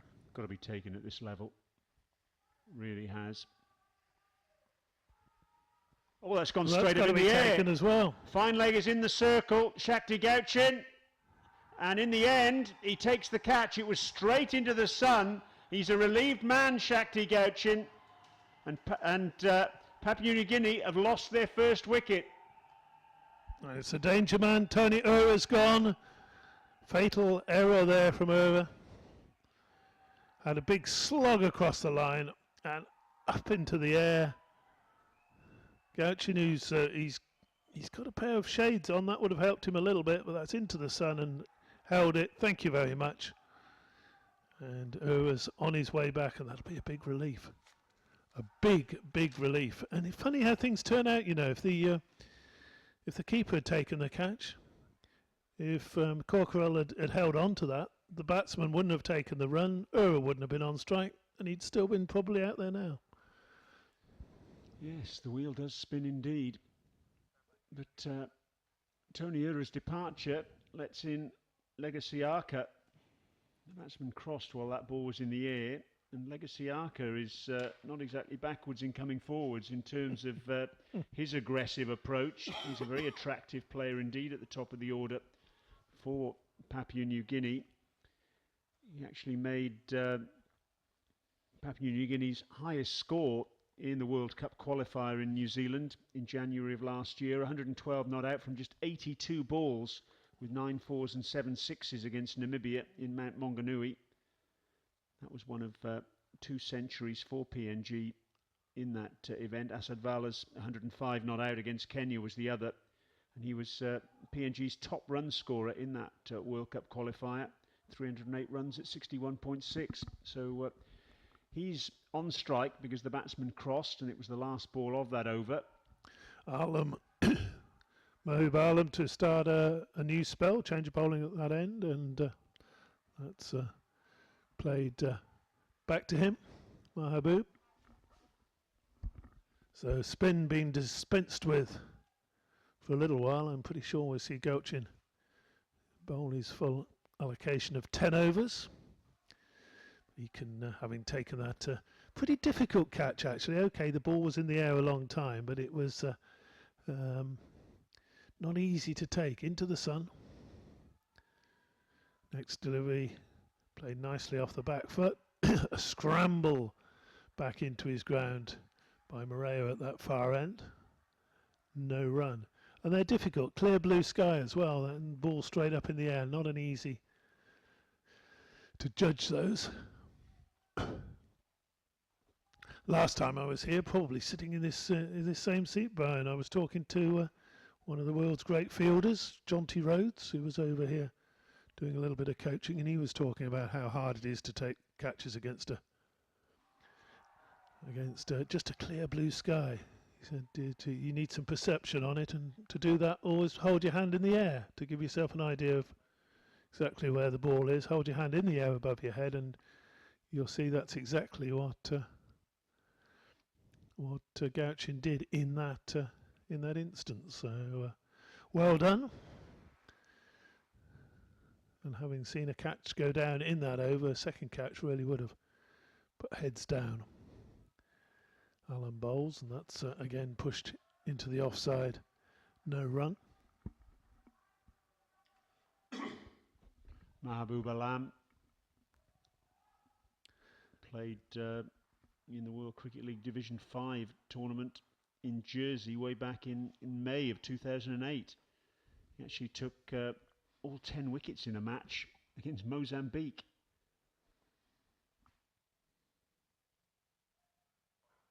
All due respect to Mozambique, this is a higher stage, and Legacy Arca off the mark with a boundary 4. Misfield by Basant Rejmi at backward point, and they can't afford to be making those sorts of misfields.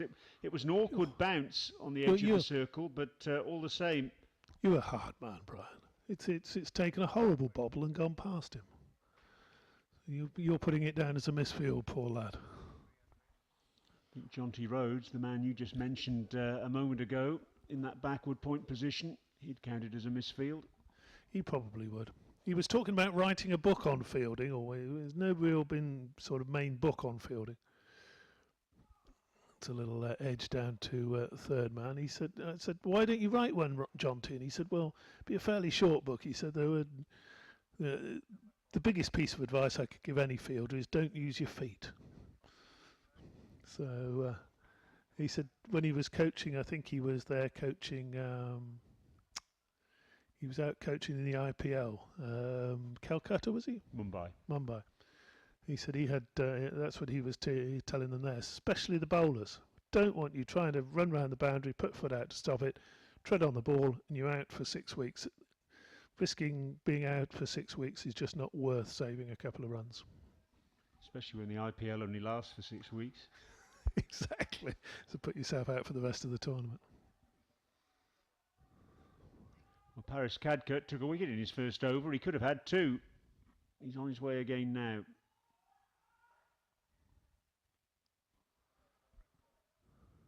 Tidy enough over that first over, wasn't it? But going along at 5 and over, they won't be disappointed with that. Papua New Guinea.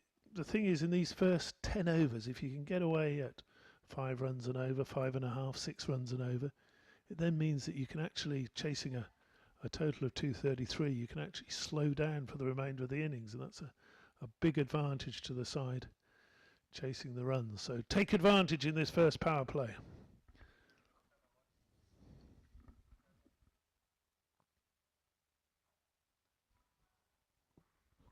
Eased away down to third man.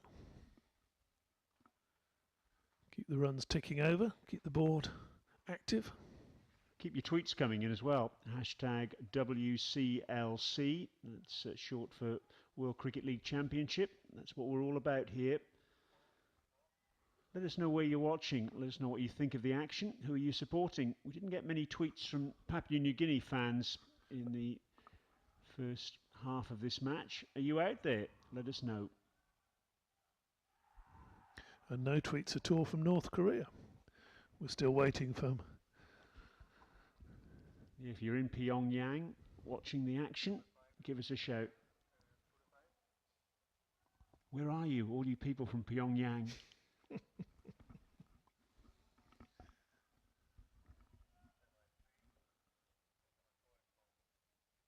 I've had tweets from plenty of other places around the world. I know David Townsend very impressed. Yeah, we've got a list of them. We've got a huge list here somewhere, Brian. I'm almost going into a second page.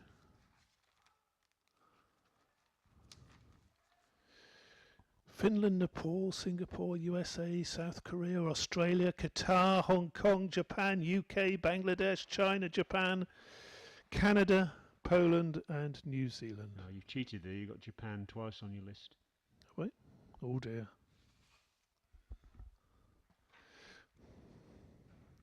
Still plenty of countries though. Let us know where you're watching. Khadka again with a slip in position. And if he'd had 2 slips, well, he might have had a second wicket. Gouchin at third man does the fielding, but well, that could so easily have been 41 for 2 rather than 42 for 1. Nice bit of bowling. This really has been an impressive spell from Shakti Gouchin so far. Sorry, Paris Khadka, I should say. Taken the wicket, it's what they needed. Get rid of the danger man, Tony Ura for 30.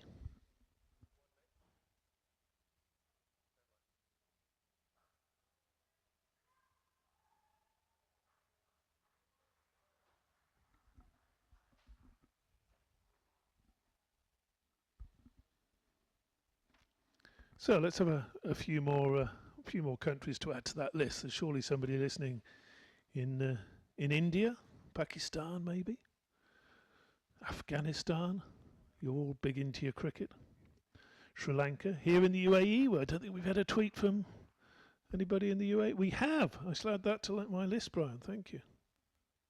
Let's just recap on where we are. Nepal 232 for 8 after they won the toss and decided to bat. A couple of half centuries for them. Corkerell with 63, Vasorka with 78. And that'll be a wide from Mehboob Alam. And in terms of the bowling, there were 3 wickets for Asad Vala's off spin for PNG, 3 for 32, bowling the last 7 overs of the innings from this grandstand end. 2 wickets for Mahuru Dai, the off spinner, 2 for 48. He bowled the 1 maiden of the match in that Nepalese innings, and a wicket apiece for Norman Vanoa, Chad Soper, and John Reaver.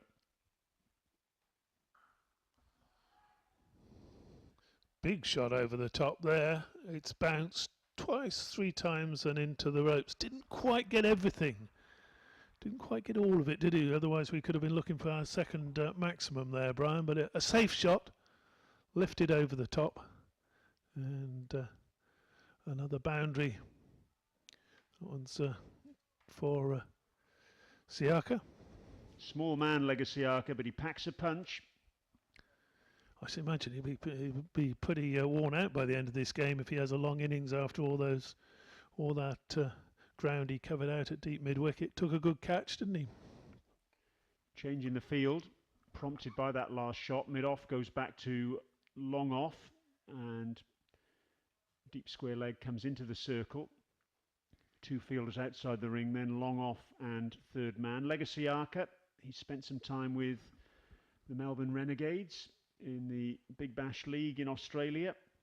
Actually was selected for the Prime Minister's 11 in Australia in the 2013-14 season as well. Real talent, little man. Plays that backward a point. No, I was talking to Greg Campbell, the general manager of PNG cricket, over the last couple of days in the build-up to this match, and Asad Vala, Siaka, Charles Amini Jr., they've all been on rookie contracts in the BBL. But the problem is, once you go on a rookie contract, you can't go back on a rookie contract. So the franchises are reluctant at the moment to give opportunities to PNG players on full contracts. Appeal for LBW, not out. And what Greg is hoping, and if he can persuade Cricket Australia to do this, then it would be a great thing, would be to make the PNG players, in effect, local qualifiers. Because if they were not to go on rookie contracts, they'd have to go on overseas contracts, and obviously there are only 3 overseas players per franchise. It's an interesting thought. Certainly be one way of developing the associate game. What Greg was saying to me was that, look, what youngsters need in PNG is the opportunity to see their heroes on television, and that's exactly what they'd do if they were on a level playing field with the local players and given the opportunity to be selected. It's an interesting concept, and let's see if Cricket Australia picks it up and runs with it over the next couple of years. Well, for a long time now, the ICC have been urging test nations to develop the non-test playing nations around them, their neighbours, and that would certainly be one way of doing it. To be fair, Australia have been very good in that respect. They whenever they go on tour, they look to play the local side. If they're touring England, for example, they'll play Scotland. They'll go over to Ireland, and they're very, very popular on those tours because they'll engage with the locals. They'll go over for 2 or 3 days. They'll do some book signings, maybe a dinner, that sort of thing, and very, very good in that respect, Australia. Yeah, we mentioned in the first innings of this match, didn't we, about the fact that PNG have played their 2 one-day internationals so far against Hong Kong in Australia, in Townsville. And they're due to play Ireland in these next round of Intercontinental Cup matches. Late January, early February, and I believe that'll be in Townsville. Well, possibly Brisbane, we're hearing, but no date has been set for that. So that's the end of 10 overs, and I think of the 2 sides, what do you reckon, Brian? 49 for 1? Would you be happier to be Papua New Guinea, or would you be reckoning Nepal have made a good start? I think I'd be happy to be PNG at this stage. Another wicket could change it. You're talking about PNG playing in Townsville or possibly Brisbane. There's also the possibility at the beginning of next year of some matches against Kenya as well. Looking further down the track, the possibility of hosting Namibia actually in PNG. Now that would be interesting. Cracking crowd there for that, I'm sure.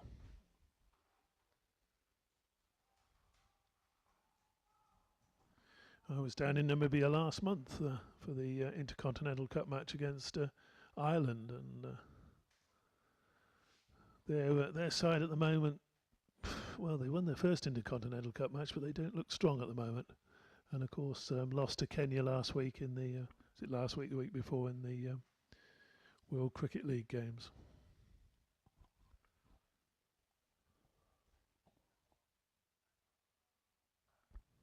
Penetrative seam bowling is always the issue you feel with Namibia. They've got some steady spinners, but they just need some oomph at the top with a new ball, don't they?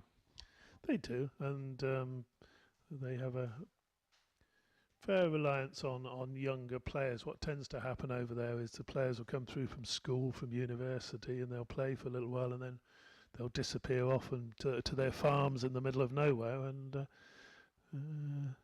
the experience isn't always there. There's a wicket!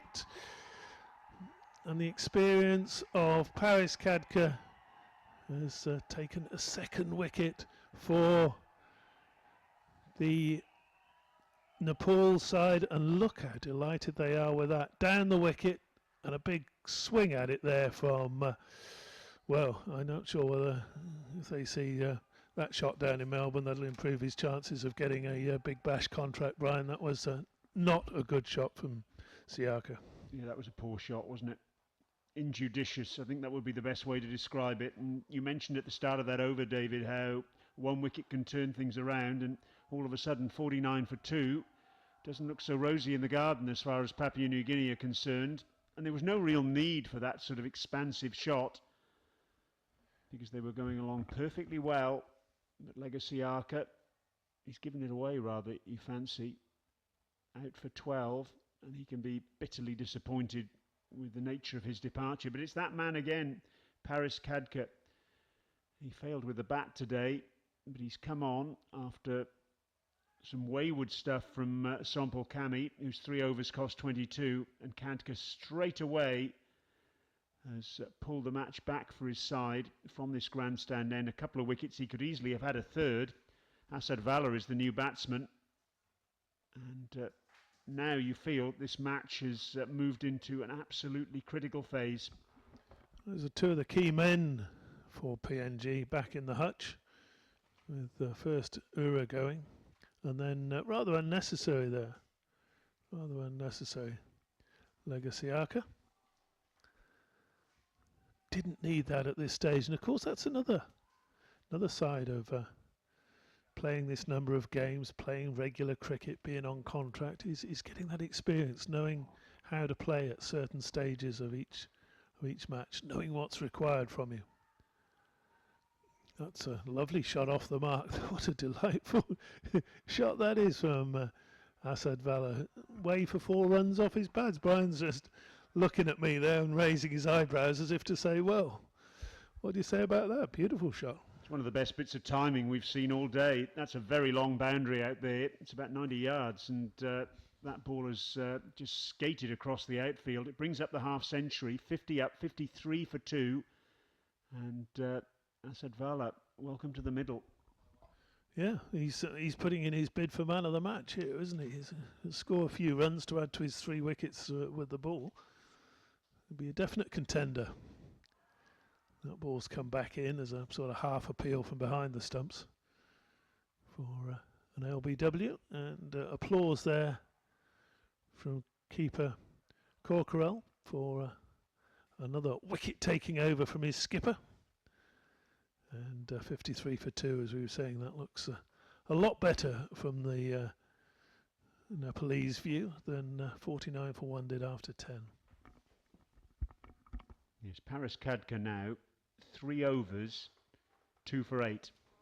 Outstanding bowling from him. The other bowlers used so far, Sompel Kami, 3 overs, 1 maiden, none for 22. Shakti Gauchin, 3 overs, 1 maiden, none for 10. And Mahbub Alam, 2 overs for 11.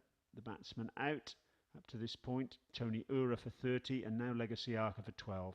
Here's Mahbub Alam again. Oh, goodness me.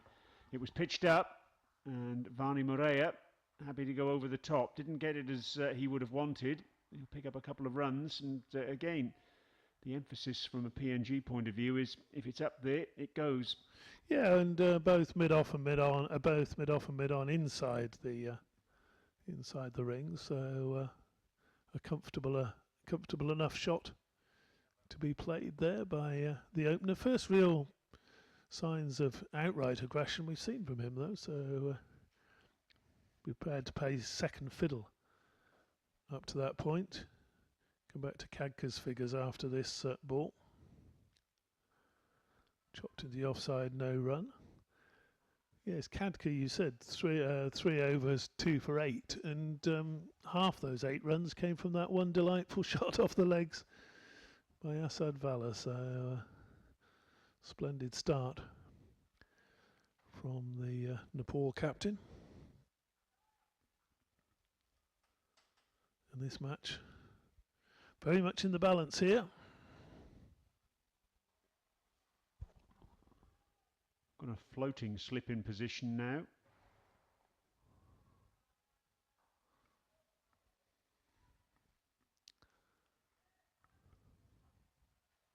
Trying to make a little bit of room for himself, but Alam keeping it tight on the line of that off stump.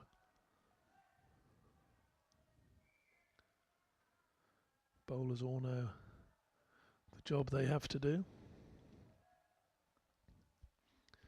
They'll all have their plans against each batsman. That one's pitched up, looking for the drive wide of mid-off, just gets a single. Didn't time that, possibly feel he missed out there.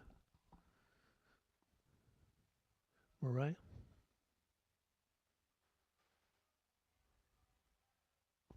Field changes over for the left-handed Asad Vala. Slip now back into a more orthodox position. Paris Kadka. We've got a third man, backward point, cover point, extra cover, mid-off, mid-on. Deep square leg and long leg.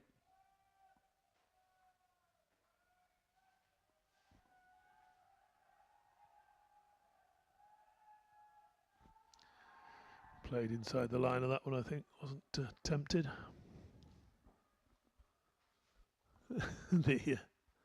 There they are, look, the Nepalese Barmy Army.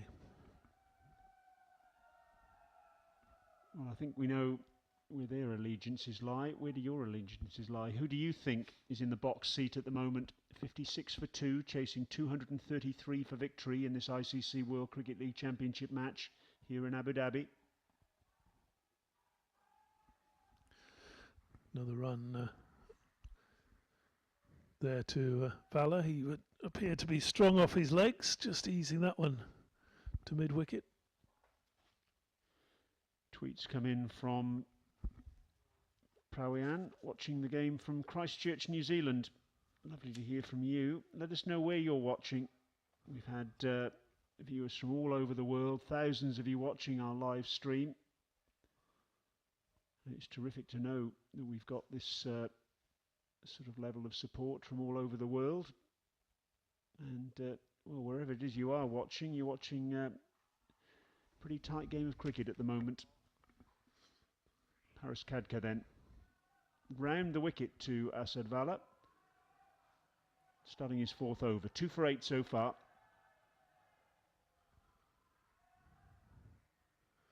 Does look good off the pads, doesn't he, Vala? Another single there. I did once have a tweet when I was commentating on a game from Antarctica. Right. Yes, I know the guys down there. They pick up all sorts of satellite feeds. I remember when I was working for Sky 20 years ago, when we were broadcasting an Ashes series, they'd pick up the satellite feed and watch our coverage of that. This guy was doing a survey on chin-strap penguins, and he was listening to our cricket commentary at the same time.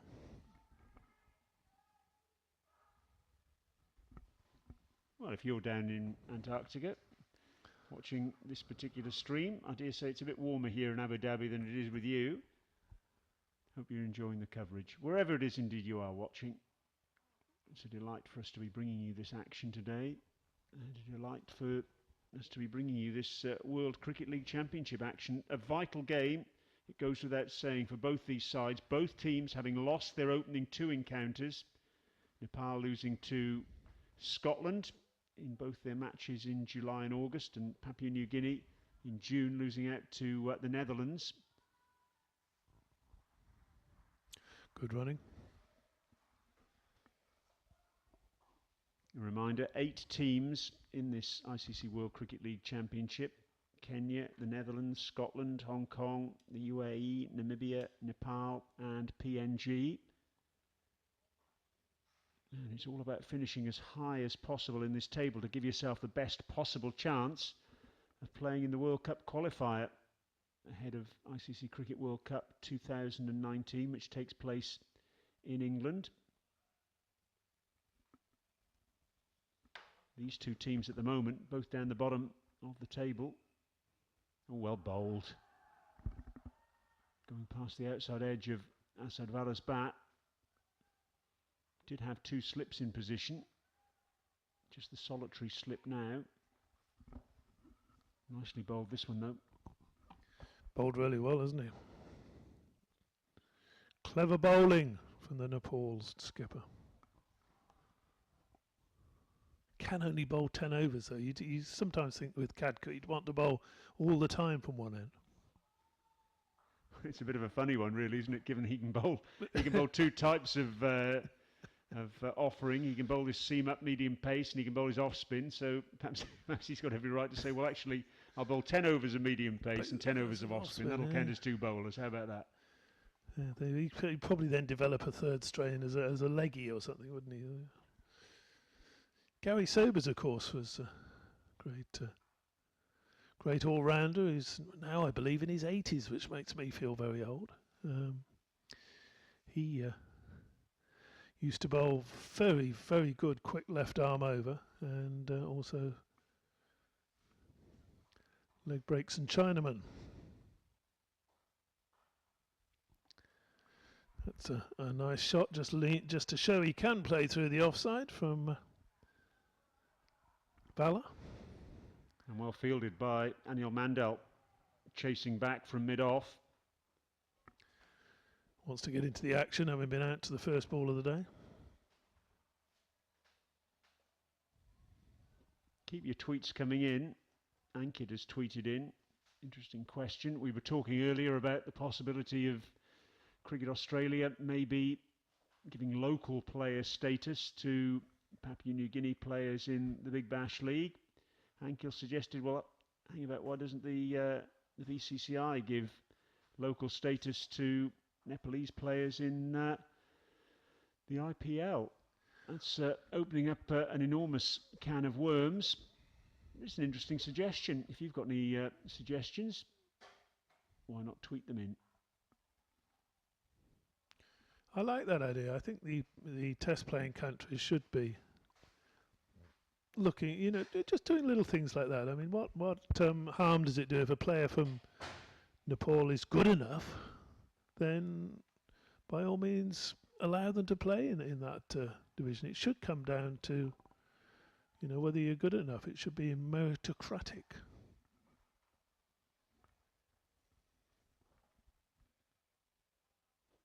Well, the one thing I will say is that the most recent edition of the Bangladesh Premier League, which happened a couple of years ago, there was a dispute at the time between Bangladesh and Pakistan, and as a result of that, there were no Pakistani overseas players who took part in that. And one of the results of that was that quite a few associate players were actually called in to play in that tournament, and they really did enhance that tournament no end. Great one-handed stop there, diving. It was Hamid Hassan from Afghanistan. Also, the O'Brien brothers took part in that tournament, and a whole host of other associates as well. Paul Sterling, I think, are from the non-test playing countries.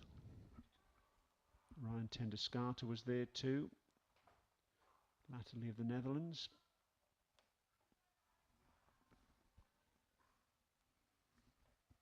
There's no doubt at all that there's plenty of talent here within the associate and affiliate world, and it just needs that exposure to allow it to flourish. It does, of course, get that exposure in domestic cricket in England, but that's not because England are going out of their way to promote the countries around them, but it's because of the European Union. You can't stop people working there.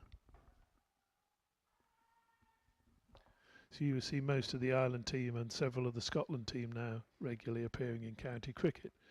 But say they are local players in the sense that it's European Union.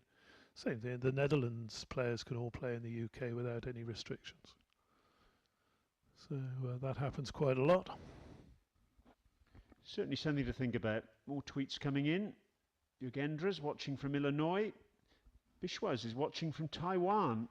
Oh, thank you. That's another one for my list. People watching from all over the world. Lovely to hear from you. Keep your tweets coming in. Let us know where you're watching. Himble's in Australia. So's Damodar.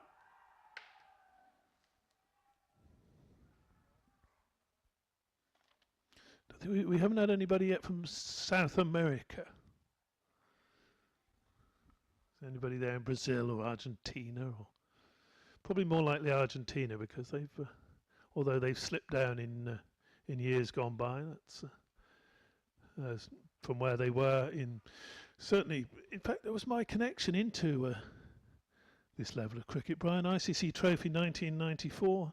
My good friend John Carr, the former Middlesex player, was coaching Argentina and said, "Why don't you come out to Kenya for 3 weeks and have a look at the ICC Trophy?" Well, that's a remarkable shot. Paris Kadka has gone for 4 because Vani Morea was advancing down the pitch there. He seems to have cramped up a little bit as a result of that shot. Have a look at this. Kadka saw him coming, dropped short, and he still managed to flat bat the ball away, almost baseball style, out towards deep mid-wicket. Urshad Ahmed was chasing around there, couldn't do anything to stop it. But looks as though we're going to have an impromptu drinks break now, because Vani Morea has gone down, poleaxed. Now, let's hope it is cramp and it isn't some sort of pulled muscle. He's holding his left calf. We are going to have a drinks break now. Let's just recap on where we are. And where we are is that Papua New Guinea are 66 for 2. They've lost Tony Ura. Caught Gauchin, bowled Kadka for 30, and Legacy Arca caught by Coquerel behind the stumps, again off the bowling of Kadka for 12. And remember, they're chasing Nepal's 232 for 8.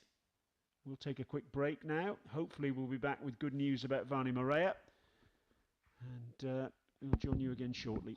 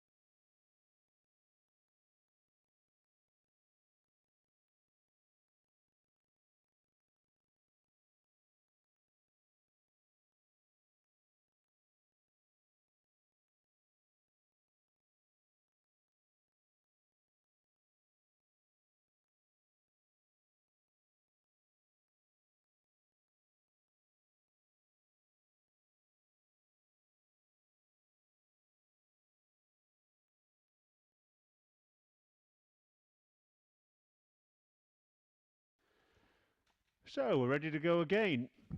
Paris Kadka in his 5th over. An impromptu drinks break there following some cramp to Vani Morea. And the good news is that's all it appears to have been, cramp. He's still stretching. Batted that ball through mid-wicket for 4. Still stretching at the far end there, pulling his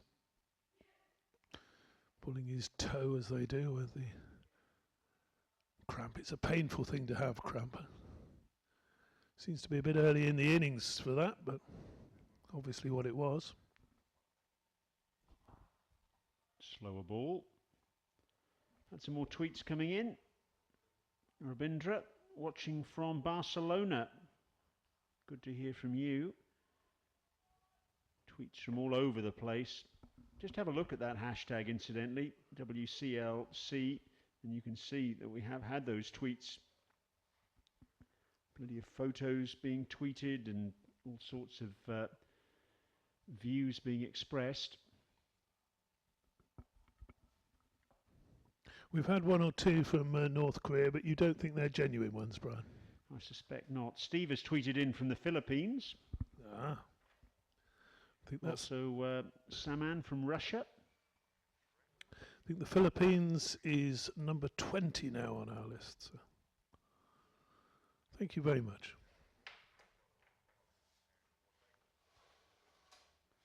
Paris Kadka, what a spell of bowling from him so far. Round the wicket to Asadvala. No, he isn't. Asadvala not quite ready.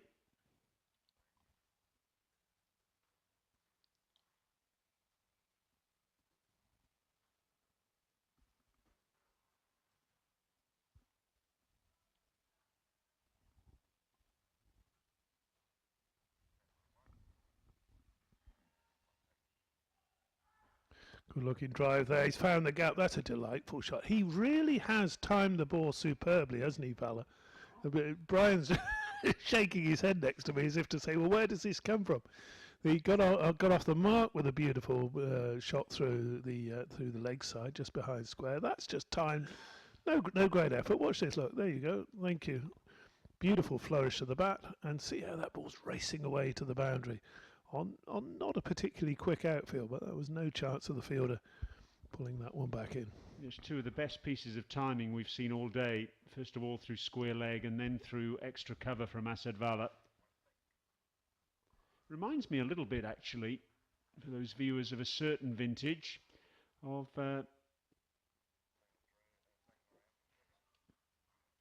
some of the best Sri Lankan left-handers we've seen down the years. Some lovely timing. It's the end of the over, and 72 for 2 in 15 overs. Remember, 233 is what PNG are chasing. You'd think they got this target within their scope at the moment. Nepal need to not only find a few cheap overs, but also perhaps find another couple of wickets really to get back into this at the moment.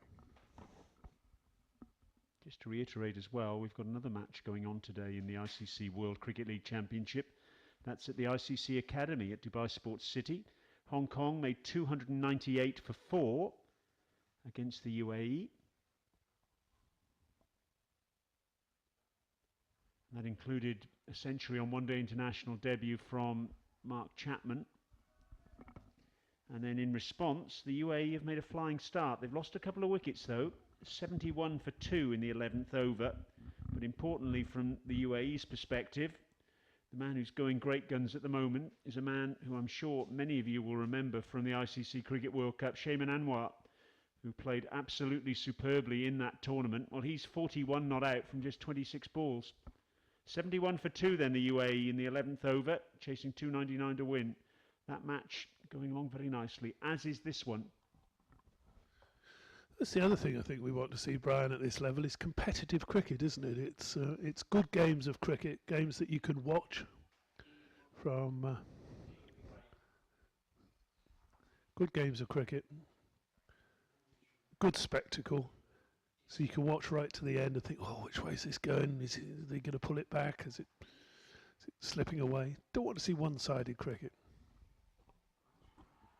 There's an appeal for LBW and the finger goes up. Mahabub Alam strikes. And Vani Morea's long vigil comes to an end. Out for 12, batting for over an hour. He really struggled with his timing in contrast to Asad Vala. And he was trapped in front by the left armour. Again, the umpires haven't had much problem with these LBW decisions today, have they? There's another one that absolutely plumbed there. The only issue was whether the ball perhaps pitched outside leg stump. The umpire decided it hadn't. Up went that finger. And so, another little twist to this particular tale. CC Bao is the next batsman to come in. He bowled beautifully earlier today, 10 overs for 35, a very effective spell from him. But another batsman for Papua New Guinea gets in and then isn't able to go on with things. Did he ever get in though? He was scratching around a bit, wasn't he? Morea, least impressive of the top order so far. Indeed, his 12 runs only the same as Legacy Arca, who was in a much shorter length of time. And at the top of the order, Tony Ora making 30. 73 for 3. Back in the balance again, just as you think PNG getting on top, or wicket. And it all becomes interesting again. Gully in position now, in addition to the slip.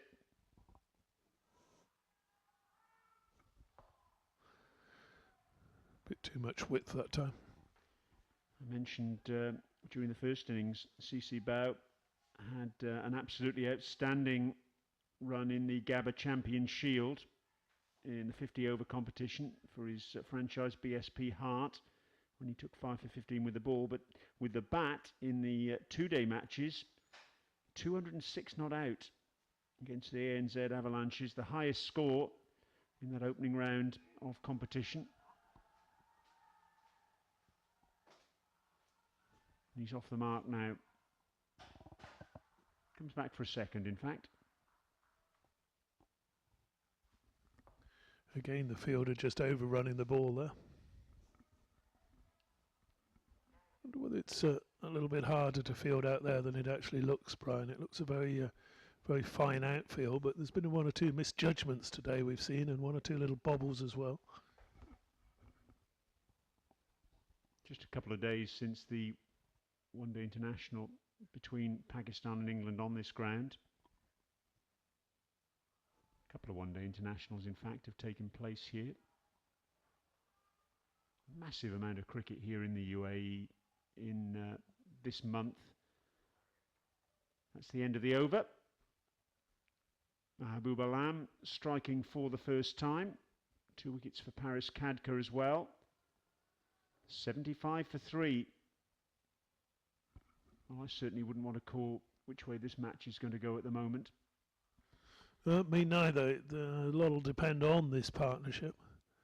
Whether they can put together 50, 60, 70 runs, then you would think that had broken the back of the chase. If another wicket goes now before Papua New Guinea pass 100, then Nepal will definitely be right on top. Not a great deal in the wicket, in the pitch for the bowlers, but they've just got to plug away, bowl their lines, bowl their lengths. Exactly as Paris Khadka is doing here. Still plenty of batting to come for Papua New Guinea. The likes of Mahuru Dai, Charles Amini, Jack Varey, the captain. So even though 3 wickets are down, you certainly couldn't say the back's been broken of this Papua New Guinea innings. But you do feel, as David Townsend just mentioned, that this is a very important partnership indeed.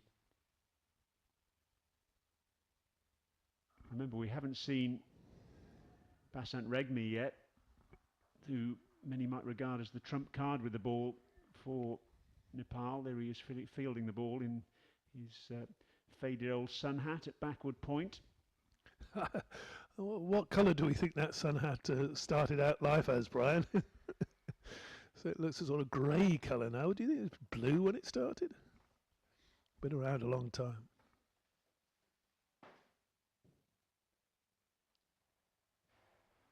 Yes, looks like an old favourite sun hat, that one, doesn't it, of Basant Regmi? Not quite a Jack Russell, been around a long time. Sun hat, of course, he wore his hat every game he played. Former England wicketkeeper. Now, of course, quite a well-known artist, Jack Russell. Has brought out one or two books of his paintings, and very good they are too. Another tweet has come in. Quite a few tweets have come in fact, but Sanam has just tweeted in, watching from Vienna in Austria. It's another country to add to your list there, David. What a terrific spell this has been from Paris Khadka. Over the wicket, round the wicket. Bowling his seam up to start with. Halfway through, and 4 balls in fact through his 6th over. 2 for 22. He really has come on and turned the match around, if truth be told, because when he did come into the attack, PNG had got away to something of a flyer. Not now, though.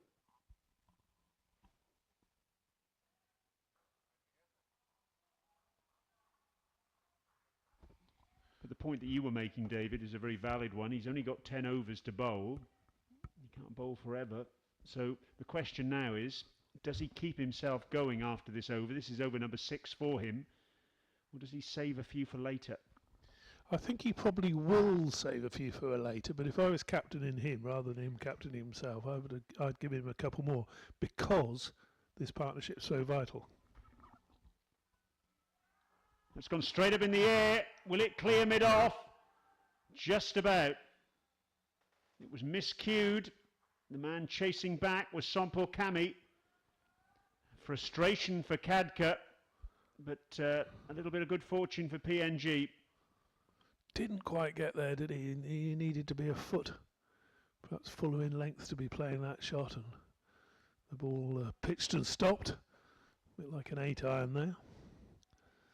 But 2 runs to the total, but a risky 2 runs. Okay, no need really at this stage for Papua New Guinea to be hitting the ball in the air, risking holding out to mid-off or mid-on. If the ball's right there for the shot, yes, fair enough, because you're going to clear it easily in boundary 6 maybe. But trying to force the shot, trying to force the issue, force the pace, that's a problem.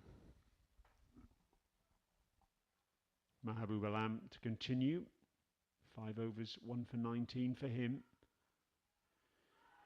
Yes, it's interesting, isn't it, that just looking back 12 months, Papua New Guinea, their first 2 one-day internationals were against Hong Kong in Townsville, and they chased successfully on both occasions, and they chased well. Hong Kong made 202 all out, and Papua New Guinea made 203 for 6 in 39 overs, which indicates that they didn't die wandering there. But in the second match, Hong Kong 261, PNG 264 for 7, with 4 balls remaining. That's a very good chase in any language. They've got experience then of chasing at this sort of at this level, if you like. But at the moment, they're just showing just a tad of impetuosity, you feel. So a little bit, there's an element of block or bash about the way they're going about things at the moment. Yeah, very well put. And that one needed bashing though, wide outside the off stump. Controlled shot. That's what they need to be doing. Pushing the singles, nudging, quick running, wide of the fielders, come back for a second, into the deep, push for a third. Charging down the wicket and having a swish, not required at this stage. It might be required later on, not required now.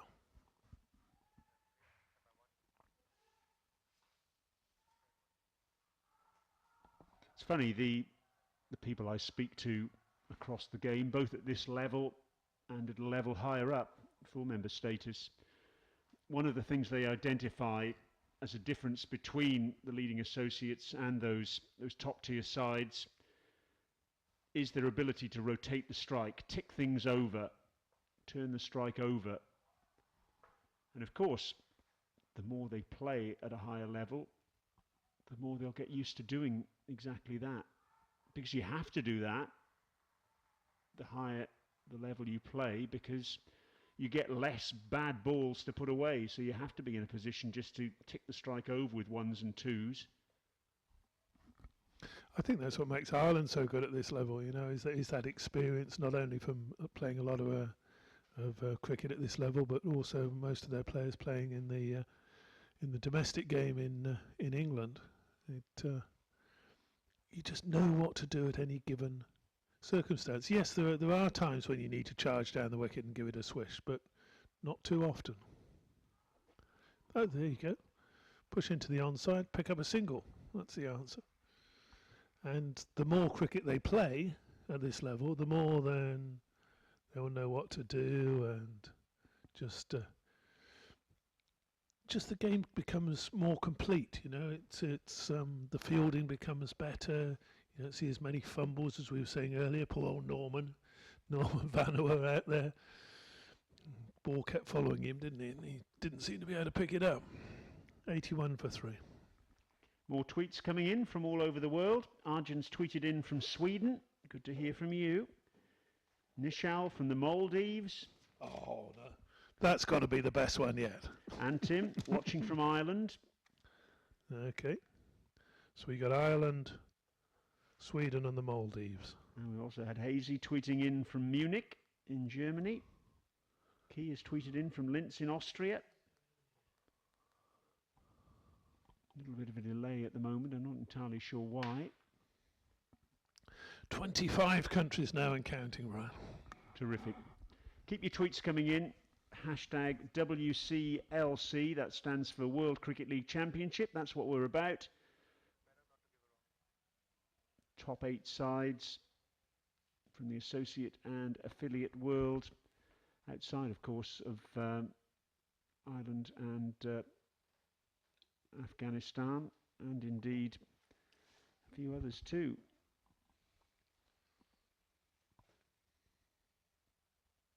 All battling it out for the possibility of playing in the next World Cup qualifier. And well, we were chatting a little bit earlier about how much longer Paris Khadka would decide to go for. Well, he's made the decision to take himself off now, and Urshad Ahmed, the off spinner, is going to come into the attack. He's going to be bowling from the grandstand end.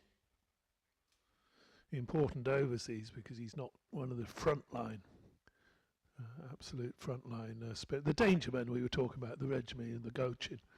So if he can turn it on here today, then that'll be a big plus for Nepal, and a big plus will be fielding like that as well. So good diving stop by Muller. Vice captain at extra cover. That's good work from him.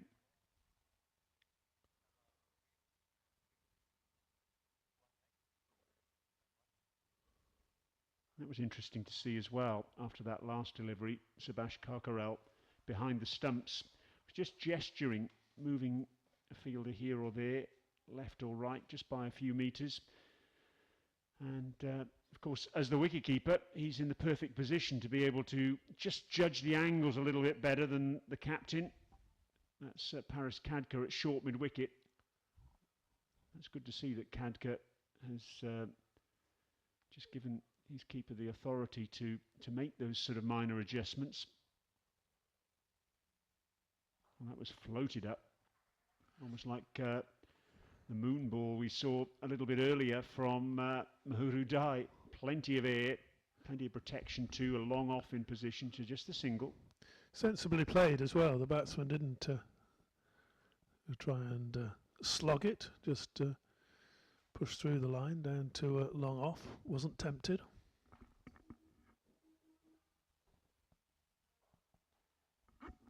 Another stop by Malla.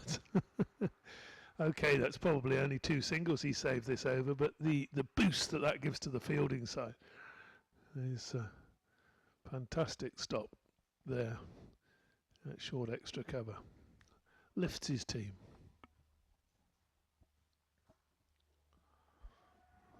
It's a delightful first over this from Urshad Ahmed, because he's not afraid to give it some air. He's got the protection out in the deep at long off and long on. He's also got a deep cover and a deep mid-wicket, varying his pace quite nicely.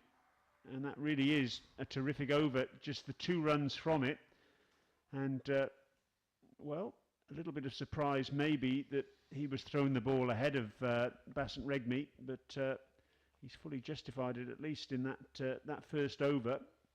And of course, Khadka still has Regmi up his sleeve. That'll be an absolute banker, 10 overs as far as Nepal are concerned.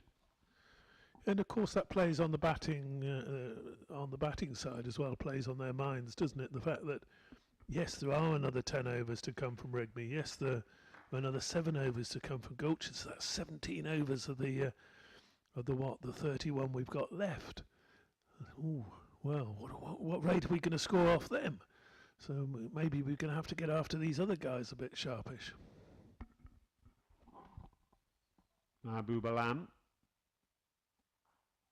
Steady stuff from him. He's dispensed with the slip now. There are 5 fielders inside the ring, saving 1. At backward point, extra cover, mid-off, mid-on and mid-wicket. And the fielders outside the circle are at deep cover, third man, long leg and deep square leg. So it's a fairly orthodox field.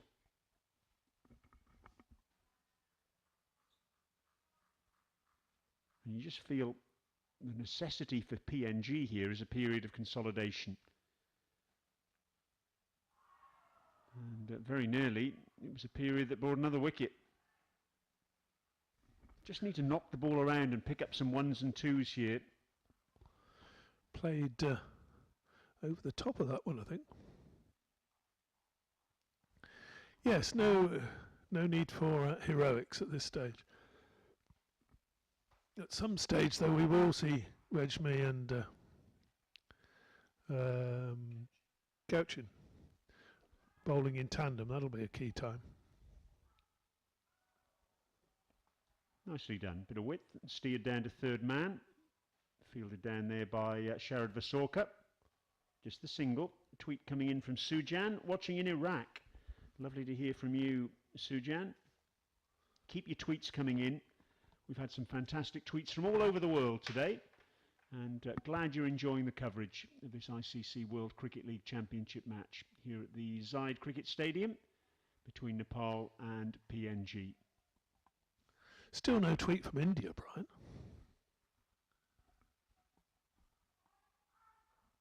If you're watching in India, see if you can put that right. Let us have a tweet.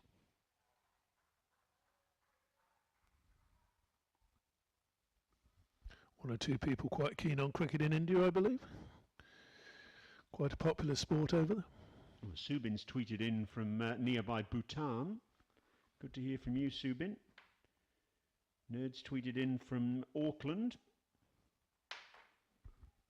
Basanta from Canada.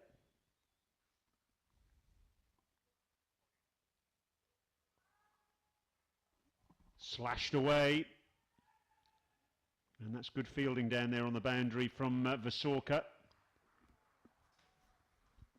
Keeps the batsman down to 2. He had a lot of ground to make there to his left and made it well. And also made sure that he pushed the ball back into play and didn't make the mistake of holding on to it and his momentum taking him over the line. There we go, look, well done. Good play. Sunil's just tweeted in, watching from Bangalore in India. Good to hear from you, Sunil. There you are. There's someone watching in India for you, David. That's not the Sunil by any chance, is it?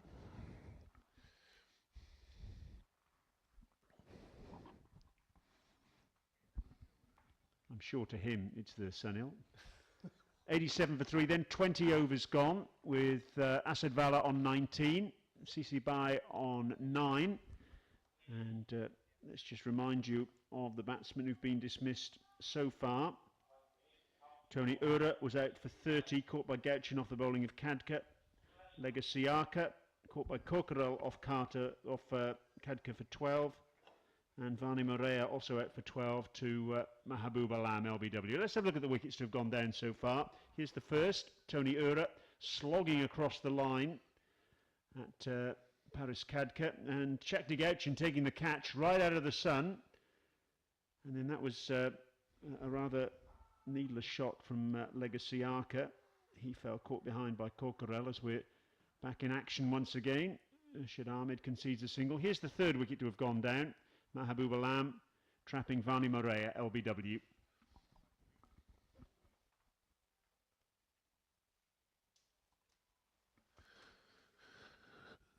Looking at that one again, Morea perhaps was a way forward. The umpires haven't been shy today, giving the LBWs. And one thing you would say in this part of the world, it's not often you get the ball going over the top of the stumps. It's quite full in length. Urshad Ahmed, meanwhile, operating very effectively indeed from this grandstand end. This is the first time he's featured in a senior Nepal squad. And he's bowling quite delightfully. Selected following a 20-player training camp prior to this tour of the United Arab Emirates. One of only 2 players in this whole squad new to senior international level. Bikram Sob is the other one. He's not been selected today. Certainly Urshad Ahmed at the moment bowling very nicely indeed. I like the flight. Yep. Yeah, and you know, he's got the courage to bowl like that as well, which is excellent. Again, sort of untidy fielding there allows him to come back for a second run. Maybe a little bit of spin on that ball as it was cut away. That was Basant Regmi at short third man who produced that little piece of misfielding to allow the batsman to come back for a second.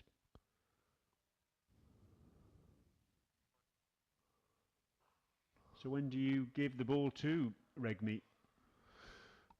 It would have to be pretty soon, wouldn't it? Maybe one more over from Alam and then Regmi on at that far end.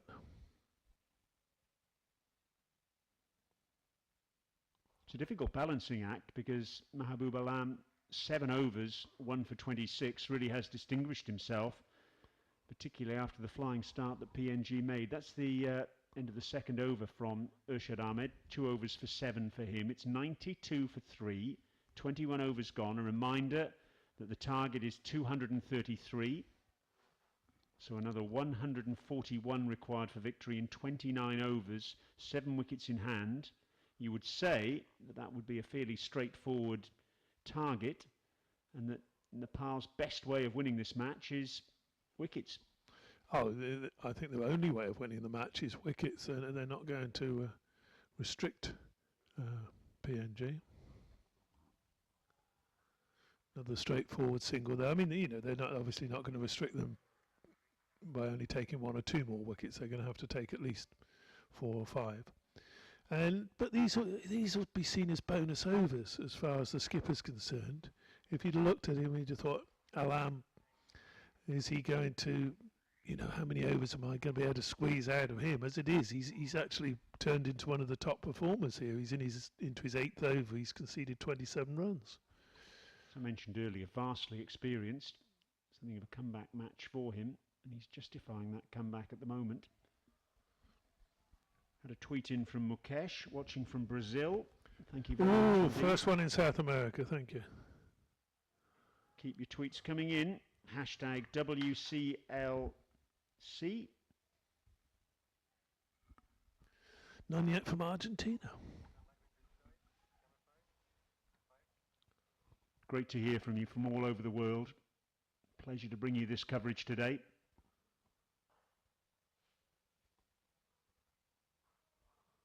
I don't think we've had any tweets from Africa either, Brian. Or yeah, I haven't seen any that I can remember. Nothing from Kenya or Zimbabwe or South Africa, Namibia even. Well, I'm sure there'll be a few Namibians watching this with a great deal of interest. More than a few, in fact. Don't know whether my good friend Laurie Peters will have it on there, down there in Windhoek. looked after us very well when we were down there last month with the Ireland team. Been around for 8 years, hasn't he, Laurie? He's about 72 now. Yeah, great servant of Namibia cricket. Laurie was representative of the associate and affiliate world on ICC committees for many years. That's a delightful shot, isn't it? Beautifully timed. Back for the second. Tweet in from Rupesh in Ukraine. Lovely to hear from you, Rupesh. Laurie Peters, incidentally, the first man to propose Ireland for Test cricket back in 2008. He said it was time that they started playing Test cricket. So could happen in the next few years.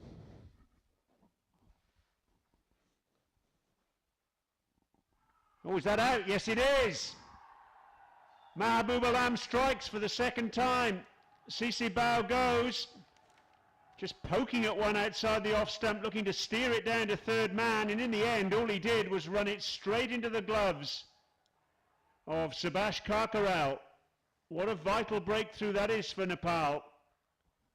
And you can see how upset CC is as he's walking off there, absolutely banging the bat down in frustration. What was I doing?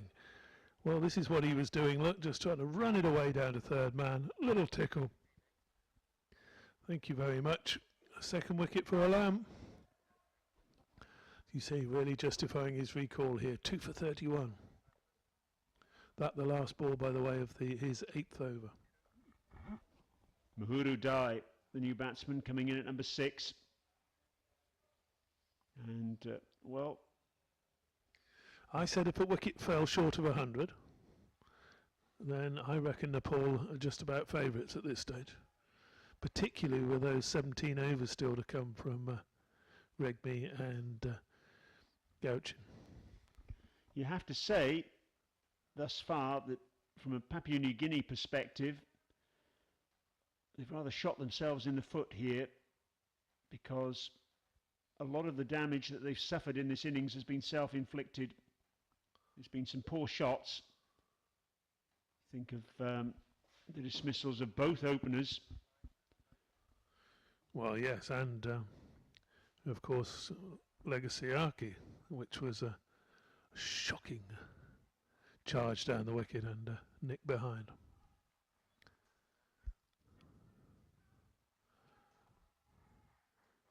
Nepal's in the ascendancy at the moment. No question about that. The debutant Urshad Ahmed back into action.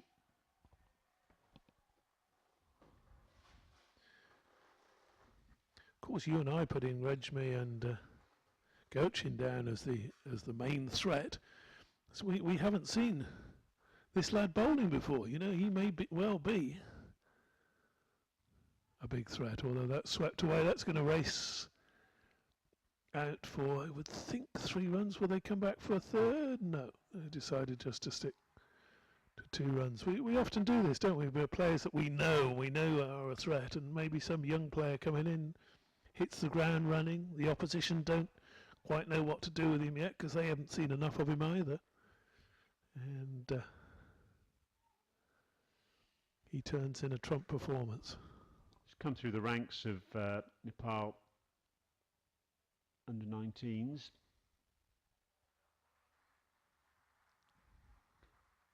That'll bring up the 100. That single for Asadvala takes him to 26. It's 100 for 4 in the 23rd over.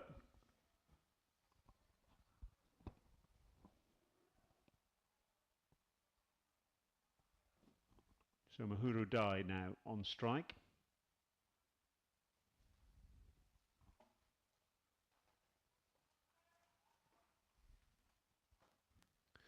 Man with a bit of experience, I'm sure he'll take a level head to things out there.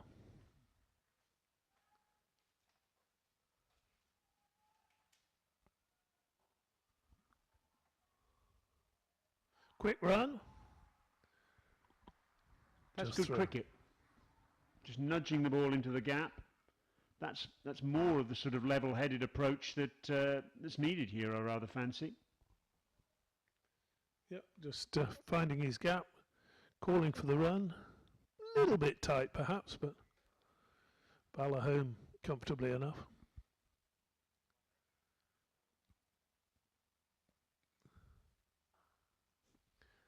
And another shot down the ground. The asking rate is less than 5 runs and over. There's really no need for anything too extravagant at this stage, particularly now with 4 wickets down. They just need to knock it around. But it's good to see Paris Khadka's got an extra man in the circle now for the new batsman. 6 fielders saving 1, and one of them is at short third man. That was Mahbub Alam. The end of the over, 102 for 4. Asadvala on 27, Mahuru Dai on a single. Remember, the target is 233 after Nepal made 232 for 8. This match, I rather fancy, is going to go down to the wire. Certainly looks like that at this stage. No reason why Papua New Guinea can't just quietly claw their way towards the target without taking too many risks. The risks have cost them their wickets, as we've seen so far. No risk contained there at all, just on the back foot, middle of the bat, eased out to the man on the cover boundary. Keep doing that, keep ticking. Let's just remind you that there's another ICC World Cricket League Championship match going on.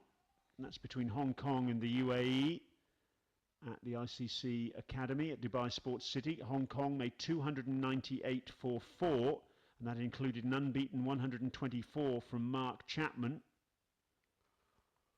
And then in response, the UAE in 19 overs, 110 for 3. And the man very much with the runs on the board at the moment, Shaiman Anwar, who was such a success in the ICC Cricket World Cup earlier this year for the UAE. 71 not out from just 58 balls with 11 fours. And already it looks as though there's an awful lot relying on him to not only go on but go very, very big, because they still require a further 189 for victory in 31 overs. Keeper standing up to the stumps now.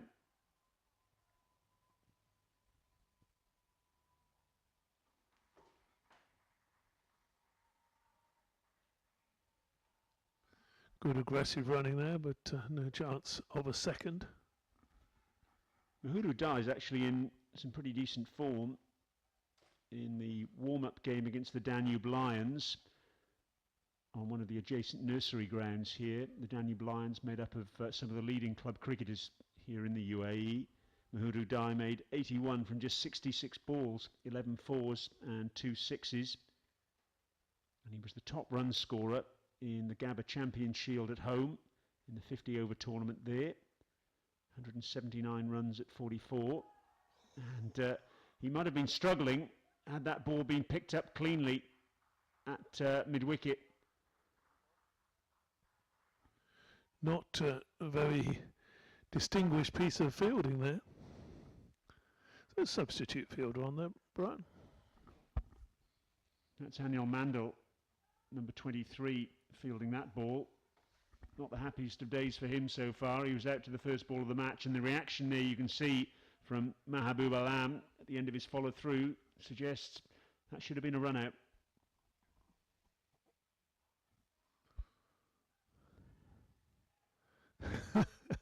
Rather frustrated throw at the stumps there. It is, isn't it? Yes, he's not had a great day in the field, and not had certainly a great day with the bat, just spacing that first ball of the day, LBW. Sometimes you have days like that. Just stretching at the end of his follow-through, at the end of his mark, Mahbub Alam. Well, he's in his 9th over, just coming to the end of it. Oh, and that's past Regmi at backward point. Maybe he could have made a better effort there. It's gone for 4, and that will relieve a little bit of pressure. And he's come in and been very busy straight away, Mahuru Dai, given a little bit of width and capitalising on it from the final ball of that over. I'd suggest that may well be the final ball that we'll see from Alam as well, because he's looking a little bit tired in that over and just letting it slip a bit. He bowled 9 overs on the reel as well, and he's done a fine job for his captain. We're also running out of overs if Regmi is going to bowl his full 10. We can't. Captain always likes to leave himself a little bit of scope if he's going to get all those overs in.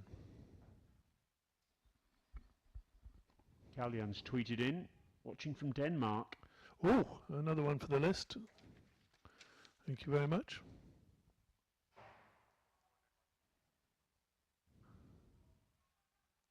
Another over from Urshad Ahmed, starting his 4th. That takes us to 30 countries, Brian. It's great to hear from you. Thank you very much for all your tweets. If you're interested, even if you don't want to tweet, have a look at the hashtag WCLC, stands for World Cricket League Championship. Tweets from all over the world. It's fantastic to hear from you. Oh, a leading edge.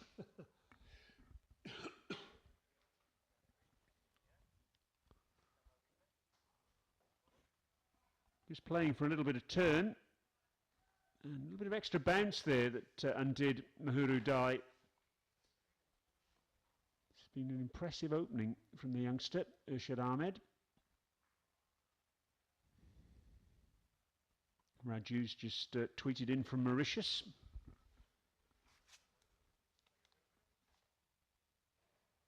Oh, there's a big shout for LBW.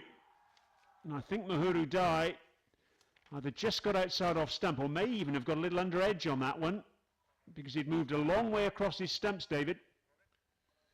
He had, but it's outside off stump, isn't it? It's hitting him outside off stump. Yes, good decision that.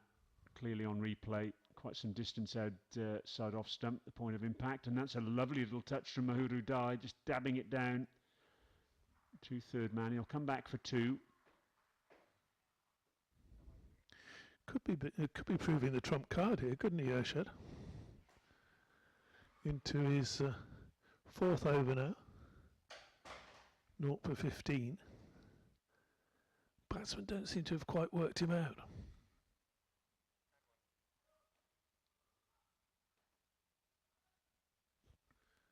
Inventive shot. He was determined to play it, wasn't he, with a square leg in position and deep backward square leg out on the boundary. There was a gap there for the little paddle sweep. Second time lucky as far as Regmi was concerned there. Field changes over for the left-hander.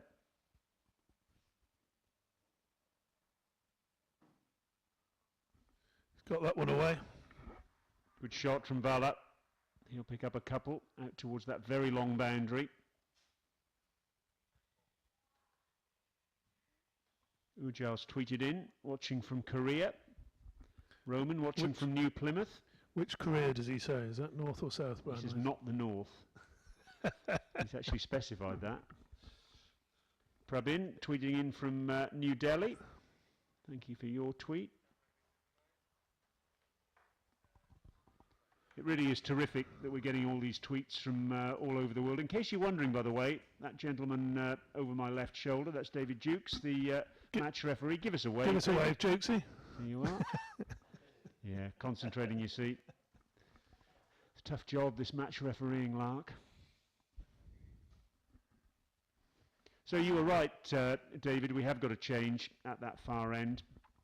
And Mahbub Alam being relieved out of the attack. He's just looked a little bit tired, didn't he, in that final over? And he's did a brilliant. Cammy now. He did an excellent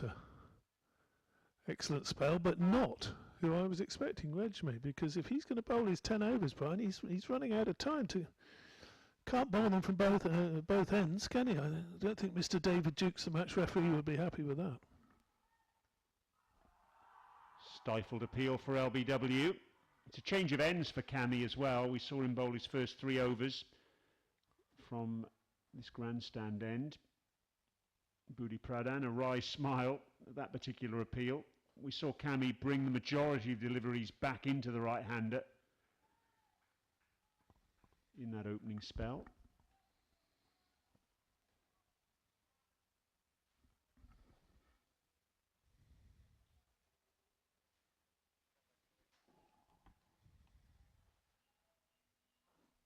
Meg Raj has tweeted in, another follower from India, and that's a no ball and a free hit. That's the first no ball we've had today. Oh, that's poor. That's poor in a tight game like this. That is poor. Right, now where's this free hit going to go, Brian? Let's have a look at it from side on. The overstepping. Yes, quite clearly nothing behind the line there. Good decision by umpire Budi Pradhan. Eagle-eyed. I reckon over mid-wicket he'll be targeting. No, offside, and he's got 4. Not where he was expecting to hit it, but made room, got a thick edge, and that's raced away very fine to the boundary. So, an expensive delivery, that. Of course, even if the keeper had got a glove on that and held it, Corkerell, that wouldn't have been out. It was a free hit. Would have saved 4 runs.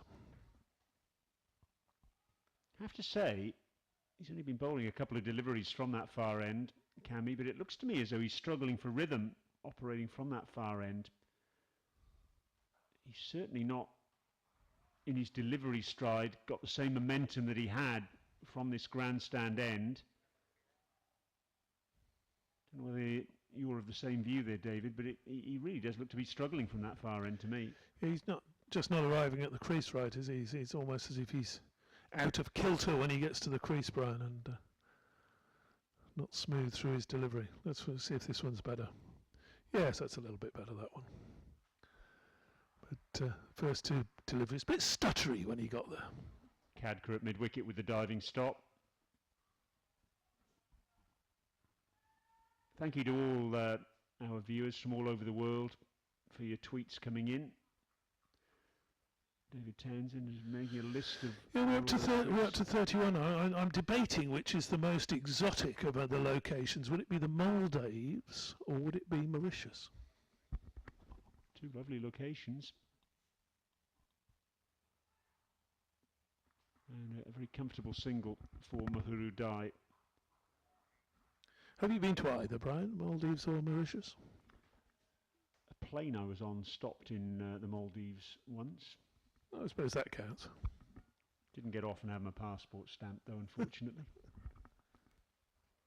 And I was due to go to Mauritius last year before a cyclone blew through about a week beforehand, so didn't get the opportunity to go then either.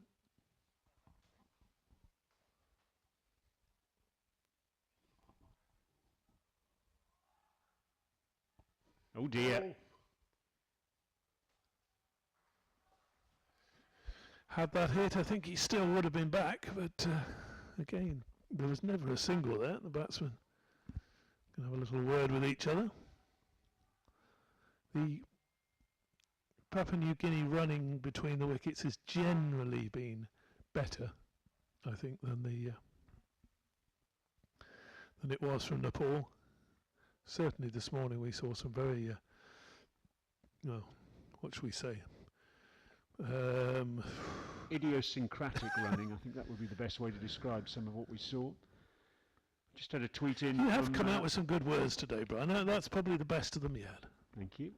Sibawi has tweeted in from South Africa. There you are, David. There's another one to add to your list. Finally, one from Africa. Sujay from China. Another tweet from Hong Kong. Thank you, guys. Keep your tweets coming in. And, well, for all you Nepal fans out there, I'm sure you'll be very happy to know that finally Basant Redby is coming into the attack. Belatedly, you might say, the 27th over. Perhaps a surprise that he has been held back until this point. If he's going to bowl all 10 overs, he's not really got much scope for changing ends, has he? Or, taking a breather. Mr. Reliable, Basant Regmi.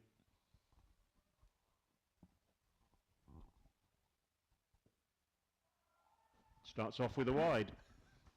There you are. That is the commentator's curse, isn't it? Mr. Reliable, and slips one down the leg side. Wonderful. Wonderful, yeah. It was like that 50 partnership that was about to arrive this morning, wasn't it? Oh, big shout for LBW, not out. You got a long way over there. This has got to be close. Umpire Umalasiri shakes his head, and the point of impact, yes, definitely outside the line of off stump. Good decision again from the Sri Lankan official. Very close, that one. Good decision. Again, the temptation is there, you see, with that gap that Dyer's just nurdled that one into to try and get the ball backward a square on the onside. The invitation is there to sweep against the spin. But on that occasion, Regmi was just a little bit too full, so Dyer was able to turn it with a straight bat backward of square. Field will change over now for the left-hander. See, people watching that say, well, why doesn't the captain plug that gap? Why doesn't he put a man in there short to save the single? He doesn't want to. He wants to tempt the batsman into playing that shot. If he misses, very good chance of LBW. If he hits, it's only one run. You're not giving away a great deal. So it's a little tactic there. Leave that hole, tempt him, and then perhaps if he misses with a shot, then the finger will be going up. For the left-hander, we've got a long on, deep mid-wicket, deep backward square leg, and a long off. They're the fielders outside the circle. Regmi staying round the wicket. Just had a tweet in from Luvon from Bahrain. Another one to add to your list, David. Perhaps at the end of the over you can just recap on where we've had tweets from. It'll take you about a week, I think. Oh, let's cut away for 4. A little bit of width from Regmi. No protection out there on the offside, apart from at long off. Mr. Reliable, skidding on, didn't it? Can't bowl there. It skidded on. It gave him just enough width to crack that one. And to be fair, it could have been stopped by the fielder, but made a dive. He's now being sent back to the boundary to protect against the 4.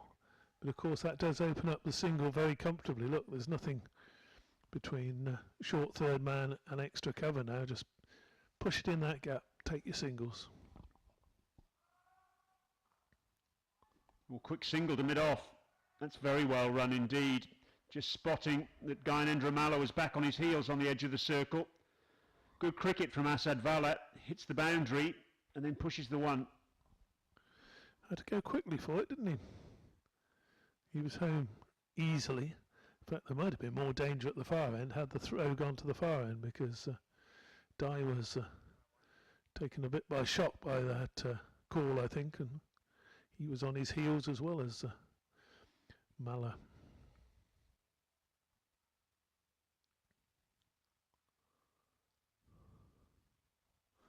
Good bowling. Good bowling, but disappointing over overall for Basant Regmi. 7 runs from it, not the sort of return that he would have wanted with his first effort. Nishan has tweeted in. He said he's listening to the commentary and being inspired, he said, to tweet from a place in rural Nepal where his house has been destroyed by the earthquake that happened last April. Of course, that's the reason that Nepal are playing the home fixtures against Papua New Guinea here in the United Arab Emirates. The hope is that there'll be some cricket in Nepal again next year. But the good news is, as we mentioned during the first innings, that actually while this series of matches is taking place here and on Wednesday, the MCC are actually touring Nepal, and hopefully that's the first and latest step on the return of big-time cricket to the country after the devastation of that natural disaster earlier in the year. It is, of course, cricket can do that, isn't it? It gives a little goal. Can we start playing cricket again, get back towards normality, the way things were before the disaster? I mean, we all remember what happened with the tsunami and Gaul in Sri Lanka, and how that took a long time to rebuild. Sagapun into the attack, bowling his off spin, top order batsman, but a very effective off spinner as well. Yes, I think we've all seen him bowl well, 1 or 2 match turning spells.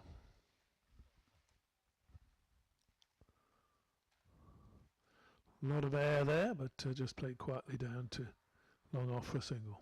Interesting thing with Sagapun during the World Cup qualifier that took place at the beginning of last year. He opened and also batted as low as number 9 in the order. Very disappointing time he had with the bat. 6 matches, just 41 runs, but 7 wickets at 23 and an economy rate of 4. Only Basant Rejmi and Sompal Kami took more wickets for Nepal during the tournament. A little paddle round the corner. Sensible batting at the moment from these two. And again, they're just nudging this partnership on. 97 for 4, I think, when the last wicket fell. We're now at 129, so balance just going back towards Papua New Guinea at the moment. And that's an excellent shot. That's away for 4, unprotected there, deep backward square. He's right, he's bowling off breaks from round the wicket. He's not expecting to be hit down there to deep backward square, and as a result the fielder has to go some way, 30 odd metres, to retrieve that ball. Excellent shot from Valor. Gosh, he's played some lovely shots today, hasn't he? On both sides of the wicket. He has. And this following his 3 wickets with the ball, so he's played an important role in this.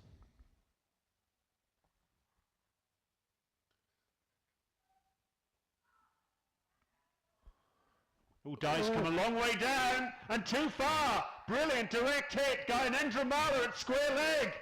Mahuru Dai has run out, and out of absolutely nothing, PNG have lost another wicket. Dai wanted the single. He was sent back, but he wasn't able to regain his ground. Brilliant stuff from Gyanendra Mala. Single? There wasn't even a half in that, was there? Dearie me. And he's come down, he's decided there's no run and has been slow getting back. It's not as though he thought the throw was going to come in from that end. Dearie me, that's a shocking situation. The Nepalese fans are absolutely thrilled, but look at this again. Played there. Come one? No. And then long way down, and the throw's a direct hit, and the umpire doesn't really need to make a decision there, does he? That's out. Well, it was in that awkward sort of position, square of the wicket. Whose call is it? And you have to say, looking at that replay, Asad Vala certainly took a couple of paces down the pitch and got Mahuru Dai interested. Dai was then sent back and, well, he had no chance of regaining his ground, did he? And that's a wicket thrown away by PNG, it really is. Another wicket thrown away by PNG. And they've, haven't distinguished themselves at all with the sense of their batting today. The nous just hasn't been there. But, Bala possibly can carry some blame for that, but really there was never ever a run there. It was to the fielder's good hand, picked it up. The fact that he hit the stumps might just have got in there without it, but I don't think so. All credit to Gyanendra Mala there. That was a terrific piece of work. Oh, goodness me. And that would have really put a tin lid on things as far as PNG were concerned. Mistimed from Asad Vala and not a million miles away from extra cover. He'll pick up the single. He'll keep the strike. But 135 for 5. And you have to say, another 98 runs required for victory. 22 overs to be bowled. Plenty of time. But 5 wickets, that's a real problem as far as PNG are concerned. Yes, it is, isn't it? I mean, if you look at the scoreboard, 135 for 5, make that 135 for 3, and Papua New Guinea are home and hose. They need they would need less than 100 runs, 22 overs, wickets in hand. Only 5 wickets in hand at the moment, and that's what these two have got to say. No wickets to fall in the next 7 overs. Got to get it through to 35 overs, and then see where you are at that stage. In those 7 overs, if you can pick up 30 runs, all very well and good. If you can only pick up 10 runs, then you're still well in the game, and you should be seeing the ball, and the runs should follow from there. Regmeet for his second over. Well, there's some real hesitation out there now in terms of the running between the wickets. That really has put the jitters among the batsmen after that last run out. Jacques Verret, incidentally, is the new batsman, the PNG captain. Amid all the excitement, forgot to mention that he's arrived at the crease. Now, he really is a very important player, a very good player, certainly to be coming in at number 7. But it'll need a captain's innings from him now. Well, he sort of showed that he's calm out there at the moment then, didn't he, when Valla called for that single? No, stayed where he was. Needs to be positive. Takes a single there, bring him on strike. Jacques Verret, Papua New Guinea's 12th national captain, dating back to 1975, took over from Chris Amini. The warm-up match against the Danube Lions, he made 59 not out in 42 balls. That was on Saturday at the adjacent nursery grounds. 147 runs in the World Cup qualifier at the beginning of last year. That included 96 against the Netherlands in 59 balls. 7 fours and 7 sixes at New Plymouth. There's no need for that sort of extravagance here, though. At the end of the day, if he says to himself, if I'm still batting at 50 overs, we win the match. That's the approach he has to adopt here, you fancy, and he should be telling Asad Valla exactly the same thing. No pressure as far as having to score really quickly. Take your time, have a look. Good bowler on in Regmi, and now having a bit of a problem with his boot there. Binod has tweeted in, watching from Geneva in Switzerland. Another one for your list, David. Thank you for all those tweets. Keep them coming. Hashtag WCLC. Hashtag WCLC.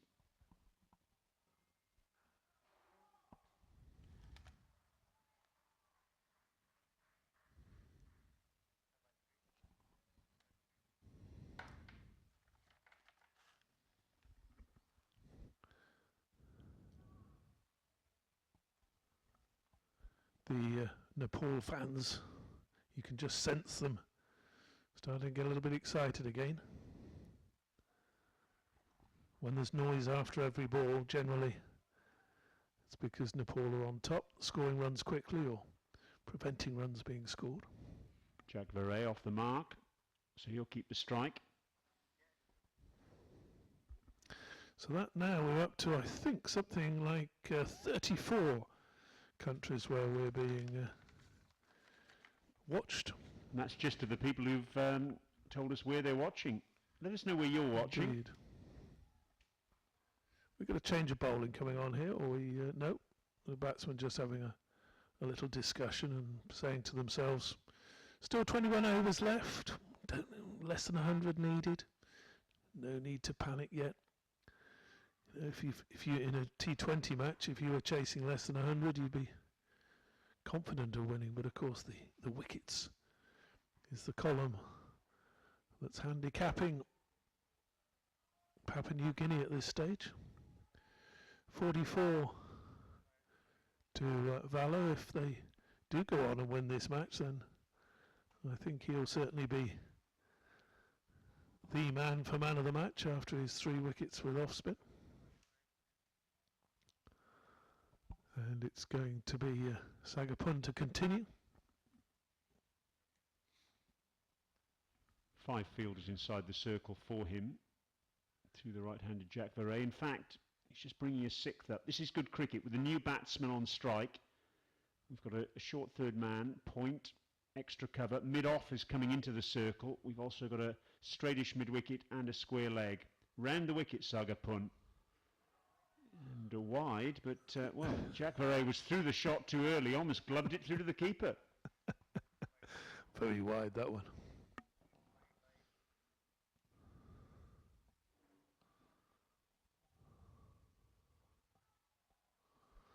Looking to push that towards long on, didn't get enough on it. That important. Fielder there at mid-wicket, preventing the run. Captain Paris Kadka. Shout for LBW, the finger goes up. Verret is out. Sagapun strikes for the second time. Well, I suppose the first occasion was actually a run out, but it's the second wicket while he's bowling. And, well, all of a sudden now, you have to say, advantage Nepal.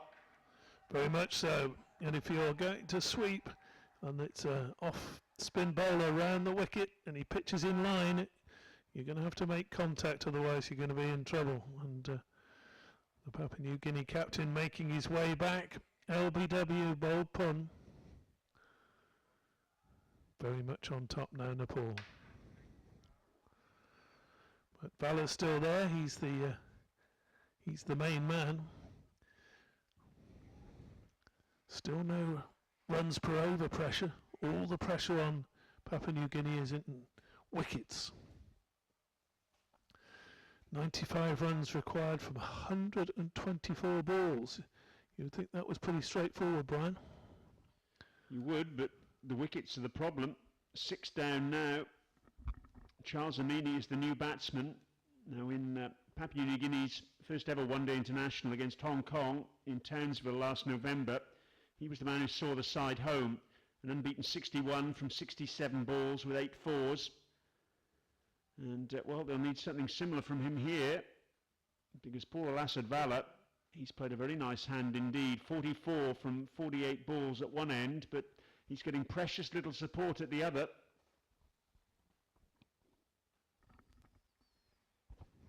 And good captaincy from Paris Kadka here. I mentioned in the first innings there was some blood in the water, and Papua New Guinea were trying to look for wickets. Well, it's the same now with Kadka. He's put himself in at slip, you can see. Good cricket. 7 fielders inside the circle.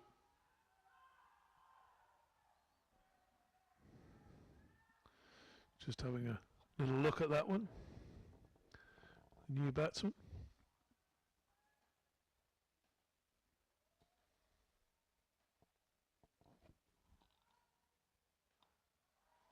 Using his feet there. No problem using your feet as long as you don't run past it, Brian.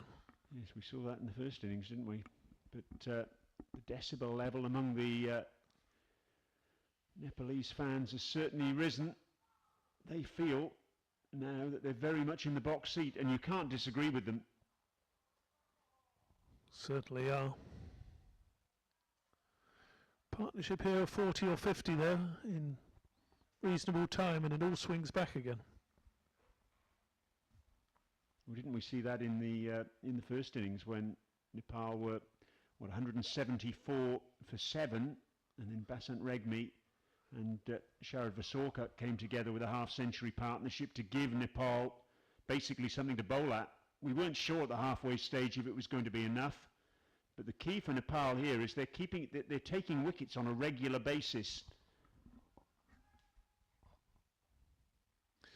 Interesting that we actually made the point that the score that you've got after 30 overs, double it, and that's the score that you may well hope to make in the game. Well, we've just reached the end of the 30th over, and Papua New Guinea are 140 for 6. Double that, you've got 280, which is more than enough. They should get comfortably.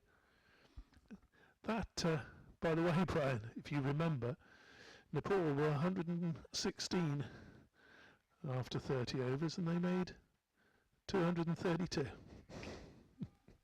Sometimes works, that one. It's an old rule of thumb, isn't it? Yes. Very old rule of thumb. Of course, things have changed around these days with all the power plays. The camera's looking down towards the city of Abu Dhabi.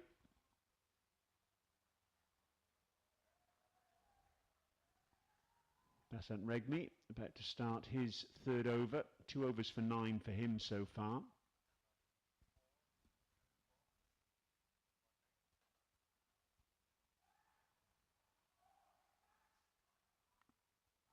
Down the leg side, that's a poor piece of bowling. Is that going to be wide, or was there a little touch on that? Must have been a little touch. If it hadn't been, then most assuredly it would have been wide. Little bottom edge. They'll take any runs they can get at the moment. Will PNG.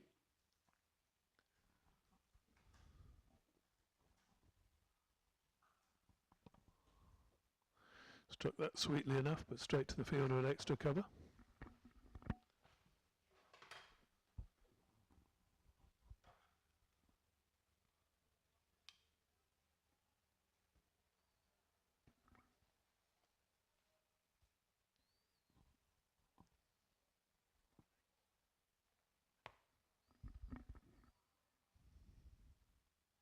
Oh, well bowled.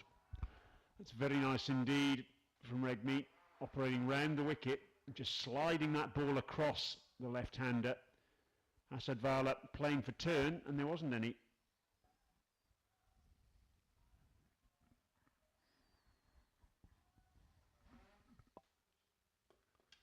A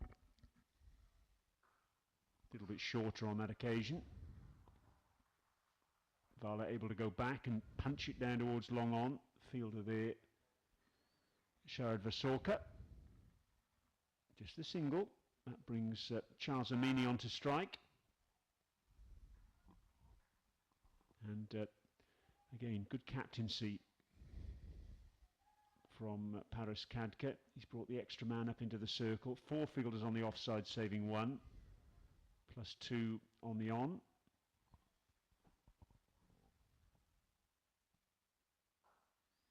Good bowling as well. He just gave it that little bit more, didn't he? There you go, have a go, have a go. Just tempting him to try and force the pace on this pretty slow pitch.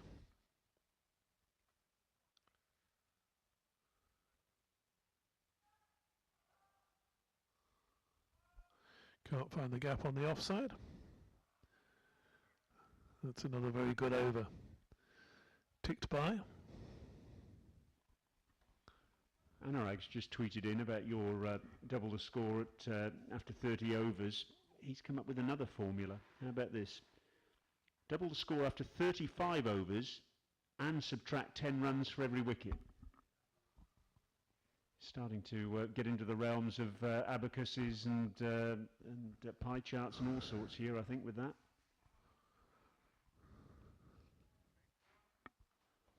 But thanks for your tweet, though, Anurag. Keep your tweets coming in. Hashtag WCLC. I like that one. I've just had to think about that. I like that one. I'm going to write that down in my book, in my list of rules of thumb, Brian.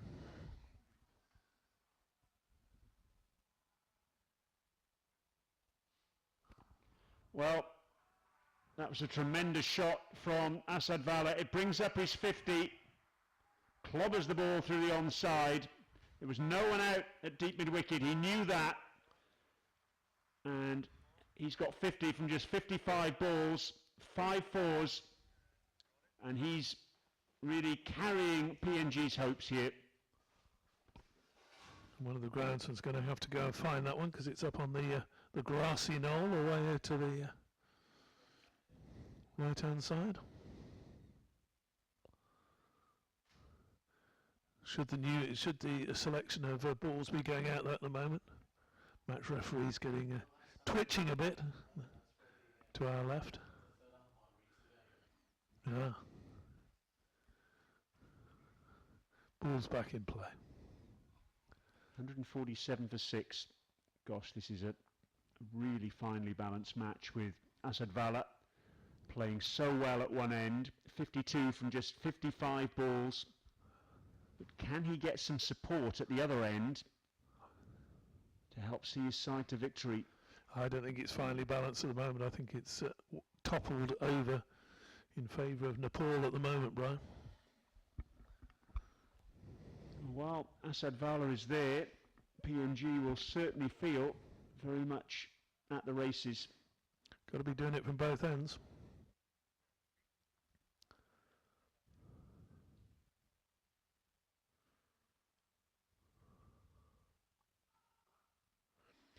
You know, when I looked at this two-match set, do we call it series? These two games and these two very evenly matched sides, I was thinking to myself, maybe one each, maybe one win each. Well, that wouldn't really do either side an awful lot of favours. It wouldn't. 7 in the circle for Charles Amini. And the reason I say that is because the ICC World Cricket League Championship table is such that these two sides are at the bottom, played 2, lost 2. And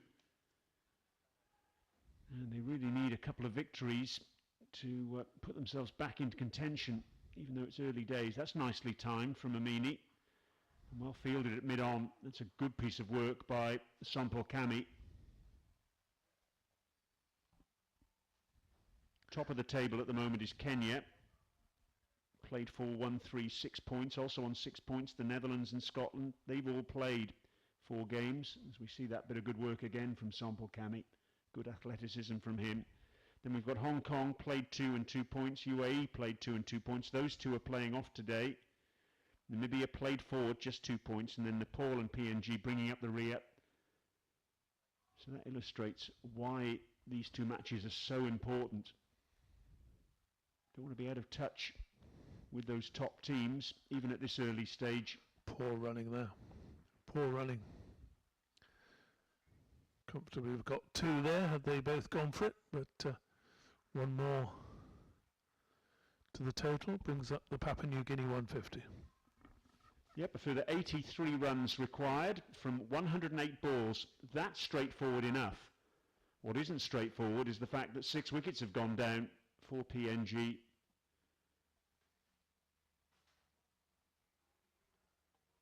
.54 now for Asad Vala, 2 to Charles Amini. There's confirmation of what we've just said. And you can see in the bottom right of that scoreboard, the rate required, 4.6 runs per over. Not astronomical by any stretch of the imagination.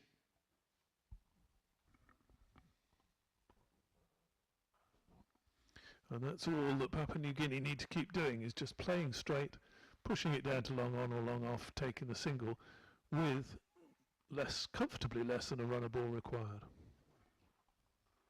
Yes, there's not been enough of that today, I'm afraid, from PNG. There's been a few rash shots, and it has the potential to cost their side dear.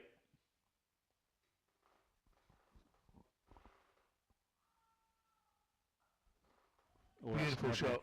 Isn't that nice? Just rocking back. Wasn't all that short, but it was just short enough. And Basant Regmi just hasn't quite clicked into gear so far. The ball just skidding across the left-hander. Should it have been stopped at point? Well, that's a moot point, I guess, but the key from a PNG point of view is it's gone for 4. And again, Khadka's reacted by putting the man back on the boundary, which is fair enough. It cuts the boundary off, but it does open up that gap for the comfortable single. He's brought long off in though, so pressure on, 5 men inside. So of course there has to be maximum of 4 outside the circle at this stage. That's one more run, just pushed quietly behind square on the onside. So we're into the 33rd over here. 7 bowlers have been used in total. Asad Vala back on strike now.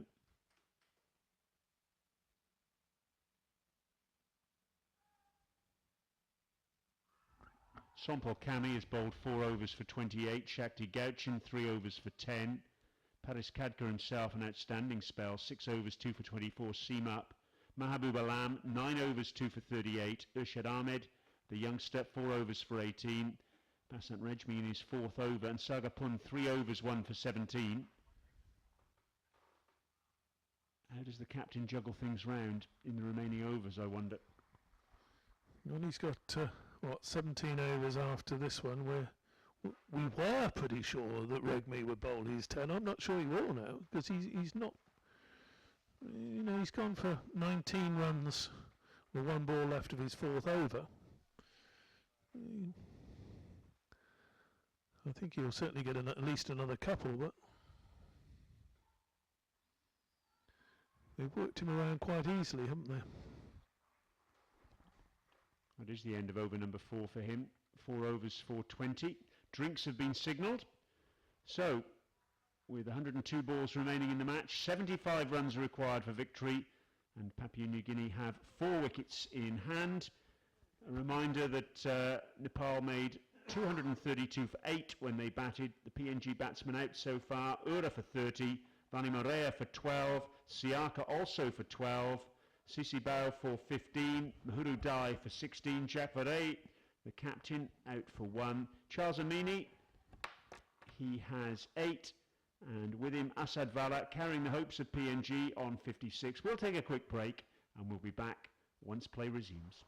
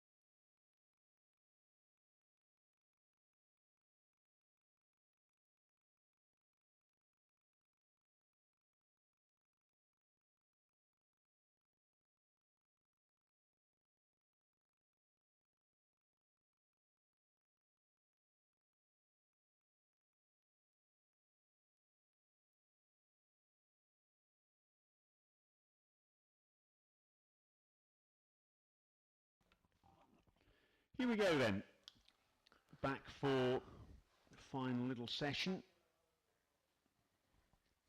Sagapun is going to bowl. First over after the resumption. 158 for 6, chasing 233 Papua New Guinea.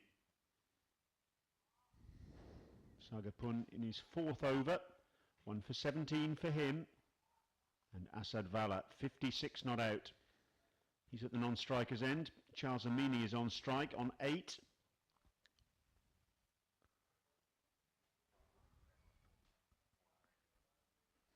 Still have 7 overs to come from Gotchin if he wants them. Still have 6 overs to come from Regni. That's 13 of the 17 overs, plus this one from Pun.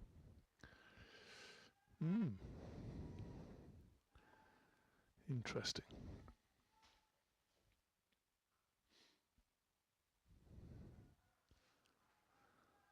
As long as Papua New Guinea don't panic, they'll get somewhere near. Nepal, at the moment, they've got their foot on the throat of the Pacific Islanders. Not sure they're going to take it off anytime soon. Tweets coming in. Still, use the hashtag WCLC. Buddy has tweeted in from Belgium. Oh, another new one, thank you. Asad Vala, who's almost seemed to be playing on a different pitch today. He's timed the ball so sweetly. Just caresses that one backward a square on the onside for another single. He really does, you feel, have the destiny of his this match in his hands. Well, yes, he and his partners, that's the thing. If he can get somebody to stay with him, you can see him being left high and dry, 75 not out.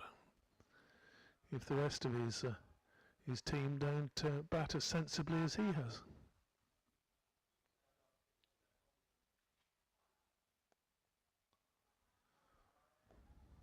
Every dot ball being cheered by the Nepal fans here in the ground. They're just hundreds of them, but I can assure you they're making enough noise for a lot more than that. Oh, he's got away with that, Sagapun. It was a short ball, and Charles Amini hit it straight to point. End of the over, 160 for 6, so another 73 runs required for victory, 16 overs remaining, and we have 4 wickets in hand for Papua New Guinea. So we've had viewers from 36 countries today. I'll quickly try and get through them. Finland, Nepal, Singapore, USA, South Korea, Australia, Qatar, Hong Kong, Japan, UK, Bangladesh, China, Taiwan, Canada, Poland, New Zealand, UAE, Spain, Russia, Philippines, Austria, Ireland, Sweden, Maldives, Germany, Iraq, Bhutan, India, Brazil, Ukraine, Denmark, Mauritius, South Africa, Bahrain, Switzerland and Belgium. Are you watching somewhere else? If you are, give us a shout. Hashtag WCLC. Sampol Kami into the attack, and he starts off with a wide. He really has struggled for rhythm since his opening spell. His opening spell wasn't all that special, actually, if truth be told, from the grandstand end here. 3 overs for 22. But he came back for a brief spell from the opposite end and really couldn't get his run up at all. And he started off with a disappointing wide there. He's come on in place of Basant Regmi.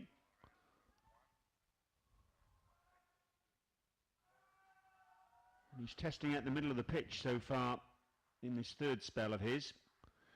Not sure the tactics here. The spinners had got a grip on the game, hadn't they?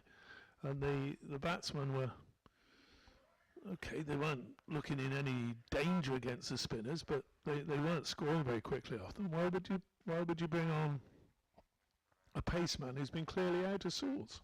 You mentioned that Regmi was struggling a little bit for rhythm. 4 overs for 20. But I think we've both been impressed with the youngster Irshad Ahmed today. 4 overs for 18. Sagapun has bowled a tidy spell from the far end. You've also got Gotchin to come back on. Yes, he opened the bowling, of course. 3 overs for 10. He's not short of options, Paris Khadka. And Khadka himself can come on and bowl some off-spin too. Oh yeah, I think he might come on and bowl some medium pace. there are 15 overs left after this, and Gotchin has got 7 to bowl.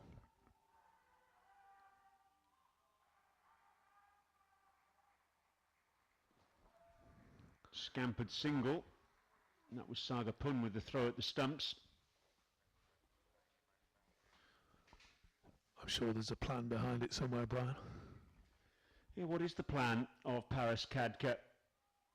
As I've mentioned, he's got plenty of bowlers to juggle around, but certainly it's a surprise to us on the sidelines that he's thrown the ball now to Sampol Kami. Plenty of bowlers on the sidelines, and at least 3 of them have bowled considerably better than Kami has today.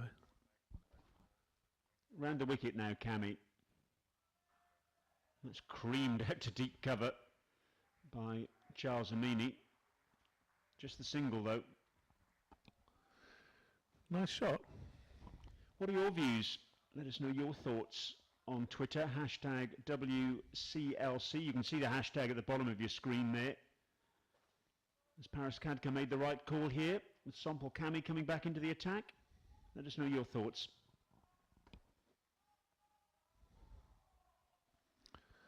That one's died a bit. I'm not sure whether that was a slower ball or not, or whether it's just not bounced, but gone through the keeper on the second bounce.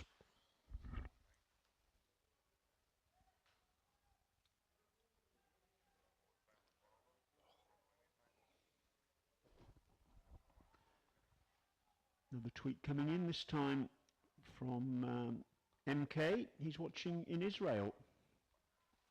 Another one to add to your list. And that's another single for Papua New Guinea. Asad Vala, the end of the over. Come on, tweeters, we're just 3 short of 40 countries. That would be a fantastic effort if we could get that many. And I'm sure there's somebody out there listening right now thinking, oh, they haven't mentioned where I am. Well, tweet us. Well, Mr. Insomnia has tweeted in, watching from Burkina Faso. Another African country there for you. That's got to be a contender for our most exotic location, isn't it? Manoj from Malaysia. Thank you very much for all your tweets. They're very much appreciated. It's great to hear from you. You're all getting very passionate about this match, and rightly so, because the match is coming to a fantastic climax here. Got to thank the director for that camera position as well, Brian. You can only see one of my chins.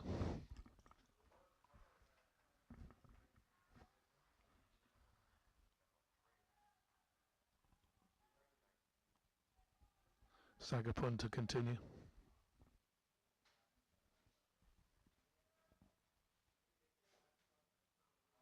Rohan's tweeted in from France.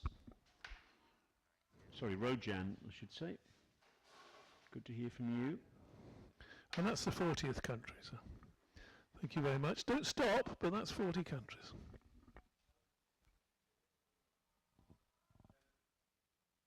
Arjun's tweeted in. He's wanting some more spin. I agree with you, Arjun. Doesn't necessarily make either of us right, but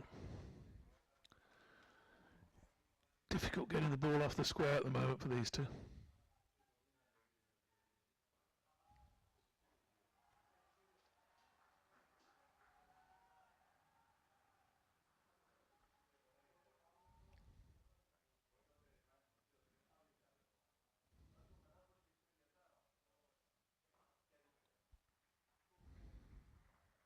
And this is all that needs to be done at the moment from a Papua New Guinea perspective.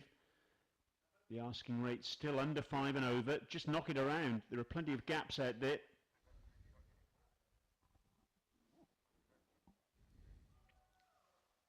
Don't panic.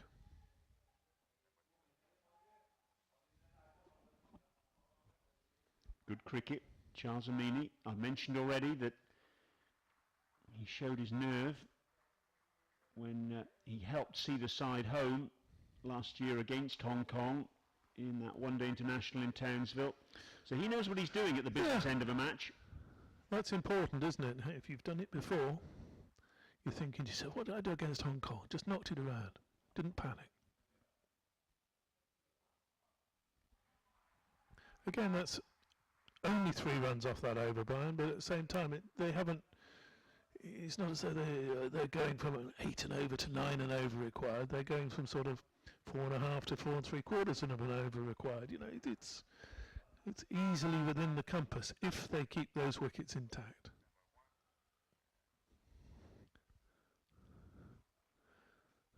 Sheikh Zayed Mosque on the outskirts of the city of Abu Dhabi, the capital of the United Arab Emirates. If you are ever in this part of the world, I can recommend a visit to that absolutely spectacular building. It's one of the most beautiful buildings I think I've ever seen. And that's where we are, the Zayed Cricket Stadium.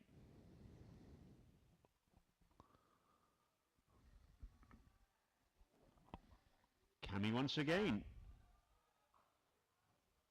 Well, the faith that Paras Khadka is showing in Sompal Kami is, well, laudable, you have to say. Is it going to be well placed?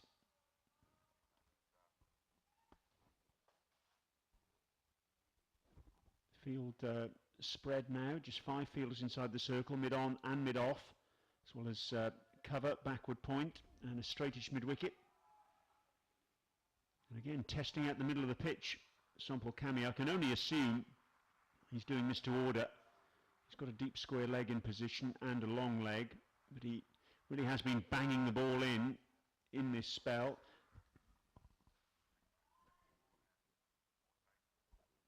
I suppose he has to bowl back of a length purely and simply because he's got mid-on and mid-off up in the circle. He doesn't want to give too many drive balls. No, but it's almost bowling to a plan to get them hooking, I think. Another comfortable single. Why no Gulchin? Puzzling us here. Bowled 3 very canny overs at the start of the innings, including a maiden. Taken out of the attack. Maybe he's injured, is he? I don't know. Surely not. We'd have seen something.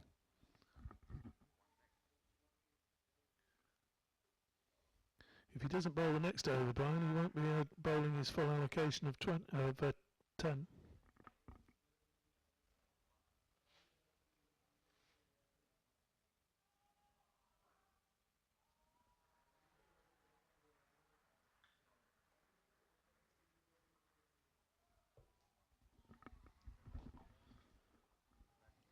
Just looking through the binoculars, he's down at 3rd man at the moment, Shakti Gauchin, and full teapot on, both hands on hips, maybe wondering why the captain hasn't given him a shout.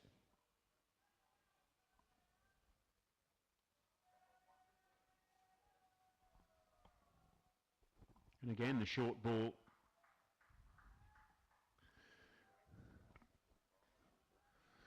And Amini knows that he doesn't even have to play it.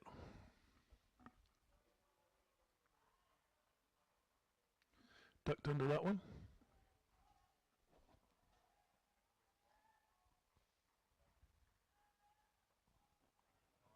They look tense, don't they? Also tense is Kishab and Nelson. They both tweeted in watching from Jordan. Good to hear from you guys.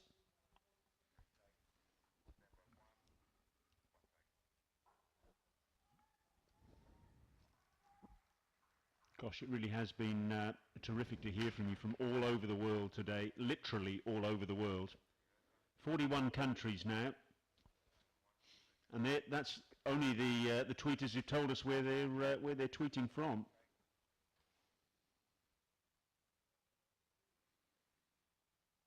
Portugal as well, just had a tweet in from Kamal. Is that another new country, David? That is another new country.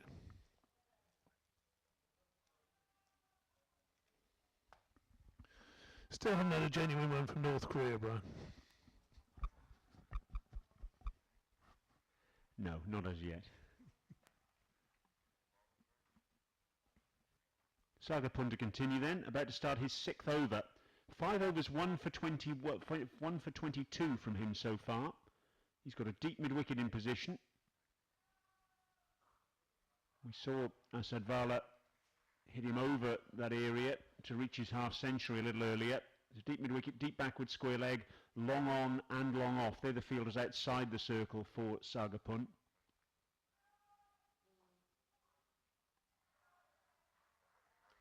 Good bowling. Now 2 dot balls. What Vala doesn't need to do is to panic. Now he's looking for a single. 3 dot balls. Pressure building. Bit of turn there as well. Just caught the leading edge. He was looking to work that way into the onside where there are plenty of gaps. Oh, this is tense cricket. It really is.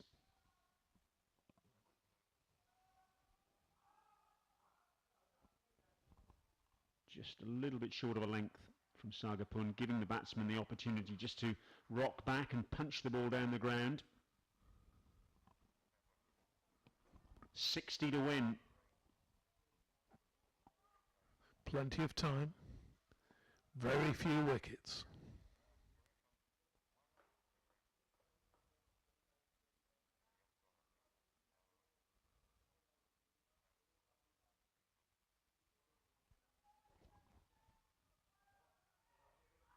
Paddled fine by Charles Amini. Get a couple there. How many of those Papua New Guinea batsmen back in the pavilion will be thinking to themselves, why am I not still out there? Shadows beginning to lengthen. They are, but we shouldn't have any problems with the light this evening. The start was brought forward from 9:30 to 9:15. Decision made prior to the match yesterday. In fact, it was confirmed, just to try and alleviate any potential problems with that light fading. Very sensible decision as well too. End of the over, and that takes us to 176 for 6. So another 57 runs required for victory. 12 overs in hand, so less than 5 runs and over. It should be straightforward for Papua New Guinea, but the big issue is 6 wickets down. They don't look too worried, do they?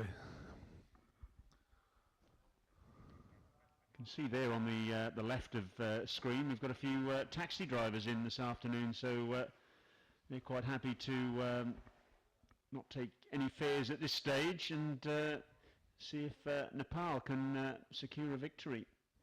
Just nicked my line. I was going to say fair play to them, Brian.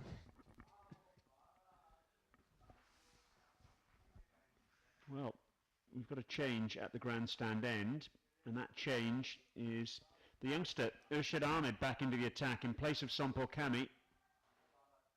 I think we were both impressed with the way Urshad Ahmed bowled initially, but this will be another level of pressure entirely.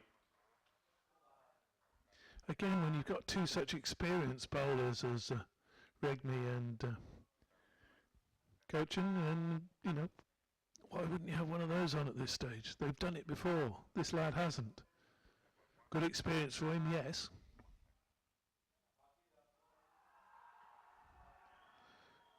And to be fair, he is making the most of it.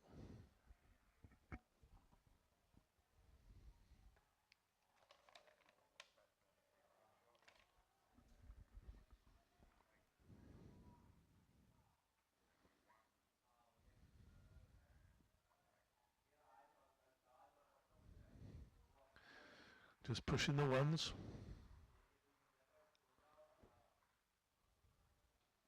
Just recap on the bowlers who've been used so far. Sompor Kami now 6 overs for 37. Shakti Gauch in 3 overs for 10.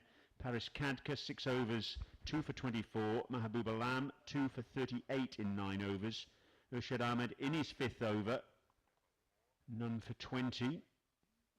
Basant Regmi 4 overs for 20. And Sagapun 6 overs, 1 for 26 in the air. Oh, goodness me, it's gone for 4. What a mistake on the boundary. Deary me, could that be the moment that actually turns the game? It looked as though it was carrying comfortably to him. He's come in perhaps thinking it's going to die, and the ball just carried over the head. Oh, dearie me. It's the substitute fielder, Prithu Baskota, out there.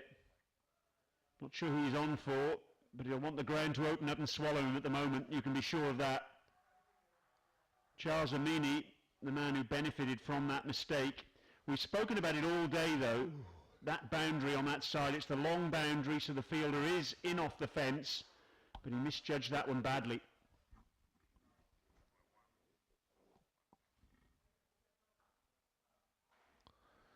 Good over.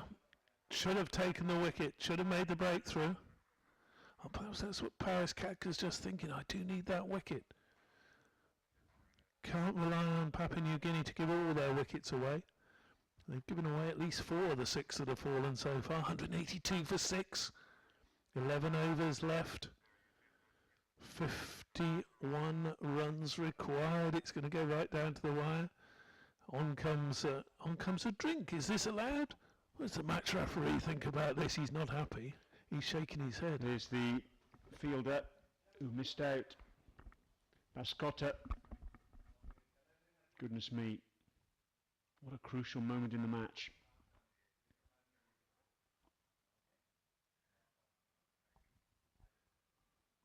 As we move to the back end of the day, more and more fans coming in. And just quietly, you know, this pair have now added 44 for the 7th wicket. They came together with Papua New Guinea in some state of disarray. 138 for 6. But it's been a very sensible partnership indeed by Asad Vala and Charles Amini. Yes, they had some luck in that last over. Amini should have been dismissed, but he wasn't. The scoreboard tells its own tale. 51 more runs to win. 182 for 6.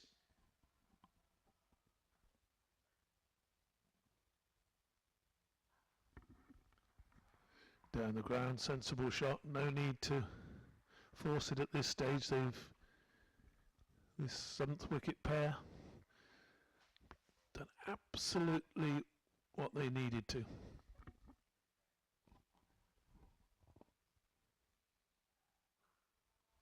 Manish has tweeted in, watching from Costa Rica.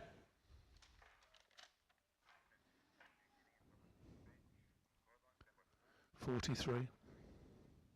Some nervous looking faces there, although a few more smiles than we saw a little earlier from them. They look a little bit more relaxed thanks to this 7th wicket partnership.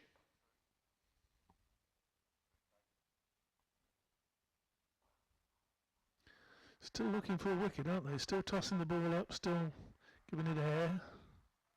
Still trying to tempt the batsman into a big shot. After this over, they can have 5 out on the boundary. Well, I hope Prithu Baskota hasn't got a Twitter feed. When he gets home this evening, if he checks Twitter, not too many compliments after that miss in the last over from various people around the world. Not too impressed with his effort. It's a tough situation out there on the boundary, though. We mentioned earlier, it's so difficult. You can't be all the way back because that's an easy 2 then. But then you've got to somehow find the balance between being too far in or too far out. And he didn't get that balance quite right in that last over.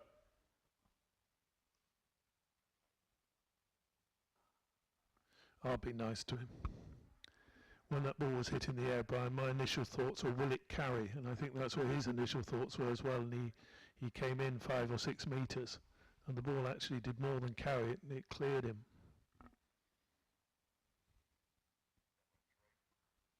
Crucial moment in the game, though. This is the last ball of the 40th over.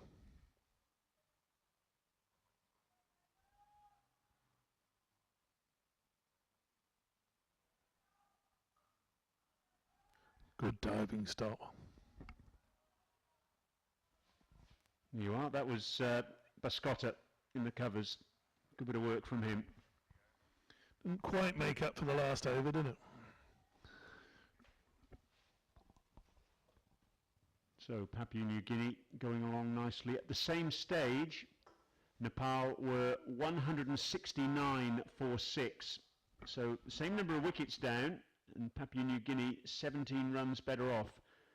There's most of Abu Dhabi's taxi drivers. They've all come in. So if you are in Abu Dhabi at the moment and can't get a cab, that's the reason.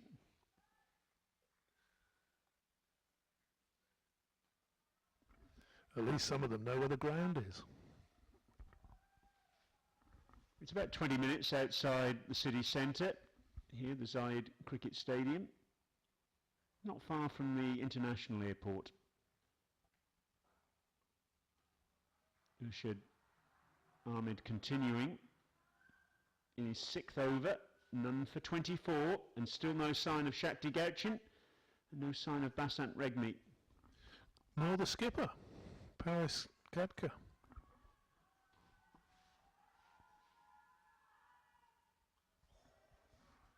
That's beautifully played. He's timed that so superbly, Charles Amini. He's taken it virtually off the stumps, but he's found the gap between short third man and backward point. That's raced away for 4. For me, that's the shot of the day, because he's placed that so well and timed it so well. The two fielders there are designed to make sure nothing gets between them. And he's bisected them there. Look at this again. Beautiful. Just waited for it to come on. And no chance of either of them stopping that, and away for 4.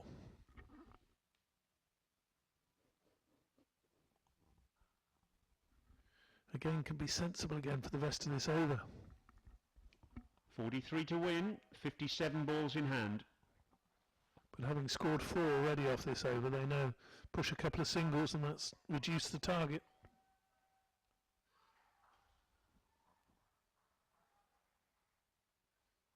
A little bit of good fortune on that occasion, though, for Charles Amini. This pair doing it nicely. That boundary a little earlier in the over, that brought up the 50 partnership.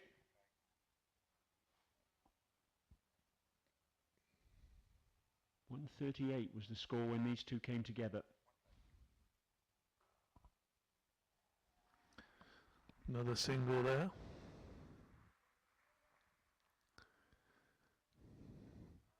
That's 6 off the over already.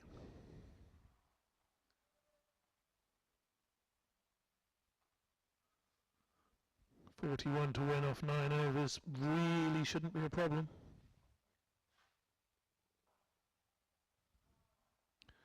As long as they keep their heads. Going to see a cracking finish though, Brian. Absolutely. End of the over. 9 overs remaining. And the key is here for Papua New Guinea that these two players stick around. Norman Vanua, John Reaver, and Chad Soper, the remaining batsmen. They'll be nervous. They'll have their pads on, or at least one of them will. Next in.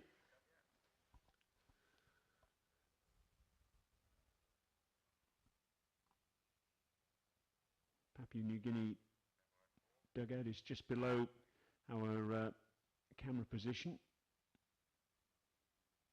So the smiles are returning on the bench there. There weren't too many smiles when it was 138 for 6.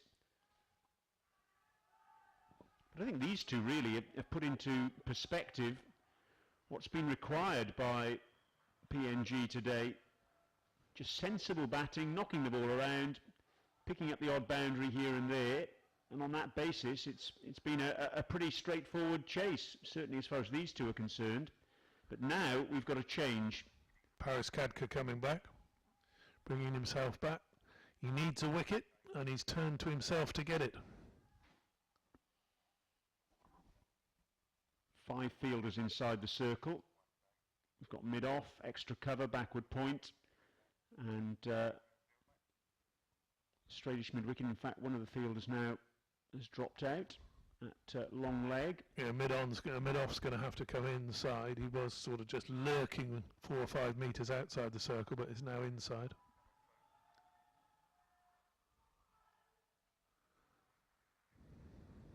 Push back past the bowl. It was in the air for a little while. Would you be tempted to have an extra man up in the circle at this stage? I'd be tempted to do a lot of things, and one of them would be to bowl Gauchin. Bell Gouchin left arm over with a slip. You've got to try and impose some pressure here somewhere, haven't you? Very much so.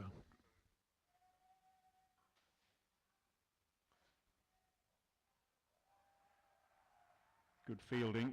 The initial diving stop from Sagapun, pushing the ball towards Basant Regmi, the backward point. The batsman opt against a single. 5 men inside the ring for Charles Amini. I suppose this is what you call pressure, isn't it? On the fielding side, though, now the pressure to take a wicket. One of the fielders has dropped out of the ring, so 4 now in place. Mid-on has gone back to long on. Quick single. And a shy at the stumps misses. Good backing up. Good backing up there. That could have gone. That could have gone away. It's all very well backing yourself, but not sure about this at all. Skipper needs to take a wicket to justify this.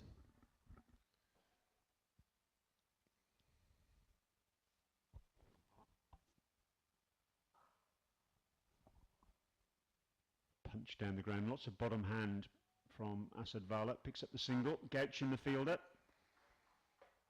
Just reminding the captain he's out there. I was half expecting to bowl the ball back to the skipper. Me, Skip? Only had 3 overs. You were out there, Brian. You'd be exercising your bowling arm, wouldn't you? Not if you've seen me bowl, no. You'd have to think there's a problem out there, wouldn't you, with Gouchin? It certainly seems unusual that Shakti Gouchin and Basant Regmi, between them, have only bowled 7 overs. But that's the call of the captain. Everyone's a great captain watching from the sidelines. Different kettle of fish when you're out in the middle. You've got to read the game. That one's clipped away as well. He doesn't... Is he posing the same threat with his medium pace as one of those 2 spinners would? I'm not sure. I don't think he is. That's the end of the over. 197 now for 6. Batsmen having a chat, and I would have thought their discussion would be very much along the lines of steady as she goes. Well, Basant Regmi having a chat with his captain. I wonder if he's saying, Skip, throw me the ball, for goodness sake. Well,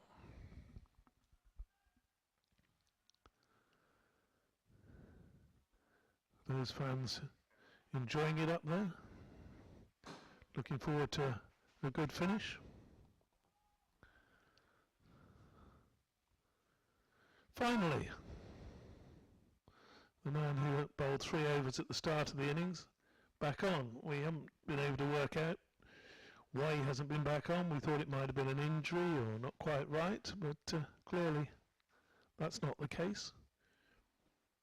He could bowl, 8 overs left. He could bowl 4 overs, but that'll only be 7 in total. That's assuming the match goes that far. Change of ends for him as well.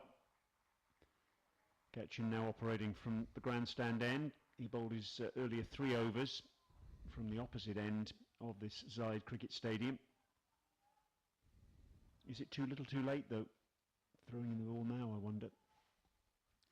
Significantly, the Nepalese fans have gone a little bit quiet. Maybe their team needs a bit of vocal support at this stage.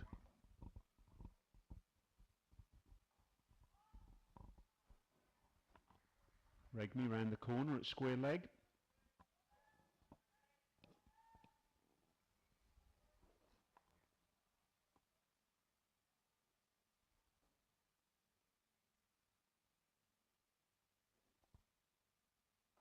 Down the ground. Thumping blow from Charles Amini. Pretty good shot for 1, that, wasn't it? He didn't really quite go through with it. That's the 200 up. 33 to win. In fact, that's not the 200 up. 34 to win.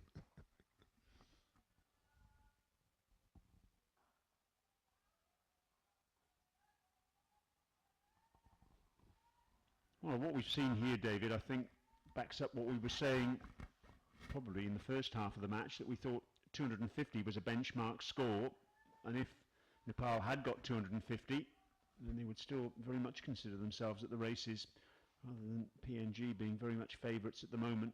That shot there has actually come off the toe end of the bat as he looked to paddle it around. Just looking for this 200th run. The gap between the runs to win and the balls left narrowing, but still 34 to win, 43 balls remaining. Good over this from Gauchin. Very good over that from Gauchin. Papua New Guinea 199 for 6. Who's going to continue? Or who's going to bowl at that far end? The substitute fielders on the field with a little drink for the PNG batsmen. Been sent on their way. What a good stand this has been. 138 for 6 when they came together. 61 they've added then, this pair. Asad Vala and Charles Amini. Vala on 73, Amini on 31.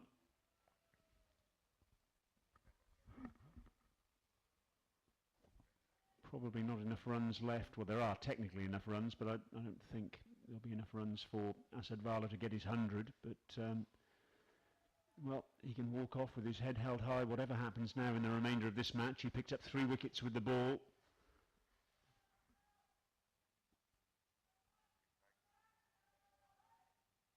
Kami on from that far end after just 1 over from Paris Kadka, and Kami is greeted by being thumped through the onside for 4. Well, I can't work this out at all. 200 up for Papua New Guinea. First ball of the 44th over. Yes, very curious change again. Sompol Kami coming back into the attack. Just the 1 over from Paris Kadka.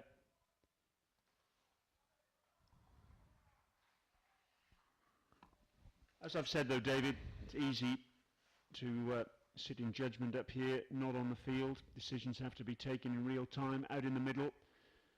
The captain has to assess the situation as he sees it, but certainly from the sidelines, we've been a little bit surprised with some of the decisions that have been made out there. Oh, bowled him! Well, Sompol Kami has come back and maybe has justified that change. And maybe there is life in this match. Kami strikes. And the breakthrough has come.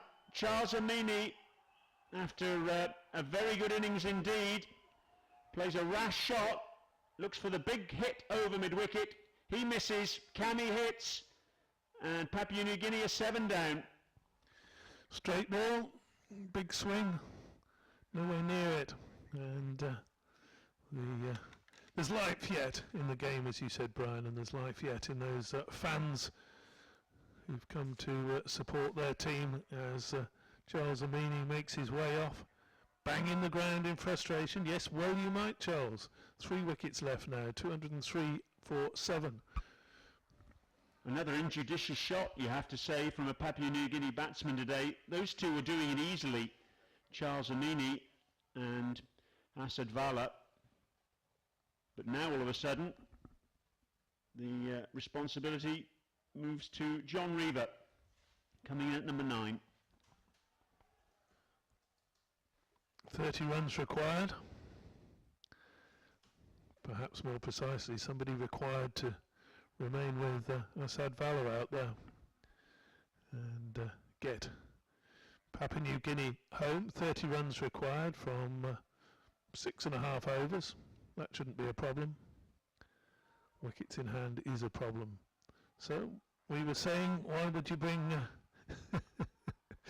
Alan back? But well, there we go. It's sorry, not Alan back. It's Kami, isn't it? And all of a sudden, the Nepal fans in the Zaid Cricket Stadium have found their voice. Paris Khadka's put himself in at slip. And solidly forward, John Reaver. That's a nice looking shot if you're a Papua New Guinea supporter. He's got time to have a look. If Papua New Guinea needed 30 to win off 3 overs, you'd think, oh yes, they've got chances of doing that. You actually need 30 to win off 6 overs and 2 balls.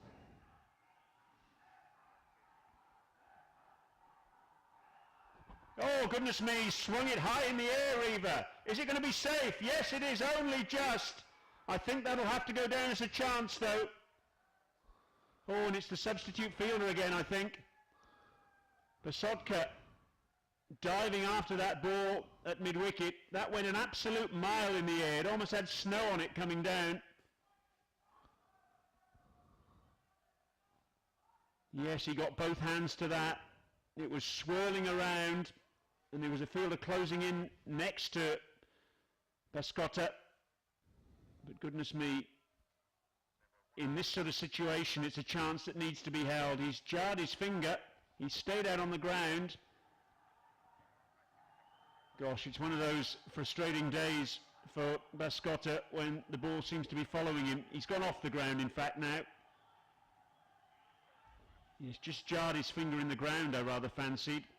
And Karan KC has come on as a substitute for the substitute.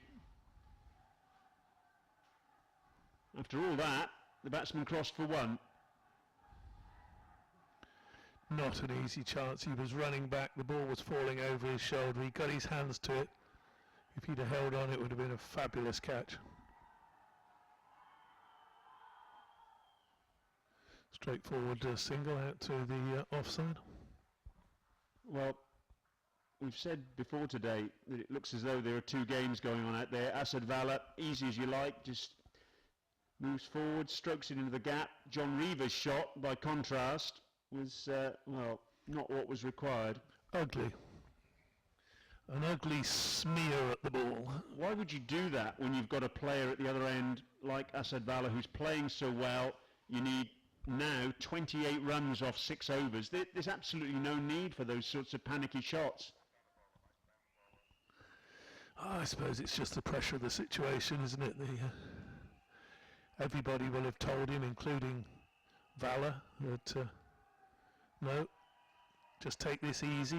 Dressing room would have told him, just go out there, push the singles, give the strike to Asad.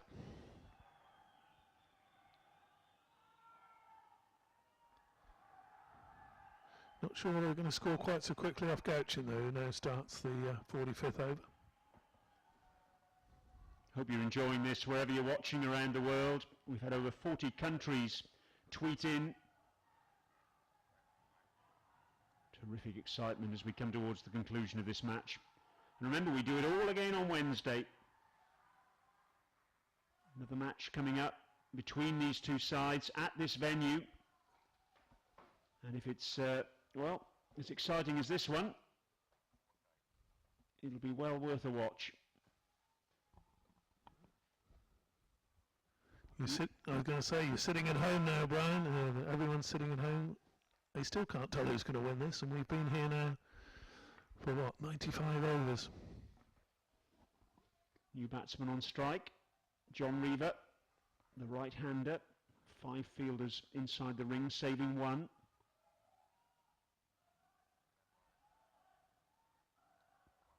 Tempting for Reaver, though, isn't it? Because a couple of big shots, and they are home and dry. But of course, you go for a big shot and you miss. Well done, Gauchin. Getting down well to his right. There's a long off, a long on, a deep mid-wicket and a deep backward square leg in position. No cover square on the boundary though, on the offside. Maybe looking to find a gap through there. Changing the field now with mid-wicket going to short fine leg and deep backward square leg moving squarer.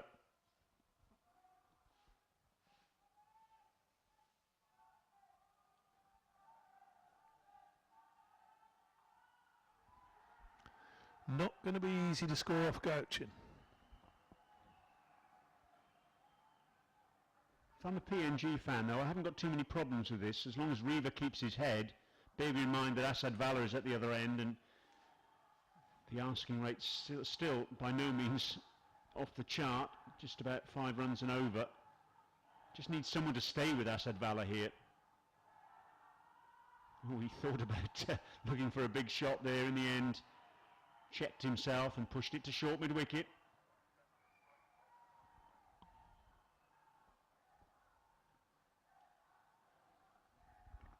Needs to finish this over off now. Another excellent over, just a single so far. 1 run from the over, 2 runs from his previous over. Excellent bowling from Gauchin.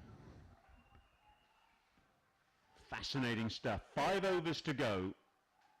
27 runs required for victory. PNG have 3 wickets in hand. There's Shakti Gauchin, and he's going to have a very crucial role to play as this match reaches a conclusion. Could be a tie yet, Brian. What happens if it's a tie? Do we have a point each? I believe so. Been confirmed by and down by the match referee there, point each for a tie. Again, that wouldn't really do any good for either of these two sides. They want wins at this point in time. They're at the bottom of the table, the ICC World Cricket League Championship. Can't both win, Brian.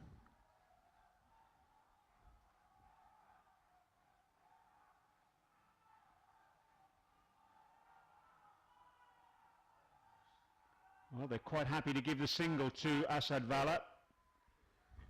Basant Regmi right back on the edge of the circle at mid-wicket. Shying at the stumps when the batsman was comfortably in. Again, another perhaps unnecessary. They've got the opportunity now, though, to attack John Riva. And there's the man, the puppet master, Paris Kadka, pulling the strings, deciding where the fielders are going to go. And this is nice to see. He's putting a sort of floating slip in position. An attacking fielder going in.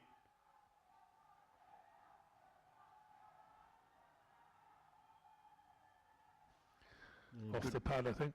Good news for PNG, with Riva getting off strike. Incidentally, we've got a result in the other match of the day that's taking place in this ICC World Cricket League Championship, taking place at the ICC Academy at Dubai Sports City. Hong Kong 298 for 4, including a century on one-day international debut by Mark Chapman. And the UAE in response bowled out for 209, so that's a great victory for Hong Kong. They win by 89 runs, and that takes them to 4 points in the table. Big shout for LBW. Not out, says Budi Pradhan. And the only thing that could have saved Asad Vala there, I fancy, is that it might have pitched outside leg stump. It might have just been missing leg. Maybe we'll get to have another look at that. It didn't quite look right, did it? From up here. It's one of the few occasions when we've seen Asad Vala in any sort of difficulty at all. He really has looked quite serene out in the middle.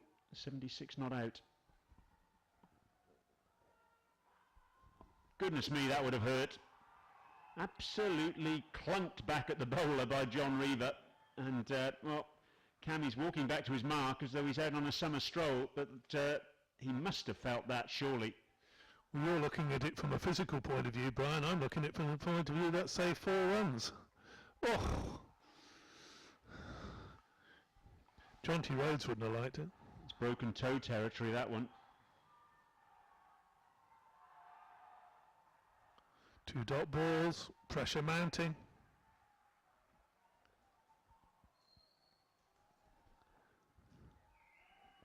Stop with the foot there, that could again prove vital.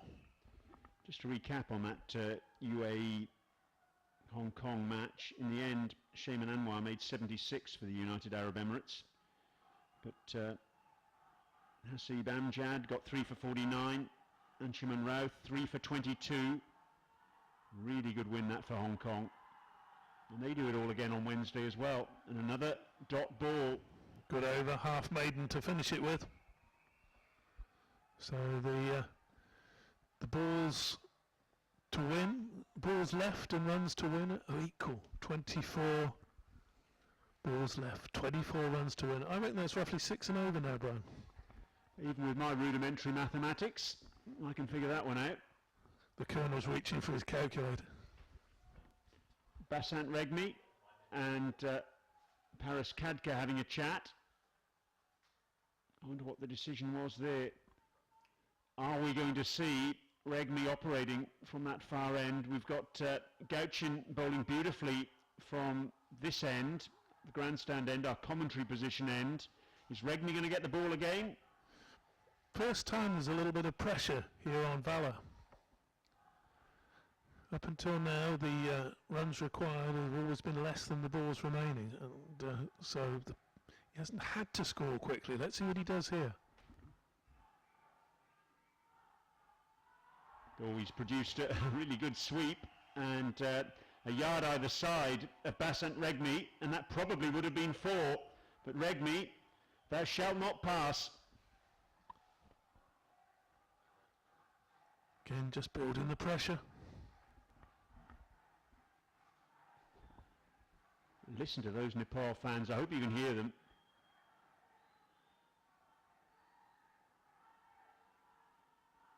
And another dot ball, well bowled. That's superb stuff from Shakti Gauchin. He's bowling to a man who's been batting for 2 hours. He's 76 not out.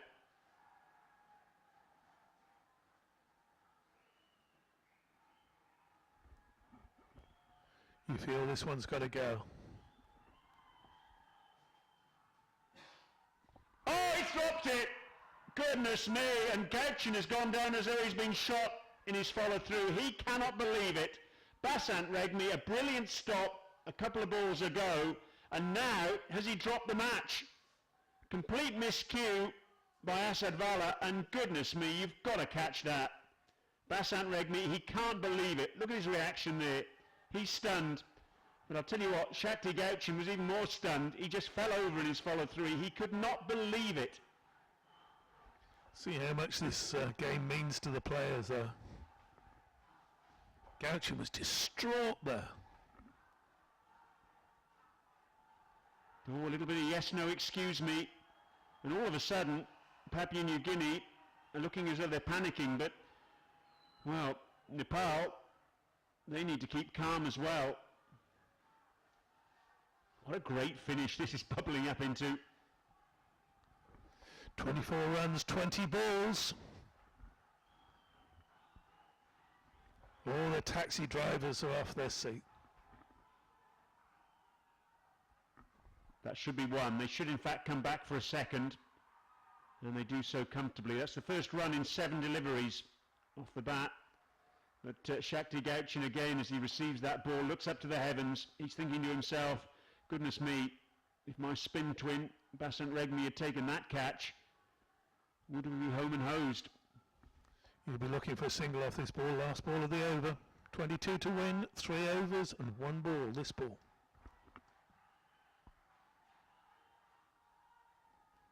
Nicely done. Good calm play from Asad Vala. He's kept the strike. Just the 3 runs off the over. Oh, goodness me. Who holds the advantage here? 21 to win, 18 balls remaining. Asad Vala, the established player, not out on 79. He's kept the strike. There's confirmation of our match situation. How do you call it, David? Well, the one thing in Papua New Guinea's favour is the fact that Gauchin can only bowl 1 more over, and that'll mean he's only bowled 7 in the innings. Imagine if he could bowl all 3 overs now, which obviously he can't bowl from each end. I think the game is still with Nepal if they just mind their work, but that drop catch could prove vital. Cammy to continue then.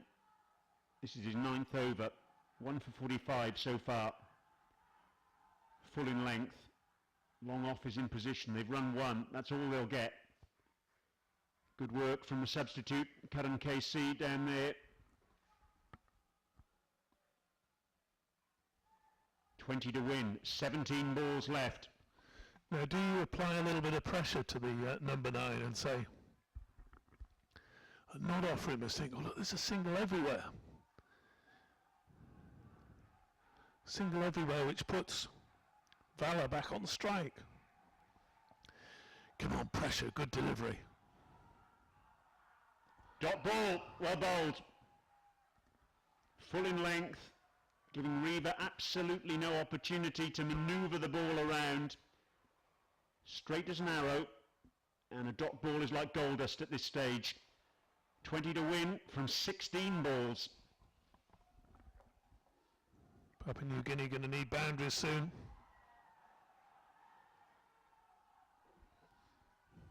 There's just a single out to the sweeper on the cover boundary. Riva's getting excited, thinking about a second. Not going to happen. So how does Vala play this? He's got a tail ender at the other end. He needs more than a run a ball now. 15 balls remaining, 19 to win. What does he do? He looks for boundaries, obviously. But if he does hit the ball into the deep, then he also looks for a 2 at this stage of the over. Fielders on the boundary.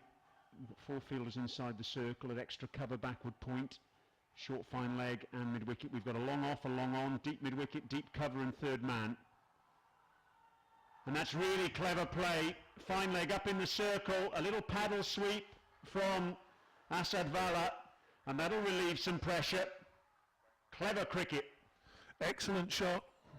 That's the shot that quality players look for at this stage of an innings, because he knows if he can just get it away past the fine leg that's inside the circle, then it's 4 runs. And that's not a bad ball. Look, that's probably hitting the top of off stump, but it's scooped away. Fabulous shot. 15 off 14 balls. Drilled out to deep cover. Just the single. You now have 1 ball left in this over, which means that this guy can really, Riva can really risk it here. He can go for a big shot. He hits a boundary here. It reduces it to 10 to win. If he gets out, not really much difference. Full toss, and he might have a boundary. Yes, he does. That's a poor piece of bowling. And Riva taking advantage, whipping the ball away, finding the gap between deep square leg and long leg. And that really is advantage Papua New Guinea now. And it's back to Gauchin to pull it back for to pull it back for Nepal with his last over, the 49th of the innings, 12 balls remaining, 10 to win. So they've reduced the arse down back to less than 1 run per ball. You could see what Sompol Kami was trying to do there. He was trying to fire in the Yorker on leg stump. He was just a little bit too full and paid the price. More advice coming out, or change of gloves, or something coming out from the 12th man. They're basically saying just, I think, keep it going. Don't worry too much if you only score 2 or 3 off this over from Gauchin. Still going to have another over from the far end.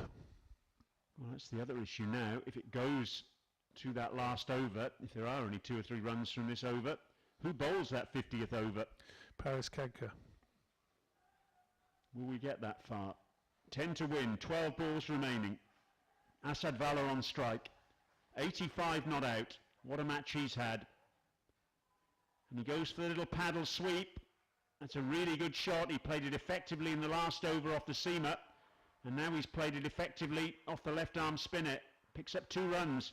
And the target is down to single figures.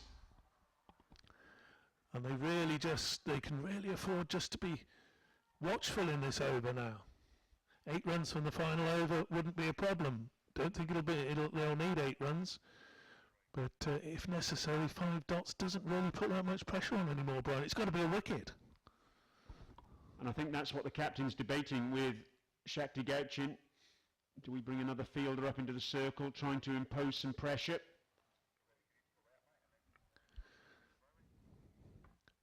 Do we perhaps just let him have a single, get Vala off strike? Out! Oh, yes! And Shakti Gauchin with the characteristic celebration. Off he goes, and all of a sudden it's game on again. If it was over the top of that fielder at square leg, Sompor Kami, then it was 4 and probably the match. We saw Basant Regmi drop a catch in that area in the previous over, but Kami makes no mistake. Goodness me, 225 for 8, and Asad Valor, after a fantastic innings, departs for 87. What a cracking game of cricket. What a super game of cricket, and he can't believe it as he goes off. I got that one in the middle, Skip. It's away for 4. No, it's straight to square leg, and you're out, you're on your way. 10 balls left, 8 runs to win, and, well, the balance should still be with Papua New Guinea, but you've got to think now, wickets come back into it, Brian. Oh, this is terrific, isn't it? Norman Vanua comes to the crease at number 10. Well, I've been on the edge of my seat. I'm going to stand up for this final, but it's too much excitement. Asad Valor's just about made it off the ground now. He's had to drag himself off the field. He really has. Well, he really caught that, didn't he? Middled it, that picked out the square leg fielder with great accuracy. He'll have to be man of the match, even if Nepal win, I would suggest. Yeah, 3 wickets with the ball. So, fielders running hither and thither, moving in all directions here. And Norman Vanua, the new batsman. So the right-hander taking strike. So what are we going to have? We've got a backward point, cover, short extra cover, long off, long on, straightish mid-wicket inside the circle, deep mid-wicket, deep backward square leg and short fine leg. Yeah, still can't really afford to give away a boundary. That's the problem, and there's no cover on the offside. Mustn't be short here. Shakti Gauchin mustn't be short.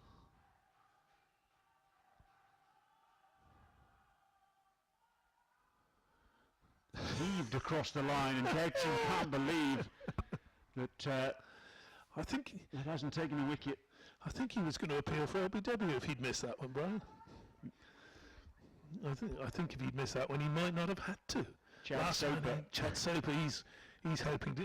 He's probably hoping that he doesn't have to be the hero. But if a wicket falls, he's saying, "Yes, I'm your man."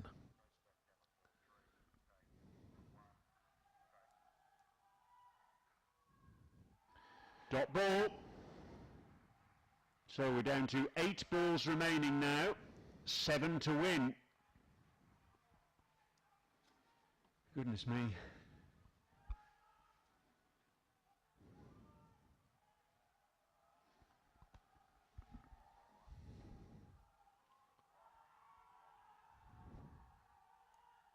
Oh, was there a little nick there? I rather fancy there was. Gauchin has gone down again. He can't believe it.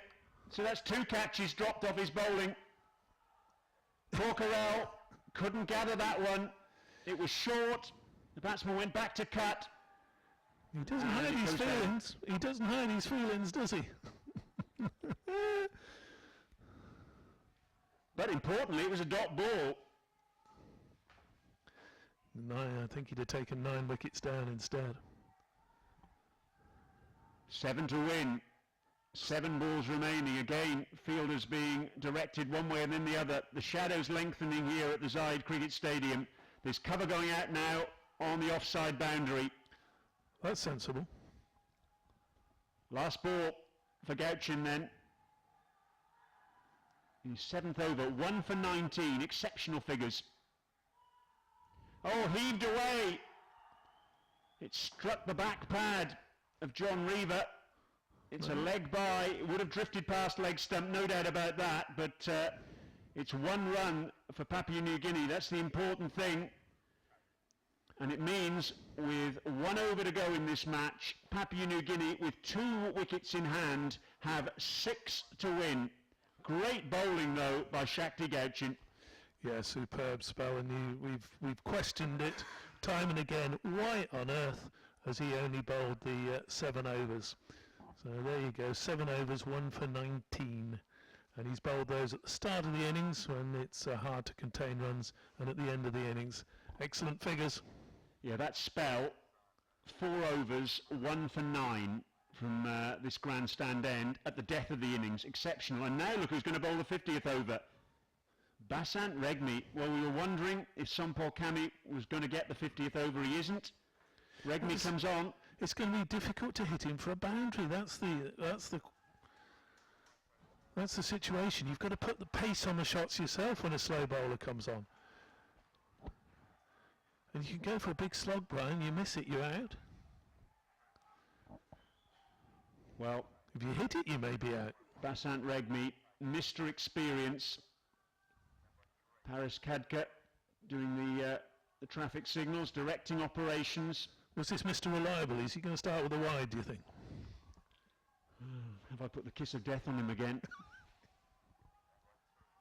4 fielders inside the circle, short extra cover, short third man, short fine leg, and straightish mid-wicket. 6 to win off 6 balls.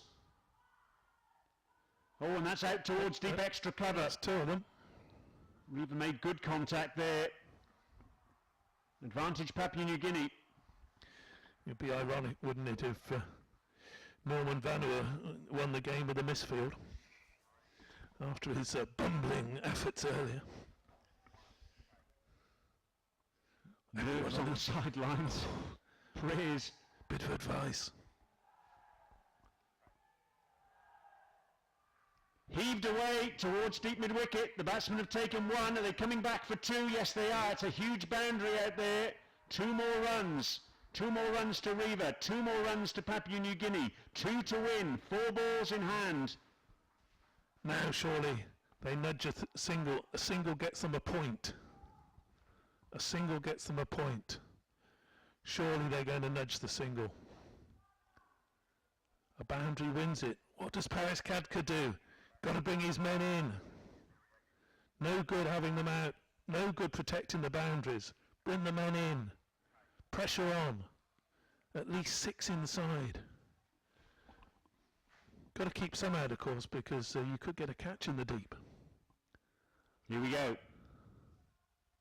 Tossed up. Thumped down towards.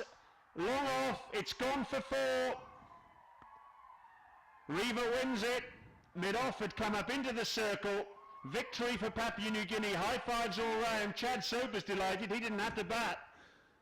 And in the end, John Reaver secures victory. Mr. Cool in the crisis. And Papua New Guinea get their first 2 points at this ICC World Cricket League Championship with the narrowest of margins.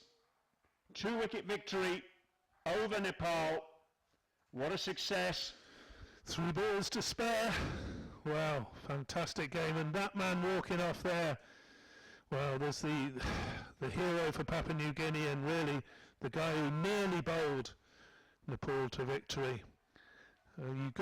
Your heart must go out just a little bit to Gochin there, who excellent bowling from the left armour.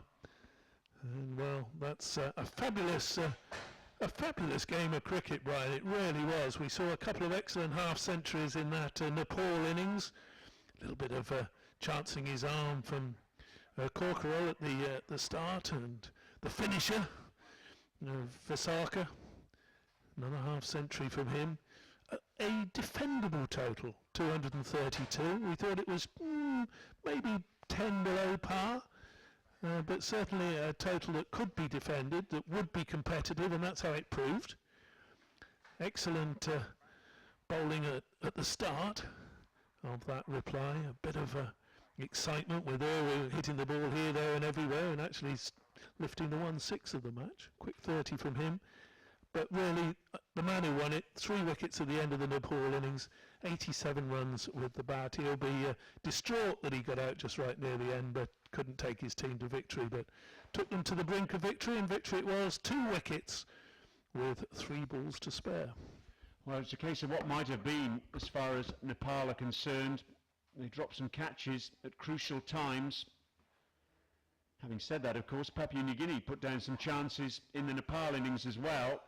But, well, plenty to reflect on for Paris Khadka. He was the man who had to make the decisions out in the middle. Were all his bowling changes right? Well, they might well have been, had those catches been taken. But in the end, it's played 3, lost 3 as far as Nepal are concerned, and Papua New Guinea getting their first success. Fabulous game of cricket. 2 very equally matched sides here. They'll be back here on Wednesday for the second match in this ICC World Cricket League Championship between these two teams. We'll be here to cover that. Let's recap then on what's happened today. Nepal won the toss. They decided to bat, and they made 232 for 8. Their top scorers, Suresh Korkarel, who opened the batting, his first list day half-century, 63 for him, and Sharad Vasoka, who held the innings together with 78 as Papua New Guinea boys celebrate with a team photo. And why not? At one stage, Nepal had slipped to 174 for 7, and then there was a very good partnership indeed of 52 between Basant Regmi and Sharad Vasoka. Regmi in the end made 24 not out from 23 balls, which hauled them up to 232 for 8. The wickets, they were shared. Norman Vanua, who got a wicket off the very first ball of the match, 1 for 37. Chad Soper as well, 1 for 37. John Reaver, 1 for 31. Nehru Dai, 2 for 48 with his off-spin. And Asad Vala, who came on as the 7th bowler used, the off-spinner, 3 for 32. So Nepal, 232 for 8. And, well, that was a very, very useful target indeed that was set of PNG. Papua New Guinea, you have to say, well, some of the shots that their batsmen played weren't necessarily as sensible as perhaps might have been required in the circumstance, given the target was less than 5 runs and over. Tony Ura made 30, Vani Morea 12, Legasiaka also 12, but Asad Vala was the star of the show, 87 from 107 balls with 6 fours. Cici Bao made 15, Nehru Dai 16, Jacques Varet was out for 1, and at that stage when Varet was out, they were 138 for 6 and in real trouble. Charles Amini though came in, and he and Asad Vala added 65 for the 7th wicket before Amini departed for 35. There was a late sting in the tail with the loss of Asad Vala when still 8 runs were required for victory, but in the end it was John Reaver with 15 and Norman Vanua with a single who got Papua New Guinea across the line. There's the celebrations from the PNG boys, and they celebrate. They've got that victory after a couple of defeats against the Netherlands. The bowling figures, Sampol Kami, 9 overs, 1 maiden, 1 for 56. Shakti Gauchin, 7 overs, 1 maiden, 1 for 19. Now the big question is, should he have bowled his 10 overs? On the evidence of what we saw today, surely he should. Paris Kadka, another man who didn't complete his quota, 7 overs, 2 for 29 for the skipper. Mahabub Alam bowled his 9 overs straight through, 2 for 38. Urshad Ahmed, big match debut for him, 6 overs for 30. He bowled tidily. Basant Regmi, 4 overs and 3 balls, none for 28. And Saga Pun, good off spin from him, 7 overs, 1 for 30. What a thrilling match we've had for you at the Zayed Cricket Stadium. It's Papua New Guinea who've secured the victory on the same day that Hong Kong secured a success as well against the United Arab Emirates in Dubai at the ICC Academy at Dubai Sports City. So what does that mean for the ICC World Cricket League Championship? Kenya, the Netherlands and Scotland still top of the tree, 6 points apiece. Hong Kong now moved to 4 points. They're consolidating their position in 4th spot. The UAE, Namibia and now PNG have 2 points apiece, and Nepal, they're bottom of the table at the moment, the only side yet to secure a victory. It's been terrific fun here today, and we hope you've enjoyed our coverage. Thank you so much to all of you for tweeting in from all over the world. Hashtag WCLC. We hope you can join us again on Wednesday when we'll be back for more coverage when these two sides go head-to-head once again. A 9:15 start local time for this second match of the 2-match series. On behalf of myself, Brian Murgatroyd, David Townsend alongside me, all the production crew here at the Zayed Cricket Stadium. As I say, I hope you've enjoyed our coverage, and I hope you can join us once again on Wednesday. Good night.